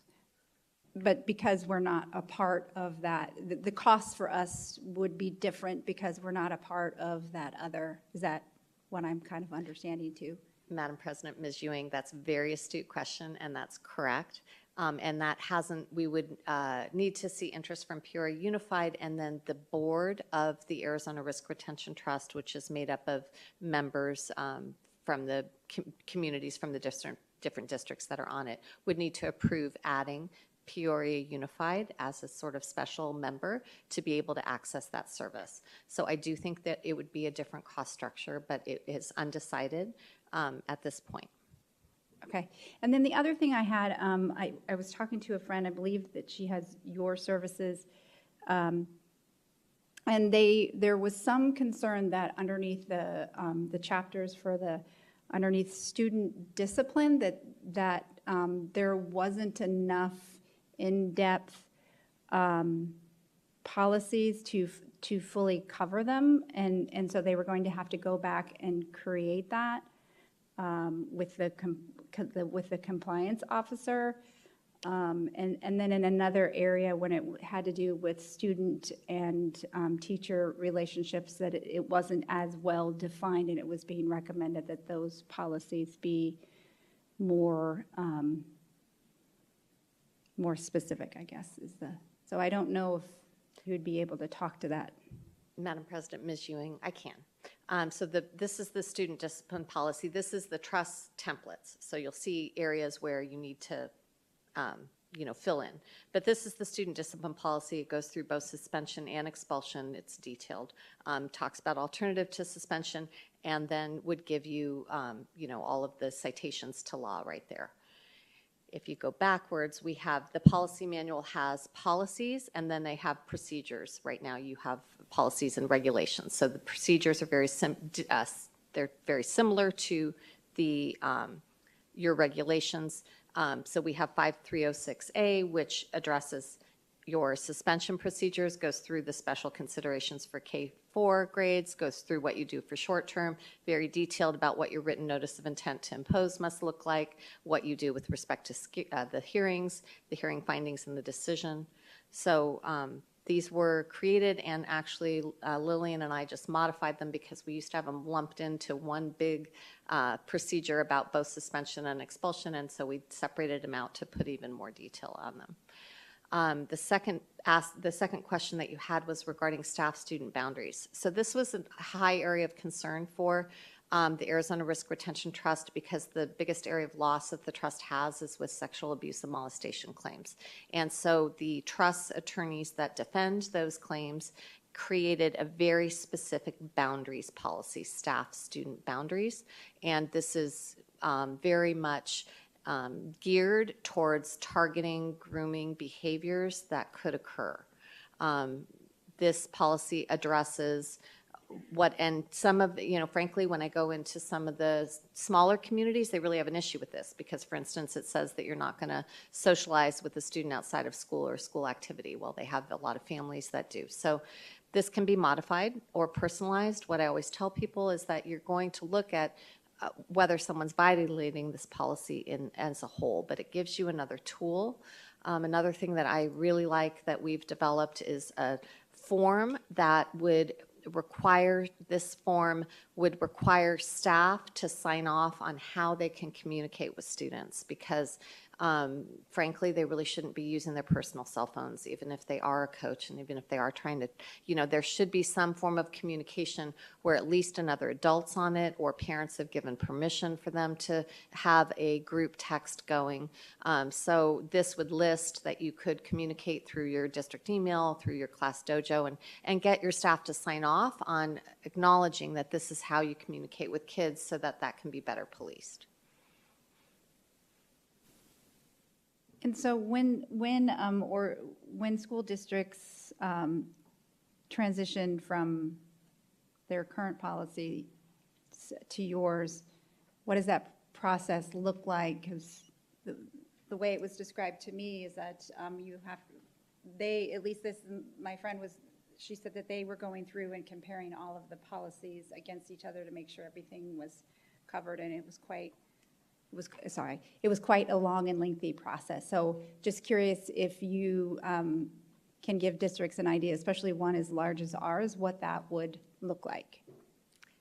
Madam President, Ms. Ewing, we have all sorts of players in our field, and some of them go quicker than others. So Lillian works really closely with some of our school districts. We have one that has 8 students, and Lillian had to practically write the whole manual for them and really assist. And then we have clients and members like Mesa Unified, where they have very involved committees and boards, and so for a school district like Peoria Unified, I would expect that you would take almost a full year to transition a policy manual, because you all are going to want to have a lot of involvement. It's going to take you time to look at the entirety of your policy manual. It would be going from about 660 policies and regulations to about 220. So it's shrinking and making it more concise.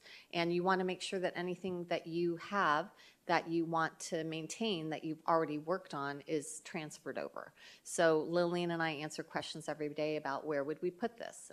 So for instance, this week we had someone who wanted a liquidated damages policy. That's not something that we offer as a template, but we assisted them, helped them write it, format it, and put it in the appropriate chapter, which is likely chapter 4. In general, school districts will do it lots of different ways, I've seen, but it is a big, heavy lift for your administrative team. Generally, the superintendent would divide up the policies among the cabinet to start that crosswalking process that you're talking about. We have tools that assist with that, that show where generally the language would be found in the trust model policy. And then Lillian and I are available to assist at all levels and trying to look over and review the work. And then there's also in the trust model policies, there's choices to make. So I know that you're considering, for instance, tonight your attorney issue. So we have different options. This is the model policy, an option to add if you have in-house counsel, an option about how to use the county attorney. So there's selections to be made within the model policies document, and then making sure that your policies are transferred over. And that does take time. For the board work, I've seen boards have study sessions on specific chapters. So that's, for instance, how Westmec did it. And we were available to come to those study sessions and answer questions. We've had other districts that have taken a whole Saturday and gone through the whole manual. So it really is up to the board how they want to work in terms of their review. But the idea would be that the administration would make its recommendations and give it to you in a clean version so that you can start looking at it. And is there, to do that piece of it, is there a cost to that with your organization? Because that's quite long and that's different from what you would pay, I'm assuming, yearly. Madam President, Ms. Ewing, again, we're in the exploratory stages of this. This is what I would tell you. You wouldn't be charged for Lillian's and I's time, but if you would need to use an attorney for things. So probably the most difficult area that we come to is leave policies. I am astounded by the variety of leave policies in our state. But so that policy and you're not going to ever want to shortchange your community and your staff when you're doing this. So that takes a lawyer's eye. And so you would definitely have to pay for outside counsel to look at that. Thank you. Thank you, Ms. Ewing. Clerk Toby, do you have any questions or comments? No, it was covered with Mrs. Ewing's questions. Thank you. Awesome. Mrs. Bowles, do you want to, okay. Mrs. Proudfit, are you still with us for questions and comments? Yes. Okay. I just want to say thank you for the presentation and for taking the time. I know it's a very long meeting, and I appreciate you coming and exposing us to what the trust offers. I am kind of in the beginning stages of investigating the trust and kind of learning about it, and so I would love an opportunity to either email questions after I have time to go through the webinars that were mentioned in the end of the presentation, just so that I can do my due diligence before I ask any questions. All right, Mrs. Bowles, do you have any questions? I do, some of which were answered. I just want a little bit of clarification on a couple. I heard you say that we can provide policy in some cases, obviously, Can we do that without your legal? And I heard you say that either way, we would have to have legal, I get that. But we can do it without your legal, correct? Madam President, Ms. Bowles, that's correct. Okay. I can't give you advice as a lawyer in my consultant role for the trust, but I can work with whatever counsel you hire to assist the board in maintaining a policy manual that is legally compliant. Okay, perfect. That question was answered. If we adopt this policy model, we can make any adjustments. Can we make them at a later time? Madam President, Ms. Bowles, absolutely. So the trust model policy commits to providing at least 2 updates per year on suggested changes. So for instance, we had a trust update that came out after the legislation last year, and then we had another one that it came out mid-year as well to address a special needs peculiarity with the state boards. So we will be monitoring and making those adjustments, but at any time, if you update your policy manual, you update a policy, you add one, you subtract one, you would just email it to Lillian and I, and then within a day, it's changes on your website. And so, because I'm brand new at this, so bear with me. What I hear you say is that you'll compare, number one, as we go along and legislation changes, you'll give us kind of a reminder, this changed and we need to change some policies. And then you'll also monitor if something changes and we don't recognize it. Madam President, Ms. Bowles, so we monitor, part of my job and Lillian's job is to make sure that we're updating the manual to comply with new regulations, new statutes. So when we do that, I send it out to the same team of attorneys, so it's not just my input. So Lillian and I draft it, and then it goes to the same 4 law firms to review. But we would not separately make any changes to policies that you have adopted and reviewed with your counsel. Okay, thank you. And then I think you also answered, there is I'm just for lack of a better way of saying it, because I don't know what you use, a board book that you house our policies on. Correct. For archive. Correct, Madam President, Ms. Bowles. This is the microscribe platform that we're looking at right now. So I'll just pull up Cave Creek's. So we've got Cave Creek's policy manual. And then if you went to Cave Creek, you would link to this. So. I think I only have one more question. There are some ASBA policies that are good. Can we are cross-referenced with current state, federal laws? I think you already answered that question. And you already answered that question. So I think that's it. I do have one major question that everybody probably wants to know. How much does it cost us? And that's the one I can't answer. Yep. Okay. So I can tell you that it's $1,200 just to have a site on the platform, and so the trust is losing about $1,000 with every district we have just for that. So I can give you that fact that I've been told it's $1,200 per member to house for our cost for the platform. Is that right, Lillian? Did I get that right? So I expect it would be $2,500 and up, but I don't know how that would be factored in. It's not my decision to make. It's the board's. Yeah, understood. Thank you for just giving us a ballpark. Sure. That's all I really needed. With knowing ASBA is anywhere from $10,000 to $30,000 that we're paying. I do have another question. I'm so sorry. Please, if you wouldn't mind providing some examples of districts who have significantly deviated from the trust model policies, like what does that look like? Well, I'll pick my favorite. So, Colorado River Unified School District has a specific section, I believe it's here, about the authorization to carry firearms on their weapon. So that's obviously something that is of concern to an insurance carrier, but it's on there. They adopted a policy on that, and it's up on their website. So that's my favorite example. But we have lots of variation. Flagstaff Unified has a lot of really interesting and good policies in their Chapter 4. So all of these policies that don't have copyright symbols are there. So they have a whole procedure on how to transfer staff. They have a different procedure and very involved in their reduction in force, what they wanted to see with that. So they worked closely with their counsel and have a lot of variety in their personnel section. Those are 2 examples. Okay, thank you for that. Thank you, that's all I have. Thank you. So I have just a few questions. A lot of it was already answered, so I appreciate very in-depth. If the process of what it would look like if a board member does have an idea for a new policy, could that be something that that board member run by your policy advisors, or kind of brainstorming with the both of you? Is that something that is a part of this as well? Madam President, it is in that if you're seeking guidance on what other school districts have done. So for instance, again, this week had one of our members ask, do we have any policies out there about liquidated damages? And I was able to provide.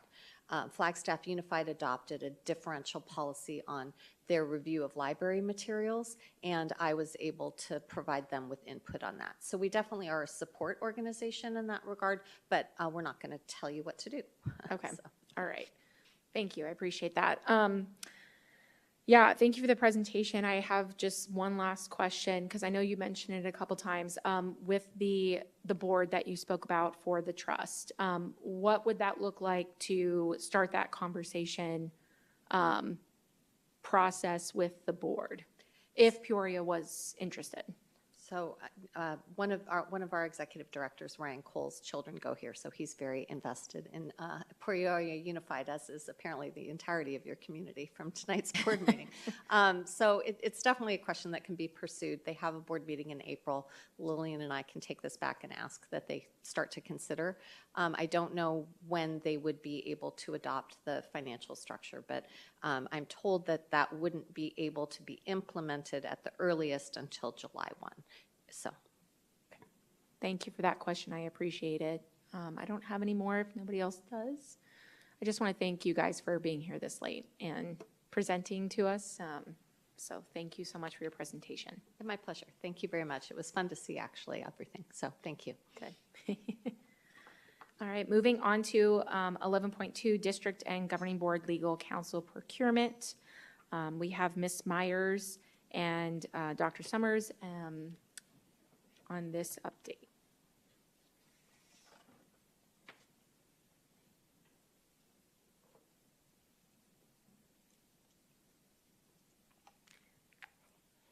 Now ask if the 2 attachments can be launched, please, Terry. Thank you, and good evening, President Rooks, members of the Governing Board, Dr. Summers, Cabinet, and community. Peoria Unified has historically procured legal services through the issuance of a Peoria Unified request for proposal and participation in cooperative contracts and solicitations that have been made by other school districts. Past procurement evaluation criteria has included related work experience and references, qualifications of personnel, cost, overall evaluation of the firm's responsiveness, areas of legal expertise, and complaints with the bar. And we've launched one example of board action that took place a couple of years ago with a cooperative being brought forward for approval. And we also have an example of our district RFP that I'll speak to in a moment, as well as the full solicitations as a reference point. The cooperative that we're currently using is a Mesa Save cooperative contract that was awarded on April 27th, 2023, with the option to renew for 2 additional years. So we actually joined that cooperative after it had been in place for 2 years. And with that solicitation, 14 law firms were included in the award. And again, the actual agenda item is attached for your reference. Peoria Unified also awarded, and we'll go ahead and go now to the second attachment, RFP 23-28-03, Legal Services on May 22nd, 2023. And with that particular RFP, 7 law firms were included in the award, and that RFP was awarded for 5 years, renewable annually. And again, the actual RFP is attached to the agenda item. So in recent years, these procurement contracts have been used to procure legal counsel that has worked directly with the governing board, as well as outside counsel for administration, and the work that we've done with our attorneys has included areas of general school district law, special education law, contract law, employment law, and bond counsel. The SAVE cooperative contract is currently being renewed and will be awarded this spring. And so there'll be an opportunity for the governing board at that point to consider that cooperative for approval for ongoing use within the district. So in summary, we have 7 awarded attorneys on the district's RFP. We have 14 awarded, when I say attorneys, I should say, and law firms. And with our cooperative, we have 14 law firms and attorneys awarded. And so that has been the foundation for the selection of both a board attorney as well as attorneys that have supported administration in the district in those various areas of legal specialty that I mentioned earlier. With that, I'm happy to answer any questions that you may have. And Dr. Summers, do you have any additional comments you'd like to add? Thank you, Ms. Myers. None at this time, but open to any questions the board may have. President Rooks. Thank you. Thank you, Ms. Myers. Thank you, Dr. Summers. Mrs. Ewing, do you have any questions or comments? I guess this goes more towards President Rooks. Bringing this forward, can you give, I think it's good for our community to understand about what was this decision in bringing this forward? It was actually a request, formal request made by Clerk Toby at one of our previous meetings. He requested the agenda item. Okay, so Clerk Toby, sorry about that. What was your initial reasoning for bringing it forward, just so that community can understand? Yeah, thank you.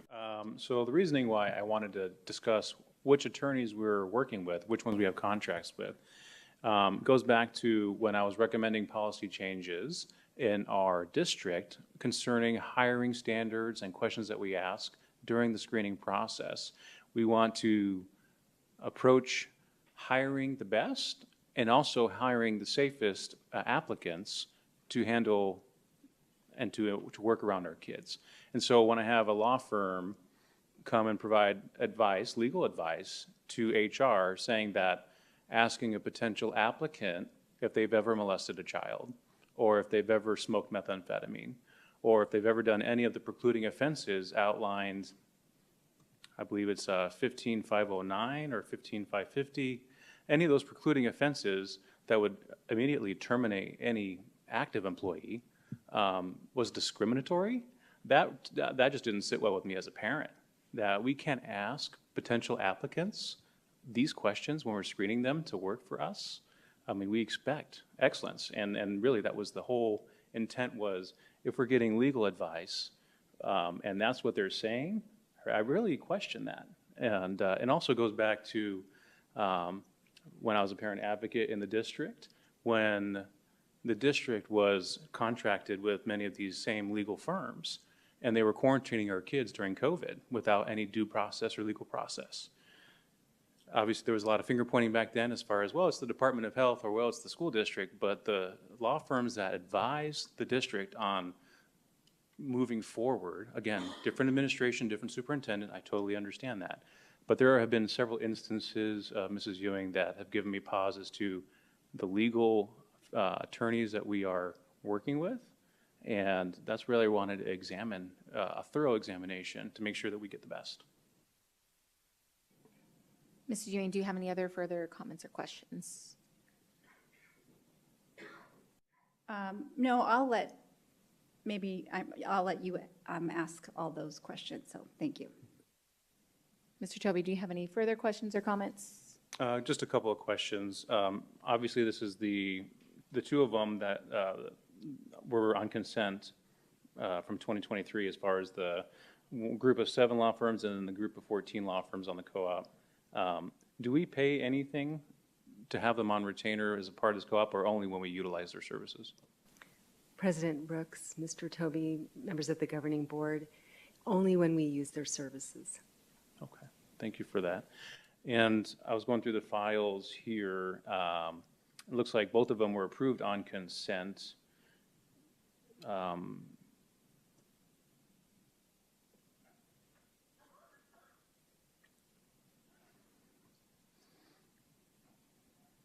Yeah, it looks like both of them were approved on consent, and I see who exactly motioned for it and who seconded for it. So I just want to make it very clear that this was my request because I expect the best with our attorneys and I want the best legal advice. And, you know, it's like the all-you-can-eat shrimp for $2.99, just like I just don't trust it when I hear those things. And I really want to examine that closer. So that's all I have. Thank you. Thank you, Clerk Toby. Mrs. Proudfit, do you have any questions or comments?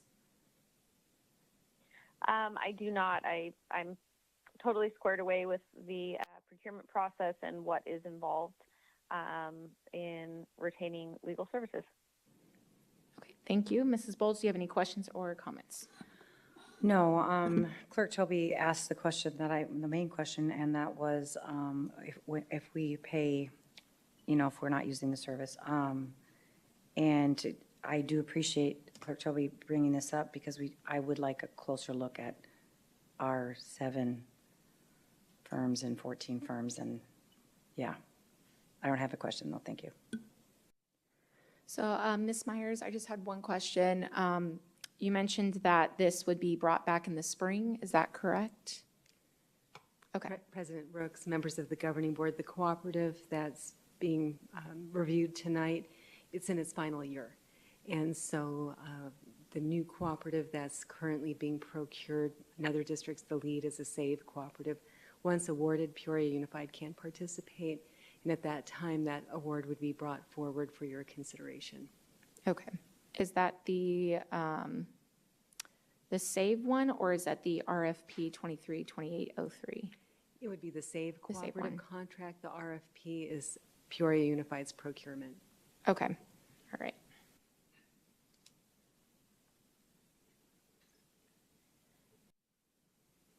Okay, that was the only questions that I did have, so thank you, Mr. Toby, for bringing this to the board. Thank you, Ms. Myers, for the presentation. I appreciate it. Moving on to 11 President Rooks, if I could, just quick point of order. Did we have any public comments submitted relative to this item? I collected some of them prior to the meeting, and I thought I saw some to this item.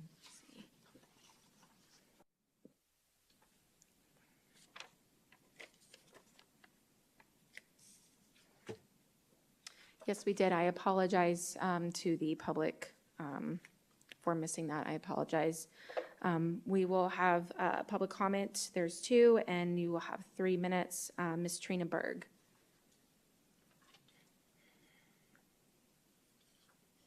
Good evening, President Rooks, members of the board, cabinet, Superintendent Dr. Summers. My name is Trina Berg. I'm president of the Peoria Education Association, and I just have a couple of quick questions on this. I might have heard the answer to one of them.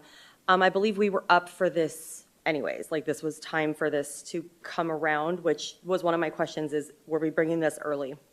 And since I got to hear the discussion first before my comment, if I'm remembering correctly, when the whole thing was, Clerk Toby, when you were asking about, like, can we ask certain questions and we were advised no, if I'm remembering correctly, the question you wanted asked was, have you ever been accused of something?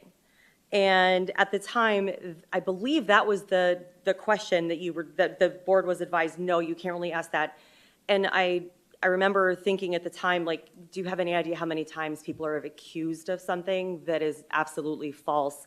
And to just ask someone that, especially if they've been accused of something, but then later exonerated or it was found it was not true.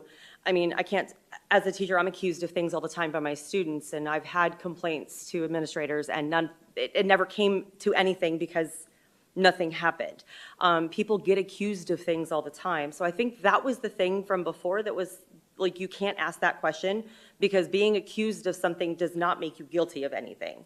And I think that was the question that you were told no. I mean, I very clearly remember filling out my applications and my teaching renewals and everything, and I am asked those questions. Have you ever been convicted of? And all of these things, have you been arrested for? And there's the big list of things. So those are questions I believe are already part of our application process. I know it's part of my certification process. But another question I have is, as we decide, or as the board decides, we as a district, to change attorneys, would any attorney who has ever been personally involved with any lawsuits that you as a board member have had, would that automatically exclude that firm? especially if they were representing you as a board member. So that is one of the questions that I have. I know you can't get back to me directly in comments, but I would love to have that answer because I think that would be a massive conflict of interest if an attorney has represented you in something and then you now have them representing the board or whatever. That would not sit well. So it was just a question I had, so I appreciate your time. Thank you. Thank you for public comment. Next up is Marcy Robb. Marcy, I apologize again for missing that. That's okay, thank you. I'm not here tonight to make enemies, and I'm not here to tell people what they can and can't do, but I am very disturbed by a couple things. I'm concerned about the need for more legal, because at these meetings, what I've heard the board say is that you want more rigorous resources, support, increase in security, and things like that, and we need money. And we need to be fiscally responsible. And at the session I was just at with the social workers, everything was about legal and lawsuits and things like that. And there was a big concern about when it comes to how we're going to be held responsible. So I'm really confused because we have a board member who has chosen to disregard the legal advice that she's already been given. And this is hard for me to deal with because we're reciting scriptures, and I'm not asking you to stop reciting scriptures. I'm asking you to stop doing it out loud because it's costing us money. We have $216,000 that we've paid for the last lawsuit, and this is not having the final bill. And now that you've recited them again, what we're having is probably another lawsuit right around the corner. And reciting these chosen Bible verses have absolutely no educational value for us right now, and you're not providing any guidance for our agenda. So I'm just asking because I'm so confused and I'm trying to wrap my brain around why a board member is putting the personal needs of herself or whatever it is in front of the educational needs of our students in our district. How is this not a conflict of interest? You want additional legal, and basically you are suing the very district that you are asking for legal on. We have 35,000 students and parents and guardians that we have to answer to, and how do I say I'm okay with this misuse of public funds? I would hope that if you have a legal matter pending against our district, that you would recuse yourself from the conversation, because I think it's a huge conflict of interest. And if there's a way that we could, as a district, just say that this is not something we support, so what we can do is we can put it back on the person who wants to go against the legal advice, because that's all I'm hearing is it's all about legal. So what, in my opinion, what you don't try to change, you accept, and I don't accept this. I'm not choosing this. This is my district, and this is money for my students. This is $250,000 that we have taken out of their hands. Would you accept this and support it from our teachers? apologize. Could they The read time- scriptures? What would Rob, you do? the time is And 3 most minutes. importantly, it's not getting into the state standards. All right, and that is the last public comment for 11.2. We will move on to 11.3, Facility Master Planning Update. Mr. Molino?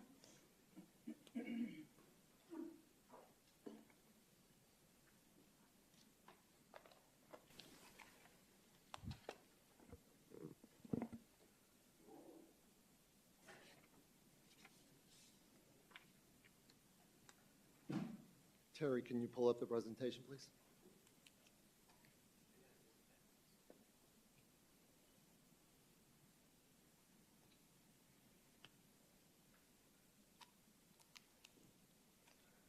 President Brooks, members of the governing board, Dr. Summers, cabinet, and guests. This item is a discussion item that correlates to action item 15.3, which is the procurement item to award the RFQ for the building addition at Liberty High School. Unknown participant is now joining.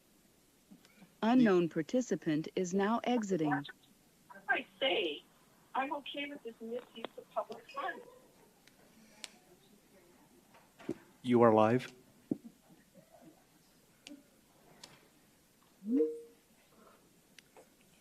Please continue, Mr. Molino. Thank you, President Rooks. These slides were presented to the governing board on January 23rd, and the purpose is to allow the governing board the opportunity to have a discussion, and I'll be available for questions. During the January 23rd meeting, roughly right around midnight, the boards said that if they had questions, they would email them so that we could answer them. Unknown participant is now joining. You are live. We just want to make sure that the board has an opportunity to have a discussion, ask questions before the procurement item later on. Thank you, Mr. Molino. Mrs. Ewing, do you have any questions or comments? I don't know that I can ask this question to this line item, so just let me know if it's outside of that. With regards to this, at what point will we be able to, once this is built and so forth, be able to open up for more enrollment? And I don't know if that's kind of outside the line of this question, because I think those were the only questions I had that I emailed, so. President Rooks, Mrs. Ewing, I do believe that open enrollment for Liberty High School is open based off board action in September of 2024. And refresh my memory, how much more capacity does this give us again?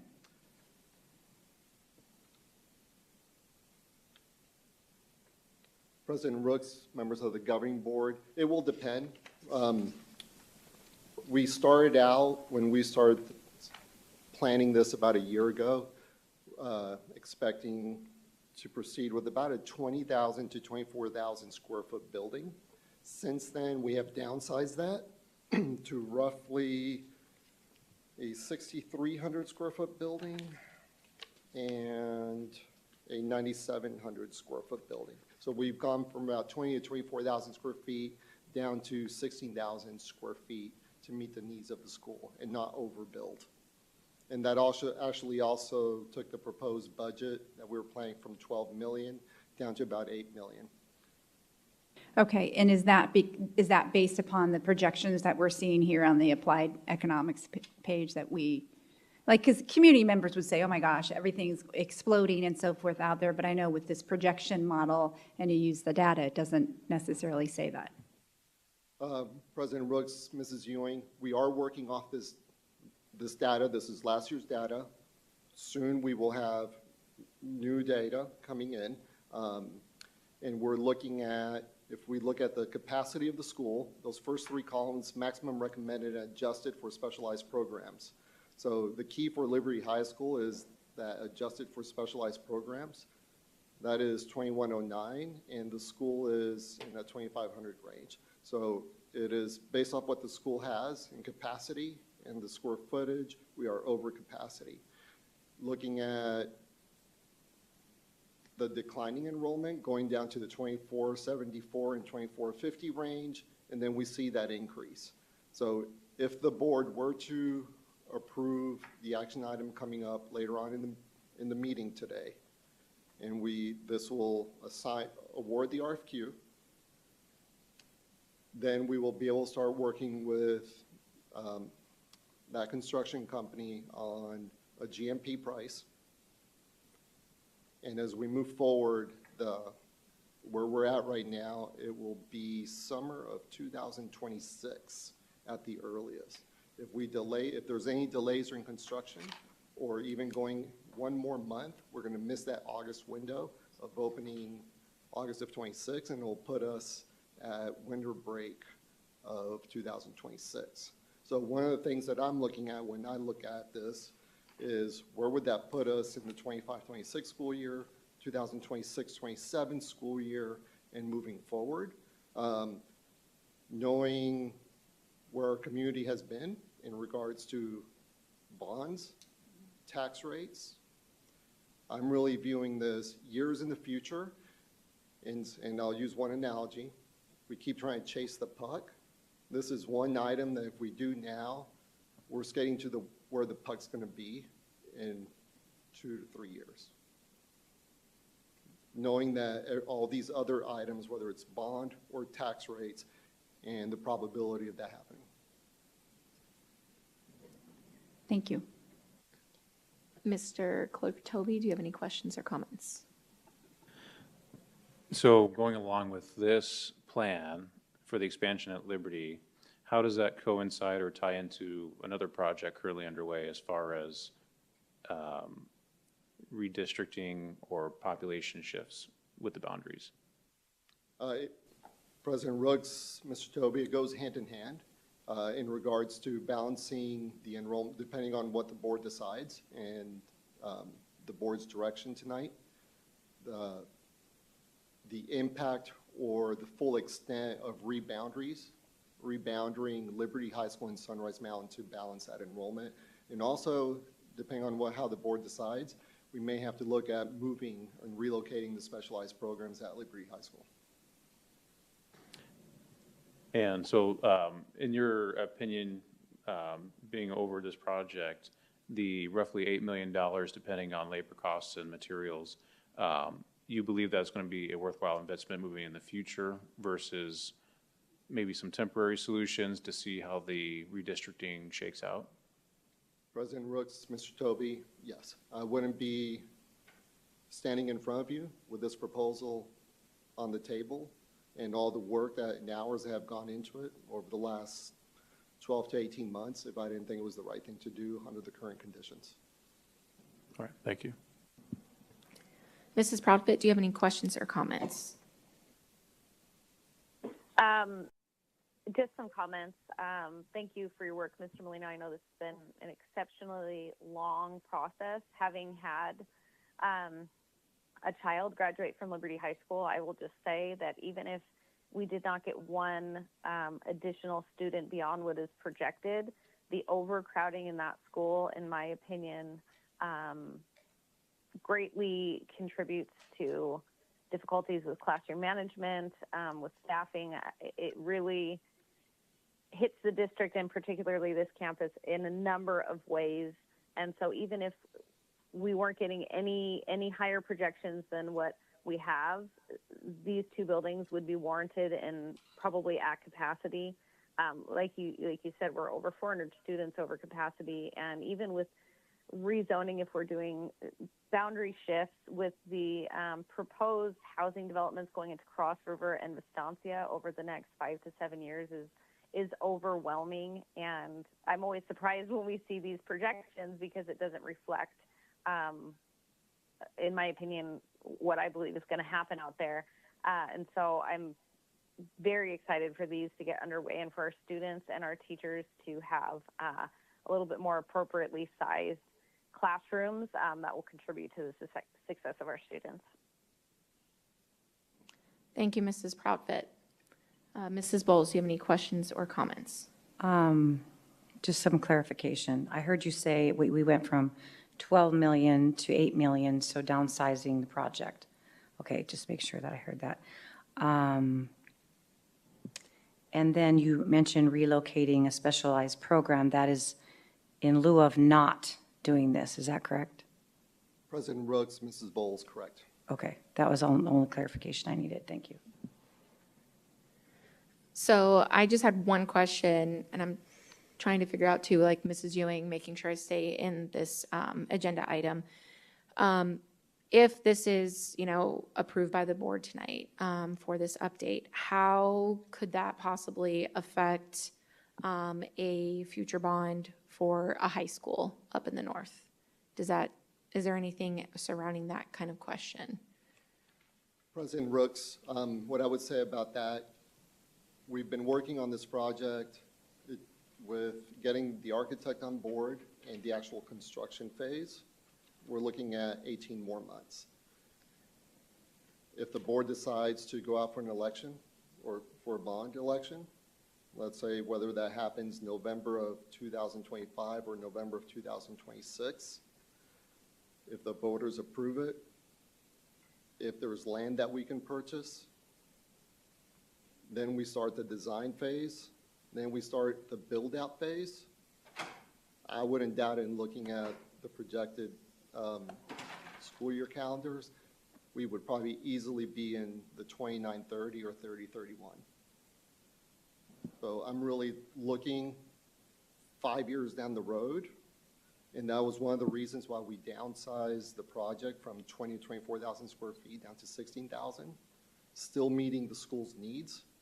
And we will, if the board decides to proceed, we'll work with Mr. Nuttall and Dr. Hernandez, the CTE program, and Mr. Duguid and his team on what will those spaces be and for what programming at the school.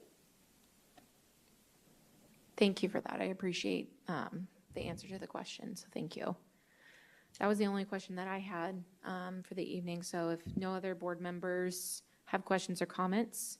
President Rooks, if I may, there's just one additional comment beyond what Mr. Molino shared that I just thought, as I interpreted your question, I think what Mr. Molino referred to as more of a potential sequence of timeline and future events. How I am picturing it is a little bit more from the perspective of, we know that the growth in the north is not slowing down. So while this is a project that is addressing immediate current needs, there will be additional needs that go well beyond the scope of what this project itself can account for. Okay. So I just think it bears mention that because of multiple new developments, because there's going to continue to be overcrowding issues, I think this addresses a piece of that equation, but not the vast opportunity that the growth in our north sector will continue to incur over the next 5, 10, 15, 20. I mean, we're really talking about multiple decades in the future, right? So I think we have to address both is my bottom line. Thank you for that. I appreciate that, Dr. Summers. That was what I was just looking for clarification on, so I appreciate it. So if there's no other questions or comments, we're going to move on to 11.4, Transportation Department update. Mr. Molino, I will let you present, and then we do have public comment tied to this item, so go ahead. President Rooks, members of the governing board, Dr. Summers, cabinet, and guests, this item is to provide the governing board with an update as requested for the corrective action plan items within the transportation department that were presented last week. I'm working with the human resources and business services departments on listed items.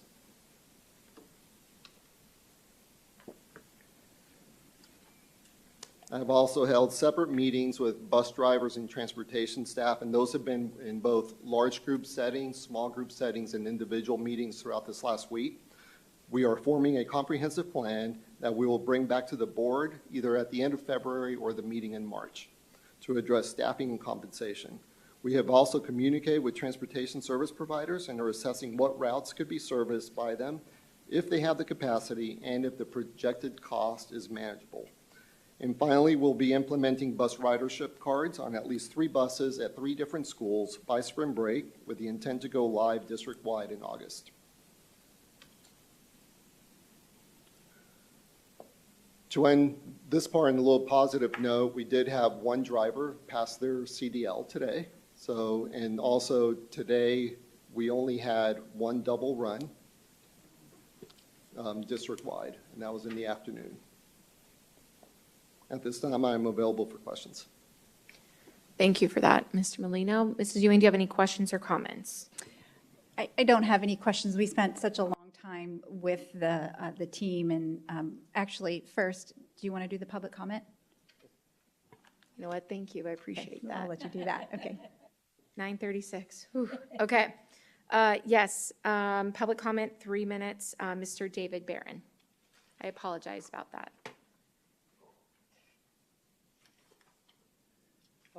President Rooks, members of the board, Dr. Summers, and Mr. Molino, thank you so much for letting me speak tonight. As a support employee, we tend to become invisible, so I want to slip this in really quickly. One of the things we have the pleasures of doing is taking the teams out to different events. Devney Smith is an outstanding employee, and I want to put my word of congratulations into her. I've taken her on numerous trips. She's a fine example to her students, and they reflect that on every trip. That being said, I want to thank Mr. Molino and Dr. Summers for opening a conversation with me and continuing that, even though I've transitioned from district employee bus driver to just plain old district taxpayer.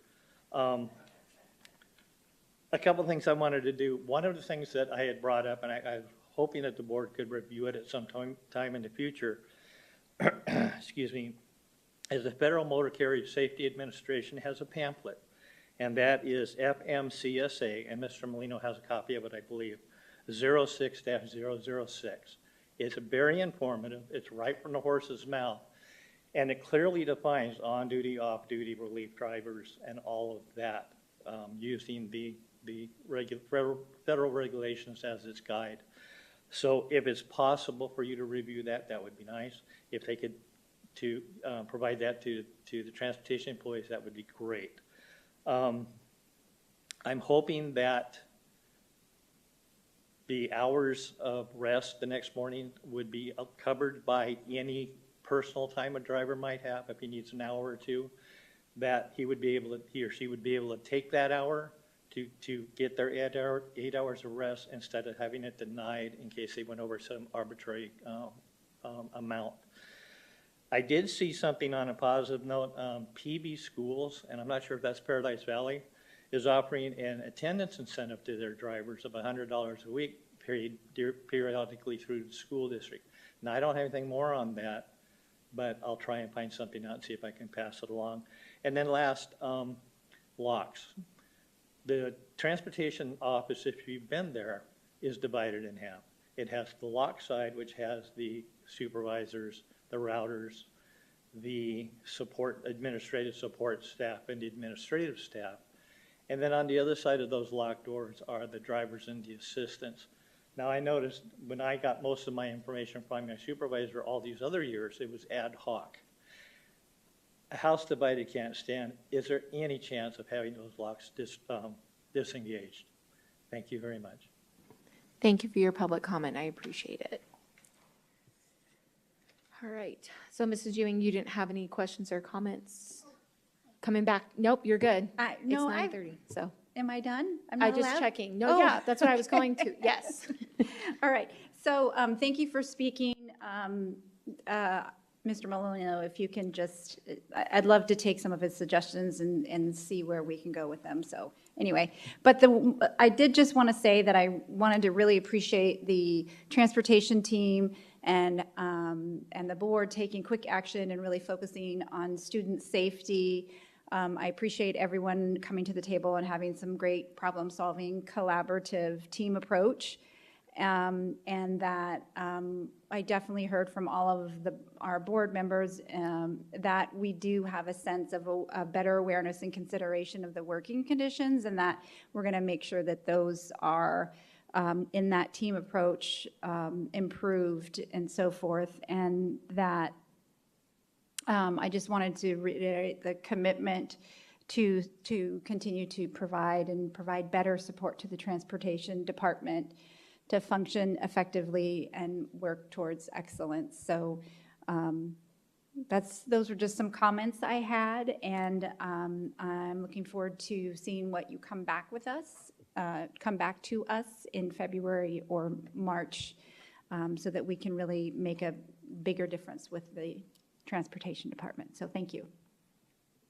Mr. Clerk Toby, do you have any questions or comments? No, I will be interested to find out how the Access ID badge ridership works for the first couple months. So I hope we get regular updates on that and don't have to wait till May.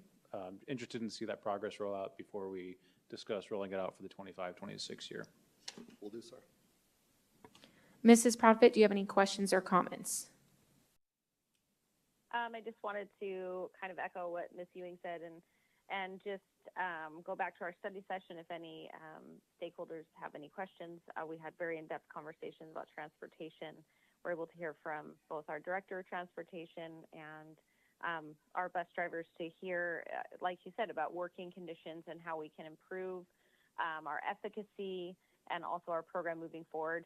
I'm particularly excited about the ridership and the ID badges. The first time I heard about this was a few years ago as I sat on the site council at Sunset Heights, and so it's exciting to see this come to fruition and begin to roll out in the district. Thank you, Mrs. Proudfit. Mrs. Bowles, do you have any questions or comments? Yeah, access badges, same as what Clerk Toby and Ms. Proudfit said. Excited to see what that entails, and sooner than later. Going back to the public comment, Mr. Molino, do we have, I'm assuming it's a pamphlet, for lack of a better way of saying it, the FMCSA 06 FO006. Do we have that for employees? Mr. Barron told me about it. I spoke with Mr. Sims. He's aware of it, and we're following DPS guidelines, so we're going to compare both. Oh, okay, okay. DPS's rules over the years have changed, so we will make sure that, one, we're following DPS guidelines and how those align to the federal. Okay. And for my own clarity, I heard him say locks disengage. Is that locks to the front office? What locks disengaged, what does that mean? President Rooks, Mrs. Bowles, and in speaking with Mr. Barron and visiting transportation over the last few years, there is a hallway, and I'm working with Dr. Summers in scheduling a governing board visit to the transportation, food services, and warehouse site, so you'll be able to see it yourself. Throughout the years, because of noise level and especially within dispatch, and where the supervisors have their doors, the door that splits the office area from where the employee break room and their lockers are was closed. So I'll work with Mr. Sims, see if there's another way that we can manage the noise level and the privacy within the supervisor and dispatch area where the radios are, to keep that noise level down, and we'll take it into consideration. Thank you, I appreciate that. I trained there I trained at, in their training room when I trained for CPI or trainer of trainers kind of meeting. So I know it can get really noisy in the break room. However, I think we're talking about locked doors, not shut doors, unless I'm misunderstanding. And then I do want to say, because I give honor where honor is due, I know we've already had a conversation. I don't have the authority to say where this will go, but Dr. Summers has already mentioned, and Mr. Molino, in a meeting that I had with them, about working on incentives for being to work instead of absent from work. So I just wanted to say that we have been talking about that. And then I don't really know what the rest and take an hour. I'm assuming that's a paid hour because they need an hour to rest and not get dinged because they went over their hours. That's kind of what I heard. Is that a possibility? We're working with President Rooks, Ms. Bowles. We're working through HR and DPS in regards to how many hours can they be on the clock. Let's say if they go to a football game or a field trip, and they're going to be encroaching on that 15 hours of when they're on the clock, but during that time, they go off the clock to eat dinner. That's where when they return, the time edit slip has to be done because they were, that 30 minutes, 45 minutes, or hour where they took dinner has to be deducted from their time card. I believe what Mr. Barron was also saying is, let's say they come in at midnight and their shift starts at 5:30 a.m. If they could take 2 or 3 hours of personal discretionary or vacation time that morning so they can have a full 8 hours of rest instead of coming back to work after only 7 hours. Okay, thank you for that clarity. Yeah, that sounds better than going all the way home and coming all the way back. So thank you. That's all I have. So I'm just going to ask quick questions because I know it's kind of late. I just wanted to know, what will the monitoring look like, and knowing if the plan is working with some of the key factors, like the ID badges and things like that. President Rooks, for the ridership ID badges, we're going to start off slow and small. We'll get school administration input from the parents and the bus drivers. And then depending on the grade level of the students, we'll get their feedback also. Okay, alrighty. Let's see. And so in here it says it's you're working with the purchase department, cooperative contracts and vendors. Do you foresee that coming to the board in close to the future, or do you have like a time frame, I guess, for that? President Rooks, that would be at the same timeline. If we come back to you in 2 weeks or in 4 weeks, that we will include that. Now, I do have, based off the one driver that got their CDL, and we have one more coming up, there are only 2 unassigned routes in the department right now. In August, we started with 9. So we're moving in the right direction. There's still room for improvement. We all know that, but we're moving in the right direction. Okay, and we're also, I think I saw on there that we're working on the compensation, correct, with budgets upcoming. President Rhodes, correct. We're looking at a competitive wage based on our surroundings, and we actually want to surpass that, but we're also working with what budget capacity do we have. That's where Ms. Myers and her team comes in. So we want to be competitive. We want to be able to live within our means because it has to be sustainable, but we're also looking at, I don't want to say too much because we haven't met with Dr. Summers. We're looking at a comprehensive plan. Okay, all right. To include attendance accountability, and if there's a way to honor their attendance. 2 of the bus drivers that I met with today that have been here yesterday, that have been here 2 to 3 years, perfect attendance for 3 years. I mean, that's honorable, especially with the amount of stress and everything else that they've had perfect attendance. So. Well, I appreciate you meeting with them and setting up all those meetings with the bus drivers and working through that process with him as well. So thank you. Yes, Ms. Bowles, you have another question. It pertains and doesn't, I guess. After the last meeting, I don't really know how to say this. My understanding when I walked away, and that's why I didn't say anything during the meeting, because I was like, did I really hear that? So I guess I need confirmation on this. I don't remember what board member brought up. We were talking about the incident that happened at Vistancia. And we had a sub. I believe it was actually Mr. Toby that was asking questions to Mr. Sims.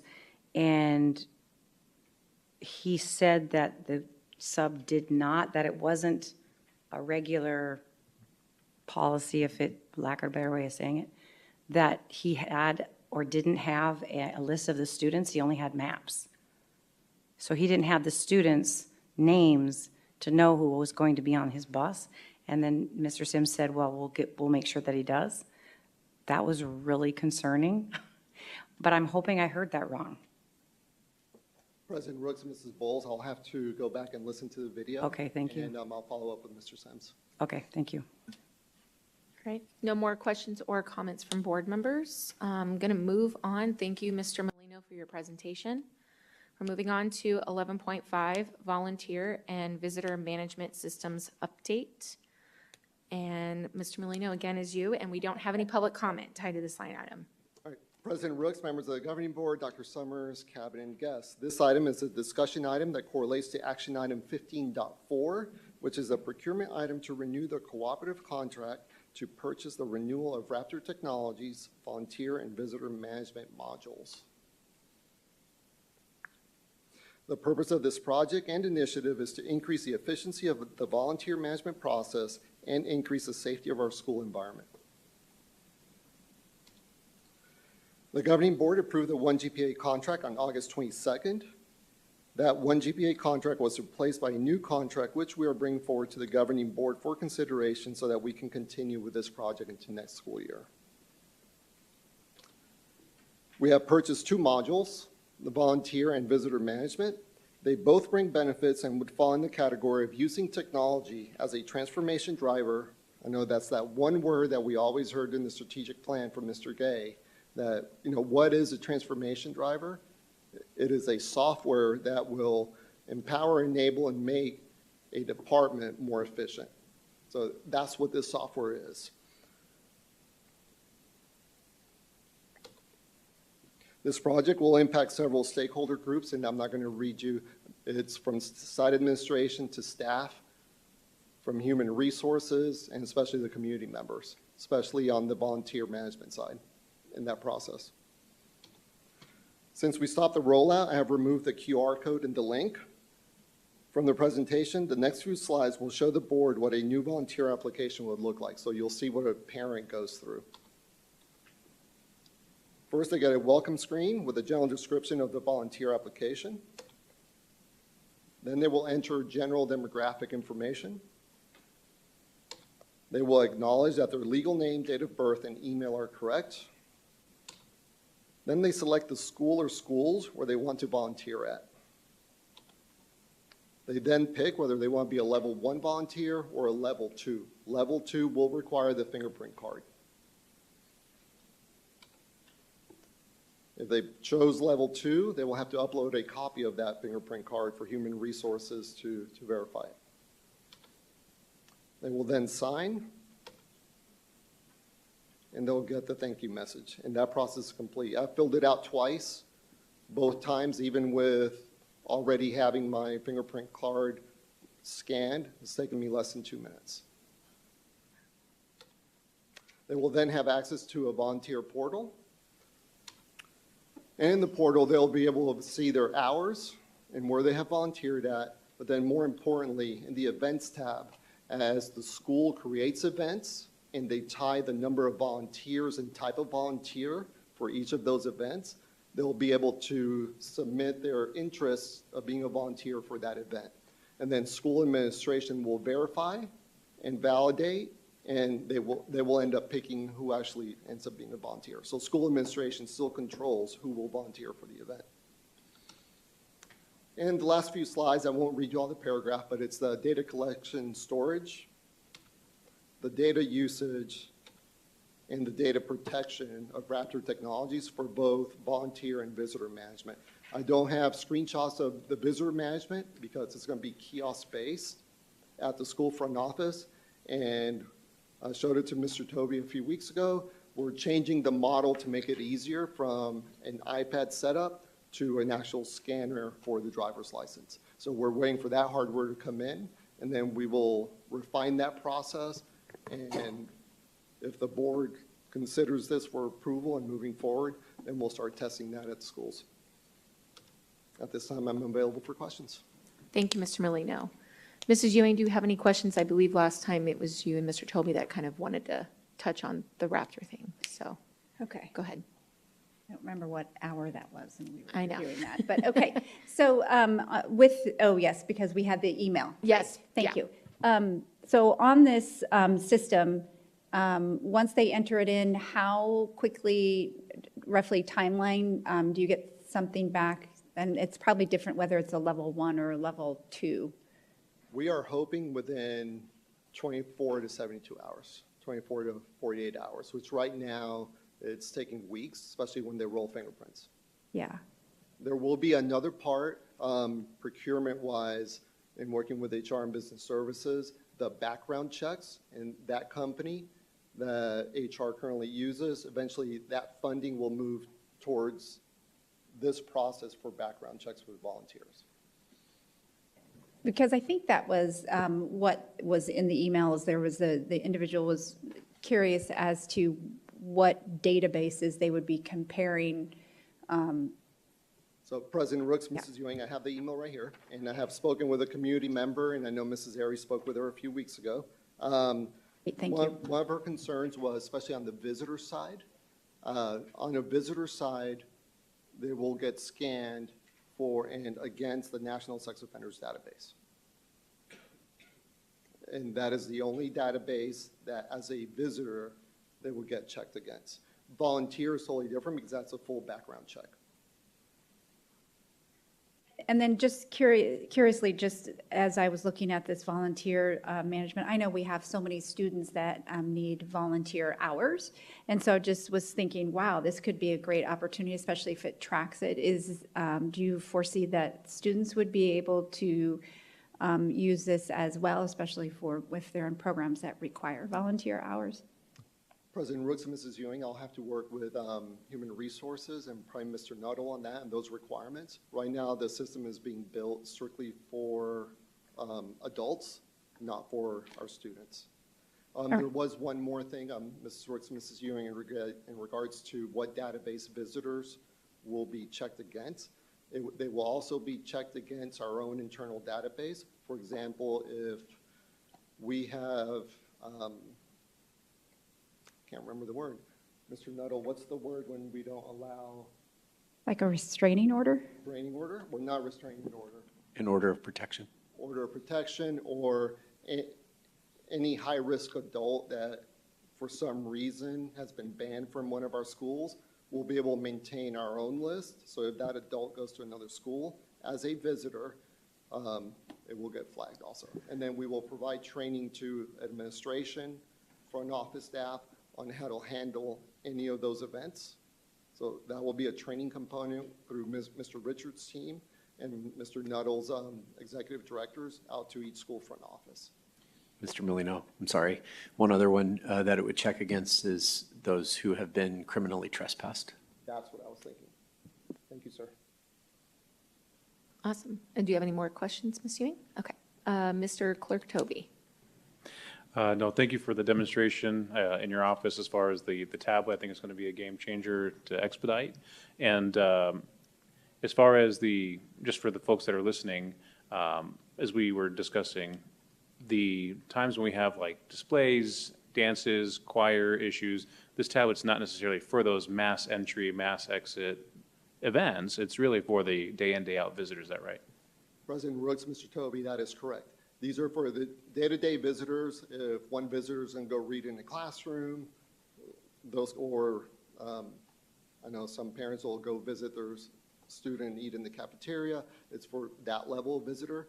For, let's say, a 9/11 Heroes barbecue at one of our schools, or those large assemblies, we won't use this. Because in that case, all those adults are surrounded by staff. They're not just alone in the classroom or in an individual setting. Thank you. Mrs. Profit, do you have any questions or comments? I'm very excited for this, both as a parent volunteer. I feel like having it all in one place is going to be a much more succinct process for allowing as much involvement from parents and community members on campus while safely protecting our students. I appreciate that it is checking against those databases for sex offenders and orders of protection and just keeping our students safe. But I think it actually is going to allow a lot more community involvement in a much more organized way. And I hope that we see an increase in safe volunteerism because of this. Thank you, Mrs. Profit. Mrs. Bowles, do you have any questions or comments? I do. I have a question. The level 2 fingerprint clearance, running a statewide social service agency, I know there's a couple different kinds of level 2. Is the level 2 you're speaking to the same as what a professional or even parapro would receive, checking the education box? Because I know that's a little more in depth. Does that make sense? Mrs. Besley, can you assist with that one? Thank you, Mrs. Bowles and members of our governing board. We will be asking for the IVP fingerprint card for parents for the overnight and out-of-state field trips. That is the fingerprint card that is currently needed for all individuals that are working with students in our school district. So just for It is the IVP card, not the level 1. Okay, so when you actually fill the application out, you check education? Do you know? I would have to get back to you. There are several levels through DPS. Yeah. And so the one for school districts is the most restrictive one, where they do the longest checks, the biggest checks. That is the IVP fingerprint card. That is the card that our teachers need, instructional assistants need, coaches need that, anyone working with students. Okay, I just know that on the actual application, it says education, but you answered that. Thank you. You're very welcome. Thank you. All right, if no other questions or comments, I'm good. I'm really excited about this. I'm glad that we were able to at least just bring it here so we could ask the questions and comments. So I appreciate you reaching out to the community member as well. So thank you. Thank you, ma'am. All right, moving on to 11.6, Technology Department Update. Mr. Molino, again, long night. We also have public comment tied to this item, so when you're done. President Rooks, members of the governing board, Dr. Summers, cabinet and guests, this item is a discussion item that correlates to action items 15.5 and 15.6, which are the procurement items to approve cooperative contracts that would allow us to procure the items needed to fulfill the planned purchase or the replacement cycle of desktop and laptop computers. Ms. Myers has presented several times the planned expenditure of up to $5 million on technology replacement items. The items in need are approximately 2,300 laptops, which will be 5 to 6 years old at the time of replacement. This includes almost all teacher laptops. The replaced laptops will be kept for emergency replacements of items that break and used for parts. So we will not dispose of them. We will put them in our warehouse and we'll use them for parts until they are just don't work anymore. Approximately 2,650 desktops will be replaced, and their average age right now is 8 to 10 years old. These desktops must be replaced before October 2025, ahead of the end of support deadline for Windows 10, since they are not capable of being upgraded to Windows 11. The desktops are in student computer labs and some staff machines district-wide. At this time, I'm available for questions. Thank you, Mr. Molino. Mrs. Ewing, do you have any? I apologize again. All right. We do have public comment, Mr. Molino, so we will go to that first. For 3 minutes, Ms. Trina Berg. Good evening again, President Rooks, members of the board, Superintendent Summers, Cabinet. As a teacher in the district, I'm very excited to see that we are going to be replacing some computers, because I can tell you, since we use them frequently and often, these are all purchased during COVID times. With the fortunate, we were able to purchase them all with a lot of the ESSER funding. But they've run their course. They're very slow, they're old. So I'm very excited to see that we're going to be replacing our computers. I do have a concern, though, when it comes to technology in our district. Unfortunately, our board did not fully support our bond and did not campaign for the bond.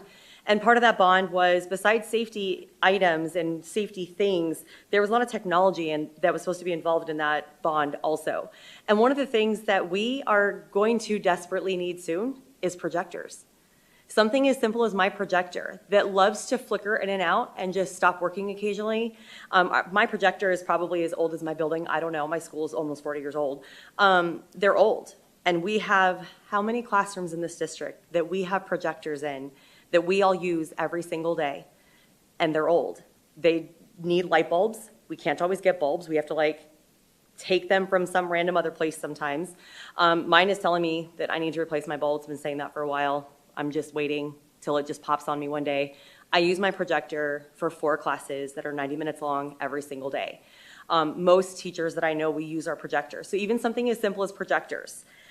It's not a high technology item. You don't think about something like that, but we need projectors. Thankfully, Christian was in my room the other day because my little Wi-Fi thing completely just stopped working. The internet in my room, everything loaded like an old school printer, slowly from the top down. Those things are starting to go as well. And I know that that's on the list to be updated because I was told that, but projectors. We need other technology things besides just computers. I don't know what I'm going to do when my projector just decides to break. They're the old Epson ones. They are old. There are other technology things that would have been part of the bond that we are going to, you, the board, are going to have to decide how we're going to fund them since you chose not to support the bond.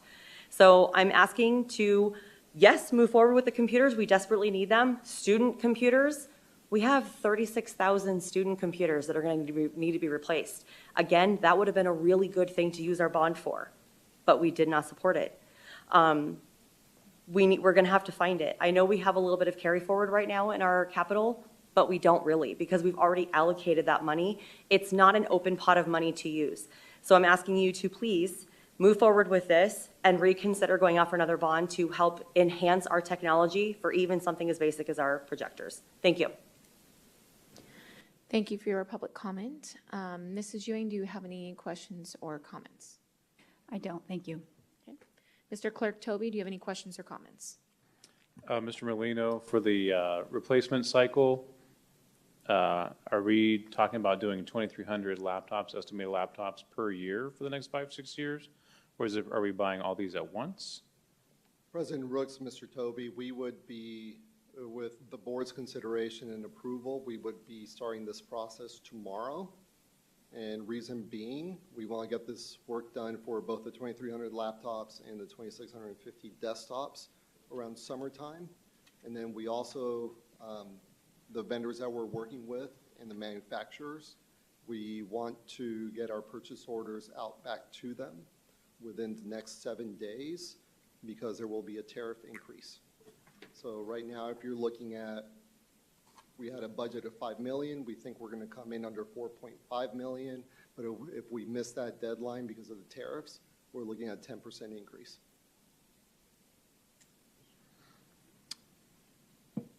So as far as the quantity though, because obviously we have more than 2,300 students that have laptops, I'm just curious how that rollout's going to happen.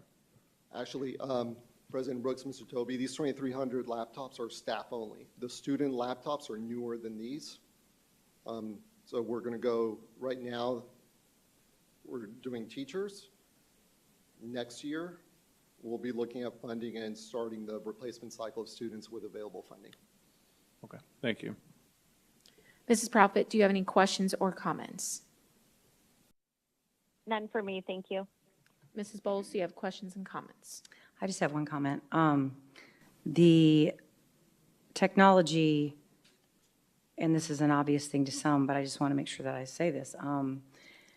There are grants out there. In fact, I stood on the field with Mrs. Vesley for the Diamondbacks. We got $5,000 for a school for technology, the latest iPads, you know, for a special ed group of kids. So bonds are not the only way we can get money for technology. So if anybody had any questions on that, I'd be more than happy to help with that or give insight in that if you need that. But there are monies in our communities, and there are also businesses that would probably want to, you know, give instead of giving it to the government, give it to their kids' school. So I just wanted to say that. Thank you. Thank you. Mr. Molino, I have no questions, so I appreciate the presentation. Moving on to 11.7, Strategic Planning Update. Dr. Summers. Terry, can you help me drive, sir? Thank you. Okay, thank you, President Rooks and Governing Board. So this is a change of pace because Mr. Molino was doing such a great job. So you have a different voice talking to you about a update related to strategic planning that is attached to action item 15.8. So I just wanted to start by shaping the background information, which takes you back to September 26, 2024, the consideration to approve to issue a request for proposal for strategic planning consulting, data analytics, and program evaluations. So if you go to slide 3 there, please, Terry. What I just wanted to speak to is the way that the scope of work for this project has been outlined. So you'll see here that we have phase 1 of the scope of work that will consist of the actual refinement of our strategic plan, as well as how we will foster community and stakeholder engagement in that process. We're anticipating a timeline that will last approximately 4 to 6 months, hopefully commencing as early as April and taking us into early fall. That will be subject to what will all be involved in making sure that we take data and feedback that we already have, as well as incorporating that into a refined strategic plan that I believe will at least help us map out the next 5 years and going forward in that process. I think a very important aspect of that plan is to identify key performance indicators and that metrics for success. So we're envisioning a dashboard that can be very clearly accessed and shared with the community so that there's a real clear line of what are the different pillars and what are the different processes and how do we measure that success in terms of where we are and where we're going and how we'll get there. And then if you go to the next slide, please, Terry. In terms of phase 2, and this timeline and the details of this work are still to be determined, but the strategic plan just can't sit on a shelf or on a website and do its job. So what we really envision here is aligned effort across the organization to develop our leadership capacity, implement continuous improvement frameworks, support our ongoing and systematic evaluation, as well as providing ongoing support from the perspective of not just school leadership, but again, how do we engage as a community around a living, breathing document, if you will. And I believe this will align very closely with the board's expectations that aren't just articulated through the superintendent goals, but will really keep us on track. It'll really keep us and our community apprised of what steps we're taking and the progress that we're making as a result. I stand open for any questions that you may have and President Ricks, hand it back off to you, ma'am. Thank you. Mrs. Ewing, do you have any questions or comments? No, I think that if I end up with questions, I'll just talk to Dr. Summers, but I don't have any. Okay, big all right. ones. Clerk Toby? None for me, thank you. Okay, Mrs. Proudfit? No questions, just wanted to voice my excitement and looking to support admin as they undergo this process. Excited for updates of where you guys are at each step of the way. All right, Mrs. Bowles, do you have any questions or comments? I don't have any questions. I do want to say, again, thank you for taking the time, taking more time if needed to do this right, Ed, and a lot of thought and planning going into this, and I appreciate that. I'm also excited. I think we're starting to become a little more cohesive as a board, and just I'm excited to see what the outcome is going to be. Thank you. All right, I don't have any questions either. Thank you. Moving on, thank you, Dr. Summers. Moving on to 12, address consent agenda. 12.1, address consent agenda and consider approval or recommend changes. So I just need a motion to approve the consent agenda as presented or recommend any changes. I will motion that we approve the consent agenda as shown. I will second. So we have a motion made by Mrs. Ewing and a second made by myself. If you could please run us through a voice vote. President Rooks? Yes. Mrs. Ewing? Yes. Mrs. Proudfit? Yes. Mrs. Bowles? Yes. Mr. Toby? Yes.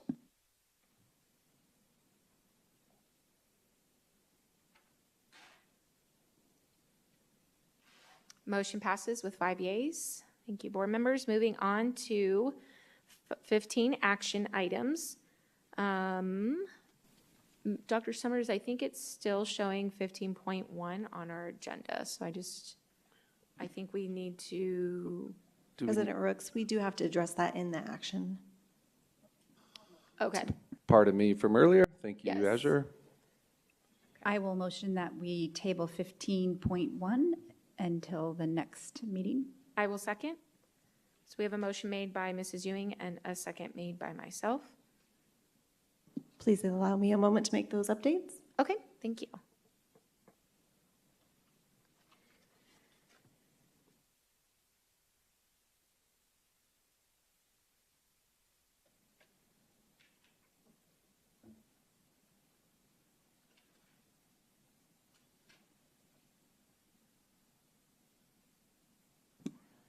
Could I have you please repeat who made the motion and who was the second? Yes, Mrs. Ewing made the motion and I made the second. Thank you. We are ready to proceed. Okay, if you could run us through a voice vote as well.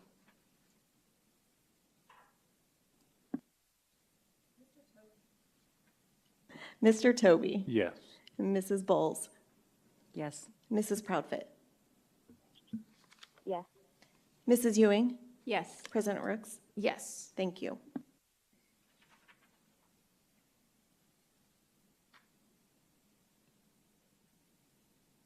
Motion passes with 5 yeas.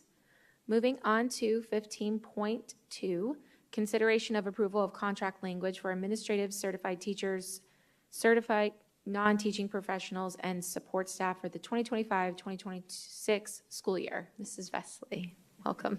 Sorry. That's a lot to say at Yes, 10 o'clock tongue at twister night. there. Good evening, President Rooks, Clerk Toby, governing board members, cabinet, and guests that are still here with us. Tonight, I am bringing forward for your consideration and approval the contract language for most of our employee groups for the 2025-2026 school year. Attached, you will see contract language for administrators, certified employees, non-teaching professionals, psychologists, and our classified employees. The big change that you will notice in each of the proposed contracts is the removal of language around liquidated damages. This removal now coincides with current policy GCQC that we worked on earlier between the months of August and October. Legal counsel has reviewed all contract language, which we are bringing forth for you tonight.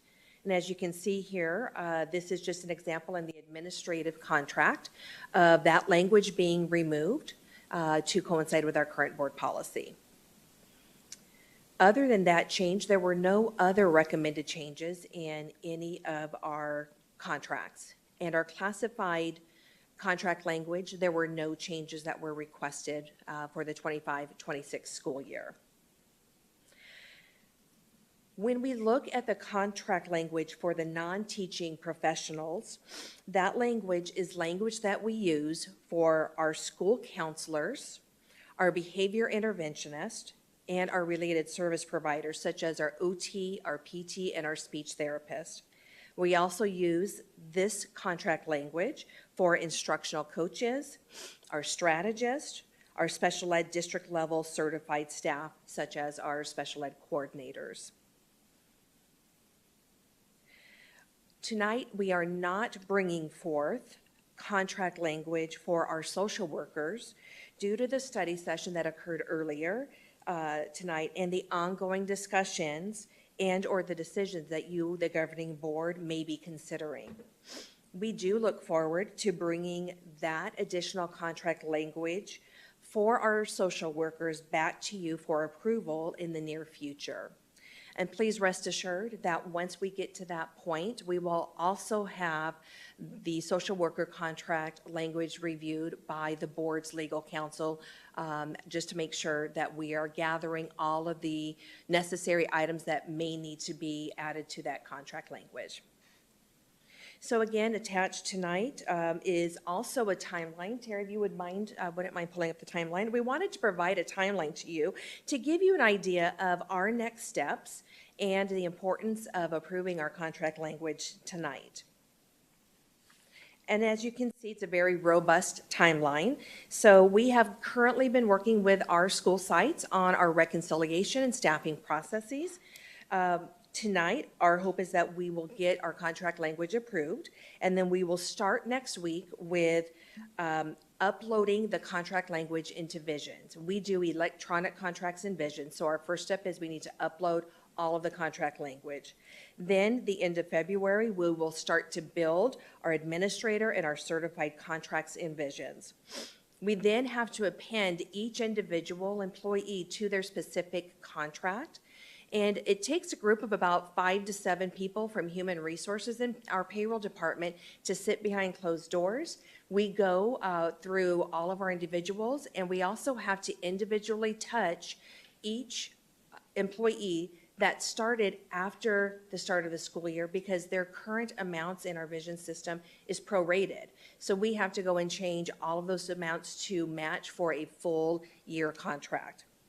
We then test our contracts in our system around March 10th through the 13th to make sure that we are ready to go live. And our goal is to be bringing the rehire list back to you, the governing board, on March 13th. And with the new state law that's in effect, we may not offer any contracts to individuals prior to March 15th. So our goal is on March 13th, we'll bring that rehire list. And on Saturday, March 15th, we will hit the publish button and we will start to publish our contracts for those employee groups. As you see, our certified staff will have 15 business days by law. And then our administrator and our psychologist contracts and employees will have 30 calendar days. And then below you will see that we'll start the process again for our classified letters of reasonable assurance. We'll be bringing that process to you in April and the rehire list. And then we hope to go live with our publishing of classified LORAs around April 11th. So with that, we look forward to any questions that you may have, and we look forward to your approval of our contract language tonight so that we may begin the work of building out the electronic contracts within our vision system. Thank you, Mrs. Wesley, for the presentation. We do not have any public comment tied to this line item, so Mrs. Ewing, I was just double checking, making sure. No, I don't have any questions on this, but, so thank you. Okay. Mr. Clerk Toby. None for me, thank you. Mrs. Proudfit, do you have any questions or comments? No, none for me, thanks. Okay, Mrs. Bowles, do you have any questions or comments? Thank you first for the timeline. That's very visual, and I needed that. You mentioned school counselors. Is that the guidance counselors, high school counselors? The one we're speaking to with the non-teaching professional contract? Mrs. Bowles, President Rooks, and members of the board, yes, that is correct. We do call them school counselors. That name changed about 3 or 4 years ago, away from guidance counselors to school counselors. So we are talking about our high school counselors. Okay, thank you. All right, I don't have any questions either, so thank you, Ms. Vesely, for the presentation and the timeline. I do appreciate that so that we can keep track of it, so thank you. My pleasure, thank you. With that, I just need a motion on the floor to approve the contract language for 2025-2026 school year as presented for the positions of certified teachers, certified non-teaching professionals, psychologists, administrators, and letters of reasonable assurance for classified support staff. I will motion to approve the contract language for the 2025-2026 school year as presented for the positions of certified teachers, certified non-teaching professionals, psychologists, administrators, and letters of reasonable assurance for classified support staff. And I'll second it. Okay. So we have a motion made by Mrs. Ewing and a second by Mrs. Bowles. If you could please run us through a voice vote. President Proudfoot, Yes. Mrs. Bowles, Yes. Mr. Toby, Yes. Mrs. Ewing, Yes. President Rooks, I apologize. That's okay. It's a long night. Yes. Thank you.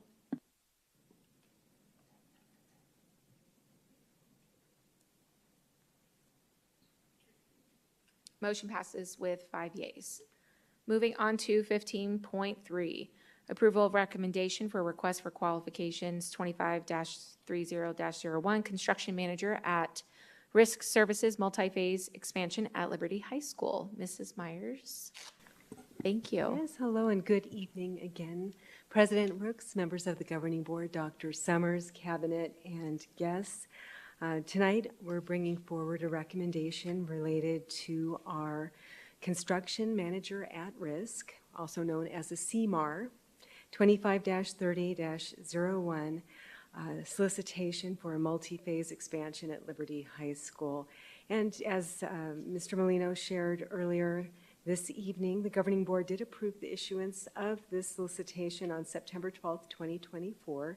And we have here on the screen the actual recommendation letter for award. And the purpose of this solicitation and contract is to identify a qualified vendor who can assist the district with providing construction for the multi-phase project at Liberty High School. And so when we issued the CMAR, a total of 234 vendors received the notification on azpurchasing.org, and 46 vendors downloaded the solicitation, and then 10 actually were a no bid.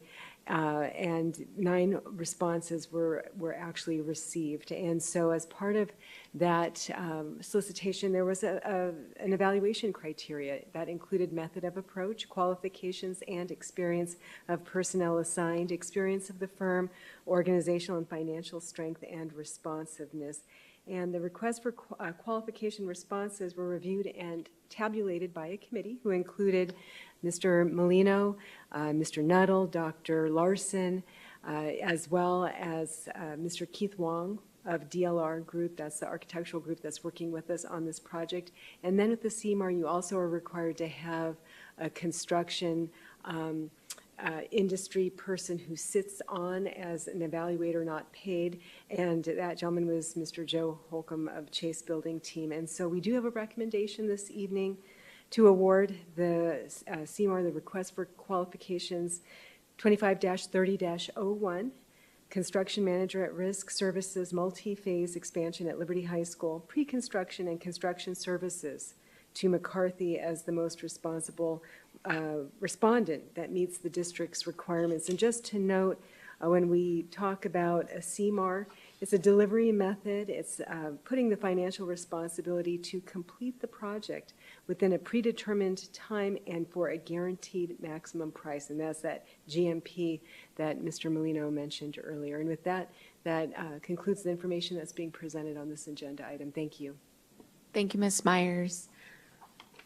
We do not have any public comment tied to this line item. So, Mrs. Ewing, any questions or comments? I do not. Thank you for bringing this forward. Mr. Clerk Toby, do you have any questions or comments? None for me, thanks. Mrs. Proudfit, do you have any questions or comments? None for me tonight. Okay. Mrs. Bowles, do you have any questions or comments? No, I don't have any, thank you. I don't have any either, Ms. Myers, so thank you for the presentation. I appreciate it. So I just need a motion to award the request for qualifications 25-30-01, request for qualifications 25-30-01, construction manager at Risk Services multi-phase expansion at Liberty High School to McCarthy. I will motion to approve the request for qualifications 25-30-01, request for qualifications 25-30-01, construction manager at Risk Services multi-phase expansion at Liberty High School to McCarthy. I will second. So we have a motion made by Clerk Toby and a second by myself. President Rooks, Yes. Mrs. Ewing, Yes. Mrs. Proudfit, Yes. Mrs. Bowles, Yes. Mr. Toby. Yes. Motion passes with 5 yeses.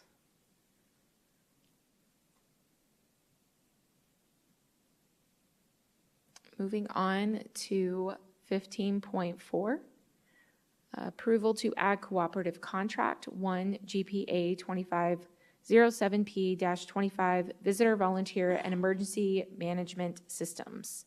Mrs. Myers. Thank you. Good evening again, President Brooks, members of the Governing Board, Dr. Summers, Cabinet, and Community.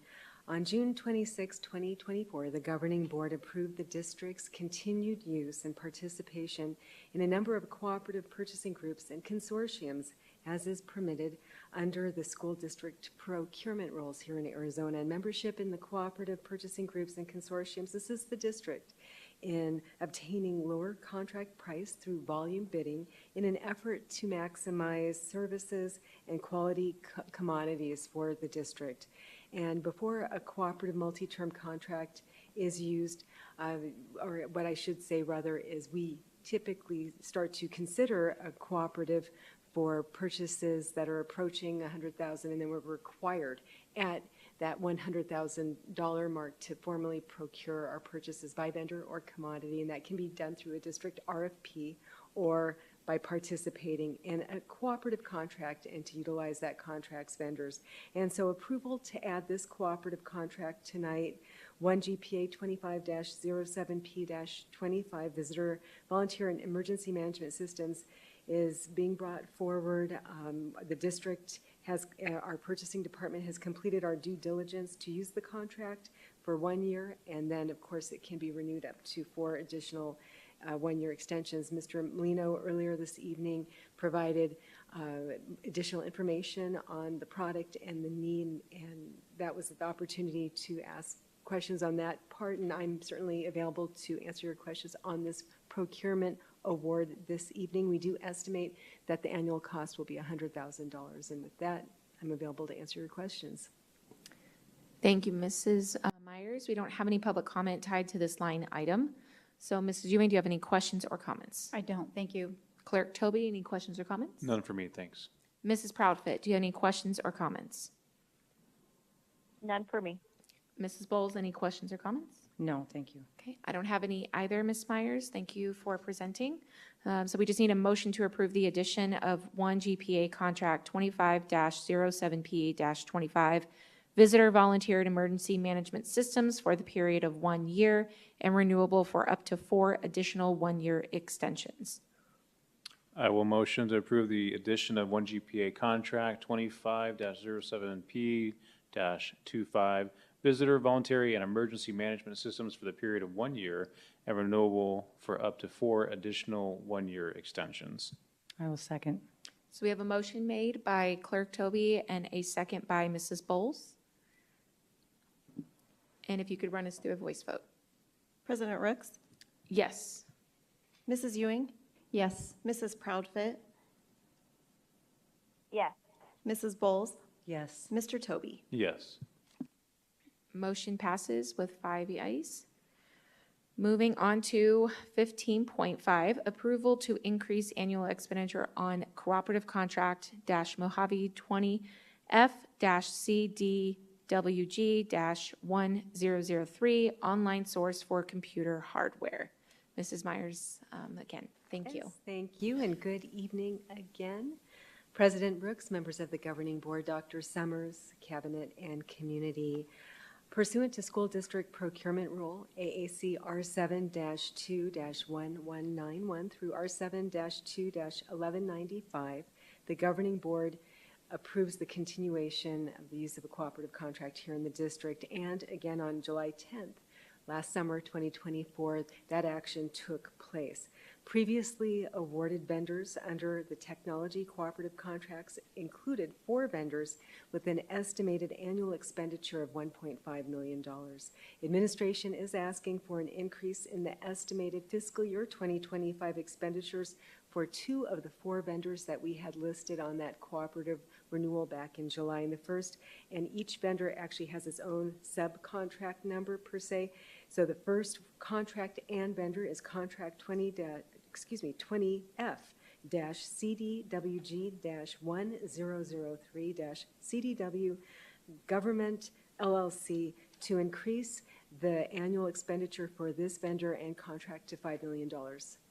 And then the second contract is 20F-SMI-1003 for Safari Micro Inc. with an increase to $2 million for the vendor total for the year. And again, this increase is in direct alignment for the district to move forward with the purchase of the technology items that Mr. Molino described earlier during his presentation.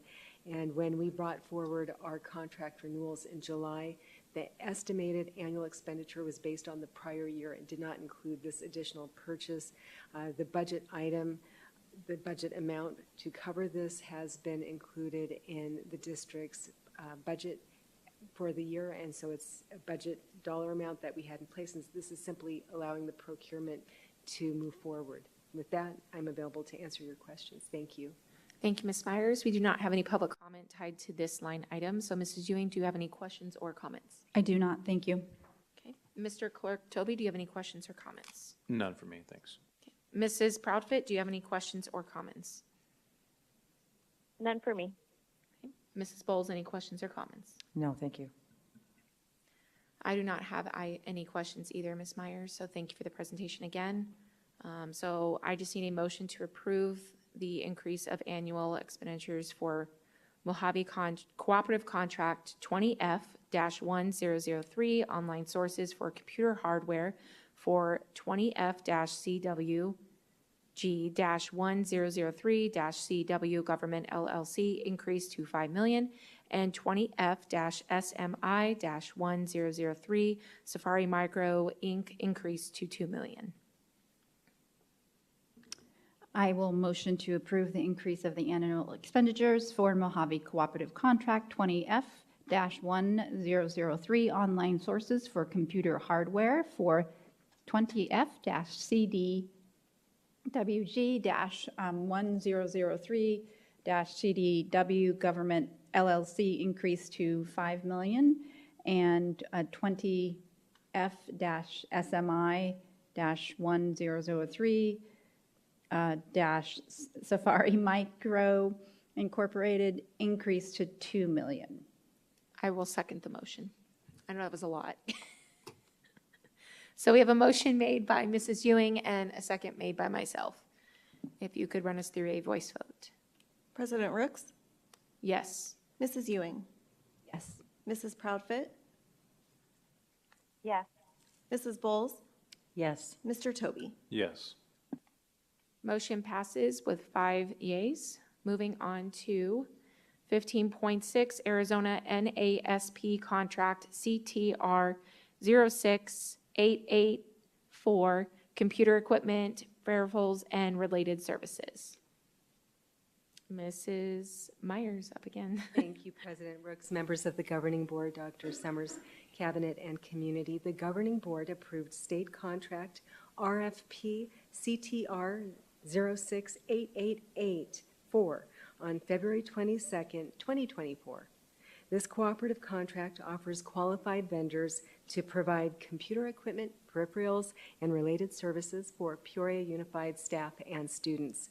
8 awarded vendors are included in this agenda item for approval for continued use in the district, and the purchases will be made during fiscal year 2025. So this action item is actually approving the continuation of the contract that was initially approved last year. So this will be the time when we'll be using this contract. And the vendors included were Milestone Computer Technology, CDW Government, Inc., She International Corp., DHE Computer Systems LLC, Insight Public Sector Inc., Worldwide Technology, Pacific Office Automation, and Riverside Technologies Inc.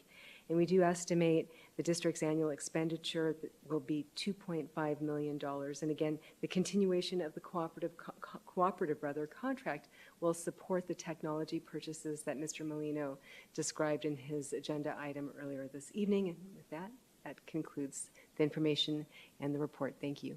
Thank you, Ms. Myers. We have no public comment tied to this line item. So Ms. Ewing, do you have any questions or comments? I do not, thank you. Clerk Toby, do you have any questions or comments? None, thank you. Mrs. Profit, do you have any questions or comments? None for me, thank you. Okay. Mrs. Bowles, any questions or comments? No, thank you.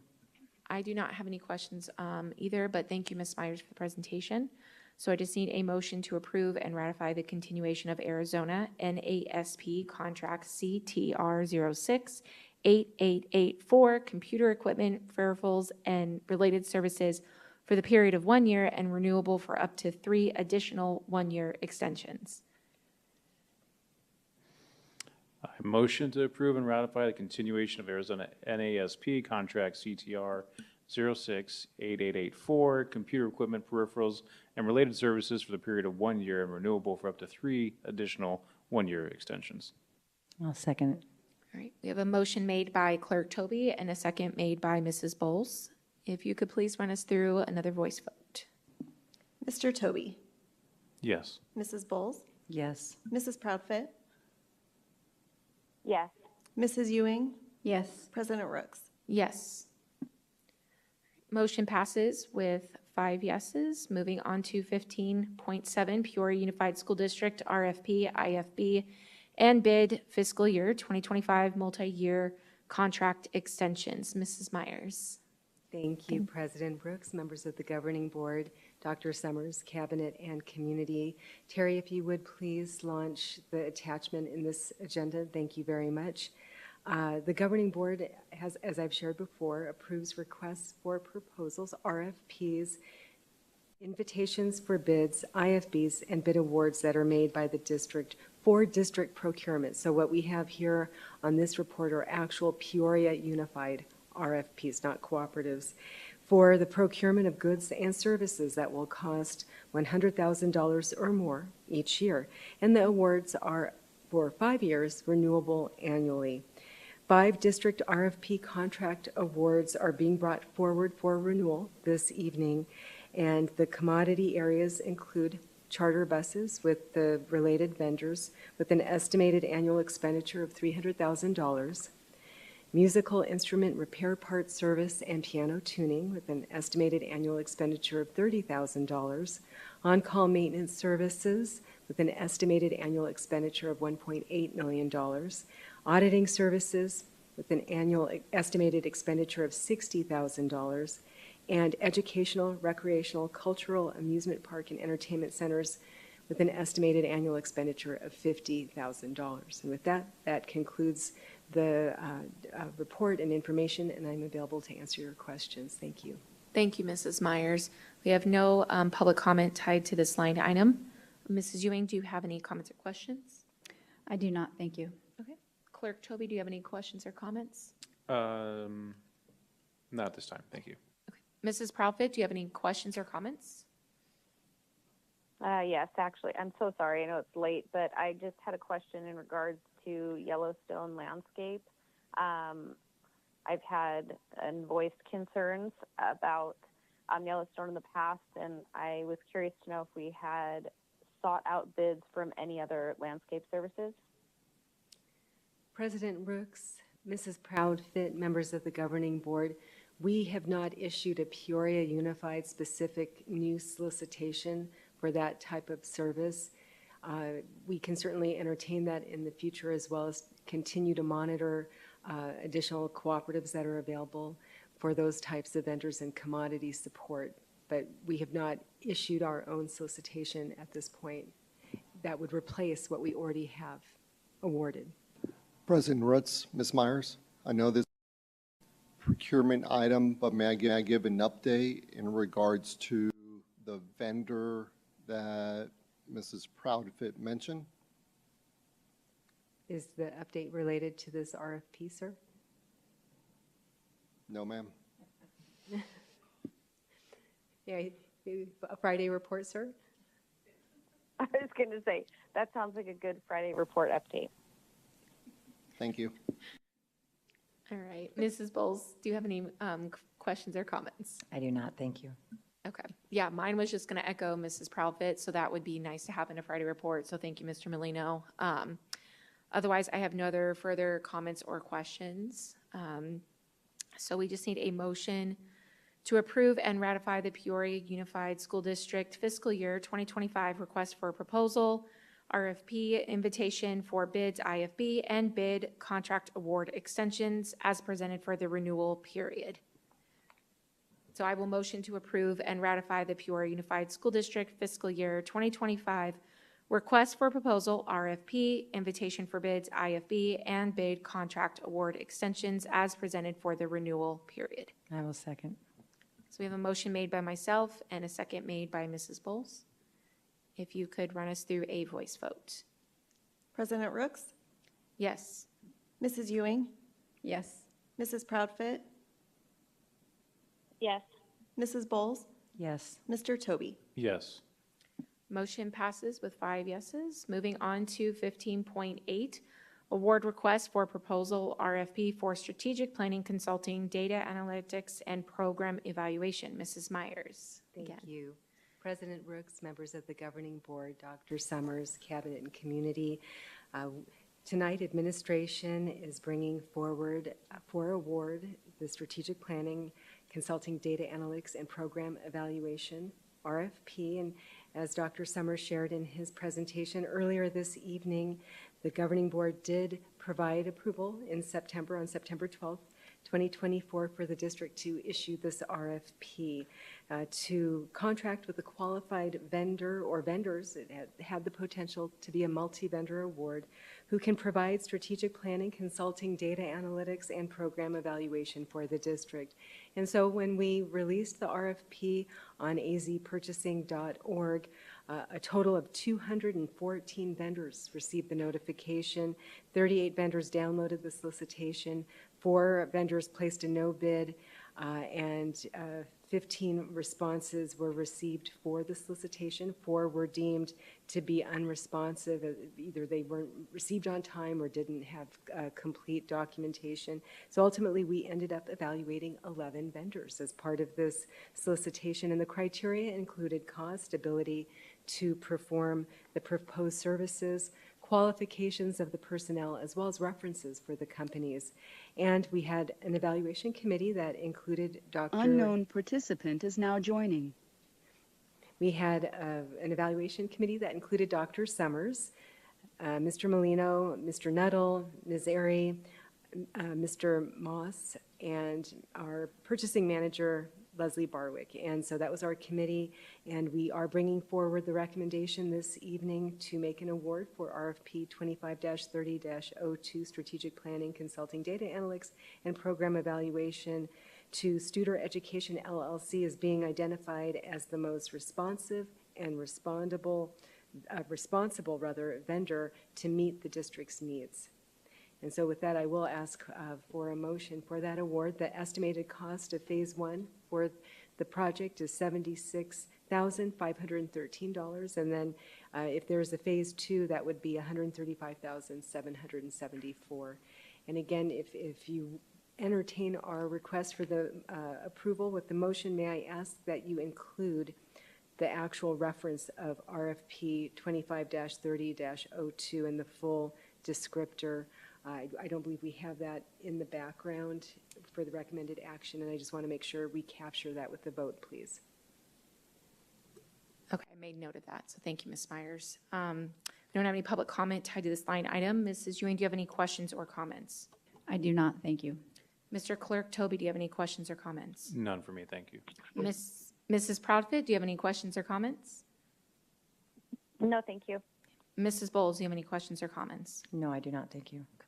I only have one question, and I just pulled up this, the award that it's being provided to, depending on board approval, Stutter Education. It looks like they have on here outsourcing, or that they have like the different states that they work with in different school districts. So I didn't know if, Dr. Summers, if you were aware that this was, this company was also in Colorado in the Lewis Palmer School District 38, from where you were from. So I don't know if you're familiar with them. I am. Okay. All right, I guess that's my only question. So thank you, Ms. Myers. So I just need a motion to award the request for proposal for strategic planning consulting, data analytics, and program evaluation to Stutter Inc. LLC. This will be a multi-term contract awarded for up to 5 years with annual news. And when we motion, we need to have the RFP 25-30-02. I will motion to award request for proposal RFP for strategic planning, consulting, data, analytics, and program evaluation for Stutter Education LLC. The RFP 25-30-02. And this will be a multi-term contract awarded for up to 5 years with annual renewals. Mrs. Myers, may I just confirm that RFP? Thank you. Is that RFP -25-30-02? Thank you. It's RFP 25-30-02, Strategic Planning, Consulting, Data Analytics, and Program Evaluation. Thank you. And we had a motion made by Mrs. Ewing, and I believe a second made by Mrs. Proudfit.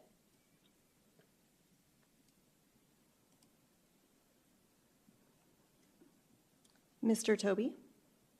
Yes. Mrs. Bowles? Yes. Mrs. Proudfit? Yes. Mrs. Ewing? Yes. President Rooks? No. Motion passes with 4 yeas and 1 no. Moving on to 15.9, approval to award RFP 23-28-08, Cheyenne Elementary School, weatherization and roof replacement change order number 1 as presented. Mrs. Myers. Yes, thank you. Good evening again. President Rooks, members of the Governing Board, Dr. Summers, Cabinet, and Community, we are at the last procurement agenda item for the evening. And the Governing Board did award bid number 23-28-08 on July 10th, 2024 for weatherization and roof replacement for Cheyenne Elementary School. The project is also an approved Arizona School Facilities Oversight Board renewal grant. The initial bid award was $1,836,000. A damaged, non-compliant substrate of gypsum wallboard and numerous areas of damaged existing plywood sheathing have been discovered during demolition as the construction work has taken place. And that was brought to our facilities group's attention late last week. And it is now being recommended that a change order be put in place to allow the contractor to repair and replace the substrate to properly continue with the roofing project. And the Arizona School Facilities Oversight Board is aware of this. They are asking us to initiate change order number 1 to bring forward tonight for your approval with an estimated cost of $192,866. Thank you. Thank you, Mrs. Myers. Again, no public comment tied to this line item. Board members, do you have any questions or comments? Okay. None for me, thank you. Mrs. Proudfit, any questions or comments? No, ma'am. Okay. Mrs. Bowles? Good. No, thank you. I don't have any either, so thank you, Mrs. Myers. So I need a motion to approve bid number 23-28-08, Cheyenne Elementary School weatherization and roof replacement. Recommended award to Edge Construction LLC for the Cheyenne Elementary School weatherization and roof replacement change order number 1 as presented. I'll second. Well, that was me just saying we need a motion. So I'll motion to approve bid number 23-28-08 Cheyenne Elementary School weatherization and roof replacement. Recommended award to Edge Construction LLC for the Cheyenne Elementary School weatherization and roof replacement change order number 1 as presented. And I'll second. So you have a motion made by myself and a second made by Mrs. Bowles. If you run us through a voice vote. President Rooks? Yes. Mrs. Ewing? Yes. Mrs. Proudfit? Yes. Mrs. Bowles? Yes. Mr. Toby? Yes. Motion passes with 5 yeas. Thank you, Ms. Myers, for all the presentations tonight. Moving on to 16, public comment, 16.1, request to address the governing board regarding matters not included on the agenda. We did have one on 8.1, and he did not have his glasses to read his comment. So I'm going to let him, he stayed the whole time to let him read his public comment on 16.1. So Zachary, please come up. You have 3 minutes. Okay, thank you. All right. Hello, President Rooks, board members, audience. I'm Zach Chayka, POSD alumni and an ASU student about to graduate in May with a degree in poli-sci and history. I was asked today to provide some feedback on the history curriculum within the district. Now, I graduated from the district in 2022, so there's a lot that's been changed since then. There are a lot of things I love about the curriculum, particularly the focus on open discussion and the student analysis of primary and secondary sources that weren't really in there when I was in school. But there are a lot of major issues with it, and I don't have enough time to cover them all. So when I was in school, social studies always had to cover too much in a very short amount of time, and we ended up always having to leave out some of the most important parts of classes or history. And when you learn history in university, the expectation is that you have a decent understanding of the most important world events throughout history on a timeline, like the full timeline of events. But the classes rarely made it far enough to go over topics like the Cold War, Ottoman expansion, or even 21st century history. And pre-university history should be broad, as to cover as much of this historical timeline as possible, and social sciences should focus on the American topics of government economics and geography. And that being said, the curriculum I was shown is very narrow on small, minor details that don't really matter as much as that general timeline. And there are 3 main topics that were presented that I just wanted to talk about that focus on that narrow lens of history within the curriculum. The first is regarding ethnicity.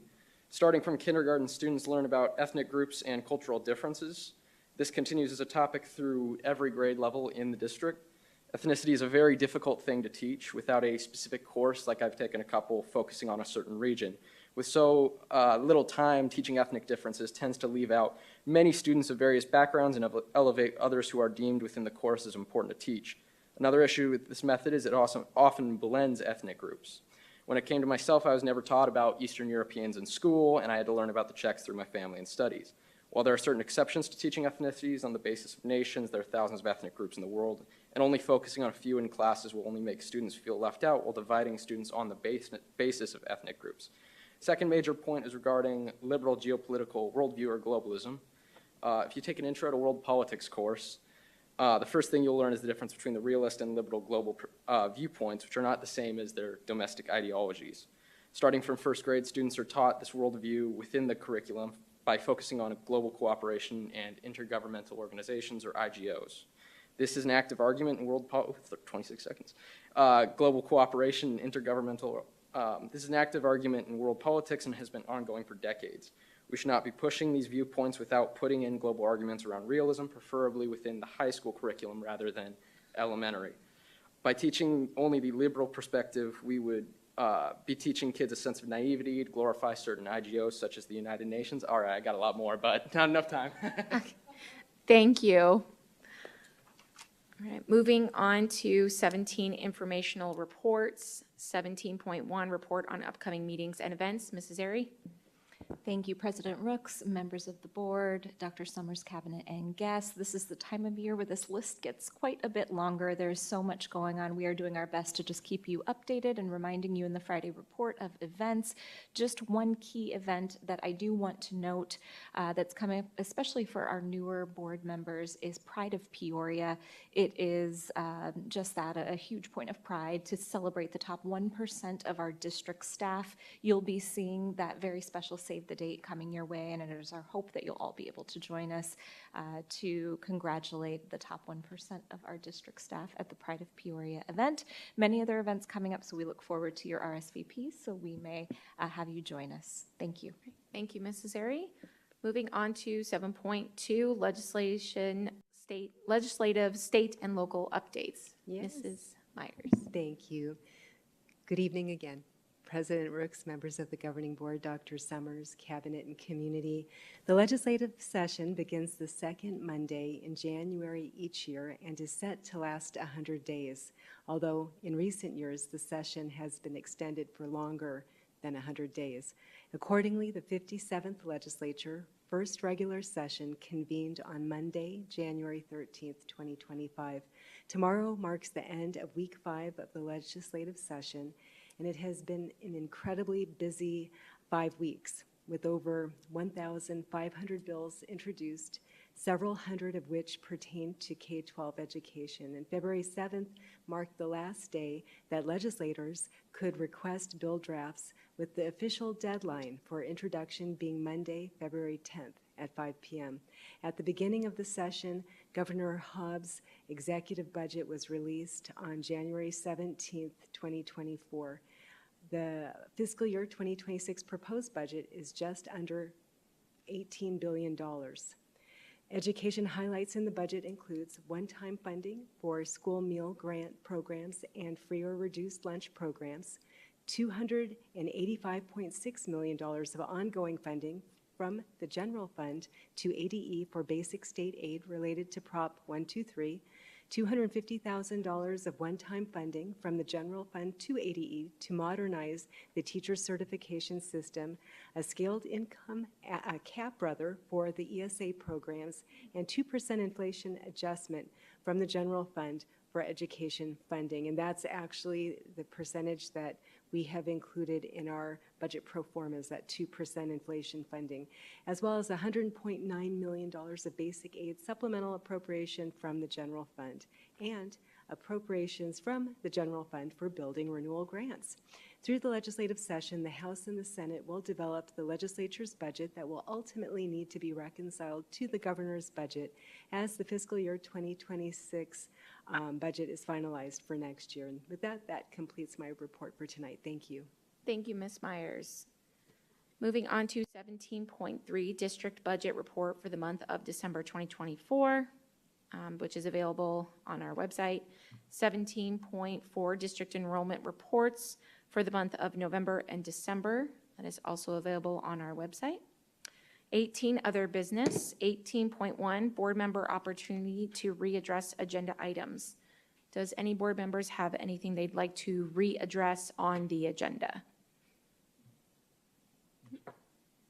Okay. Moving on to 18.2, request for agenda items for future governing board meetings. Mrs. Ewing, do you have any? I won't ask for any. Okay. Yep. Clerk Toby, do you have any future requests? Just 2 items. First one, I think in conjunction with what we were previously discussing, following an executive session at our next board meeting, I would like to bring back the licensure policy for a second read and discussion and possible implementation. I will second that.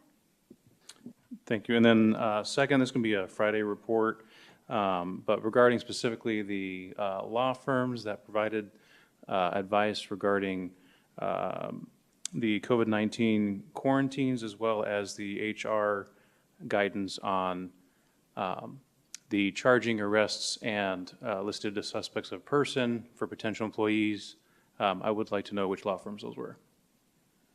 I'll second. Do you have any, or is that it? I believe that's it. Okay. Moving on, Mrs. Bowles, do you have any requests? I do. Future agenda item, request for a future agenda item to discuss what purpose, sorry, it's late, to discuss Southwest Behavior Health. What purpose do they serve on our campuses? And what is the cost for them to use our offices and our facilities?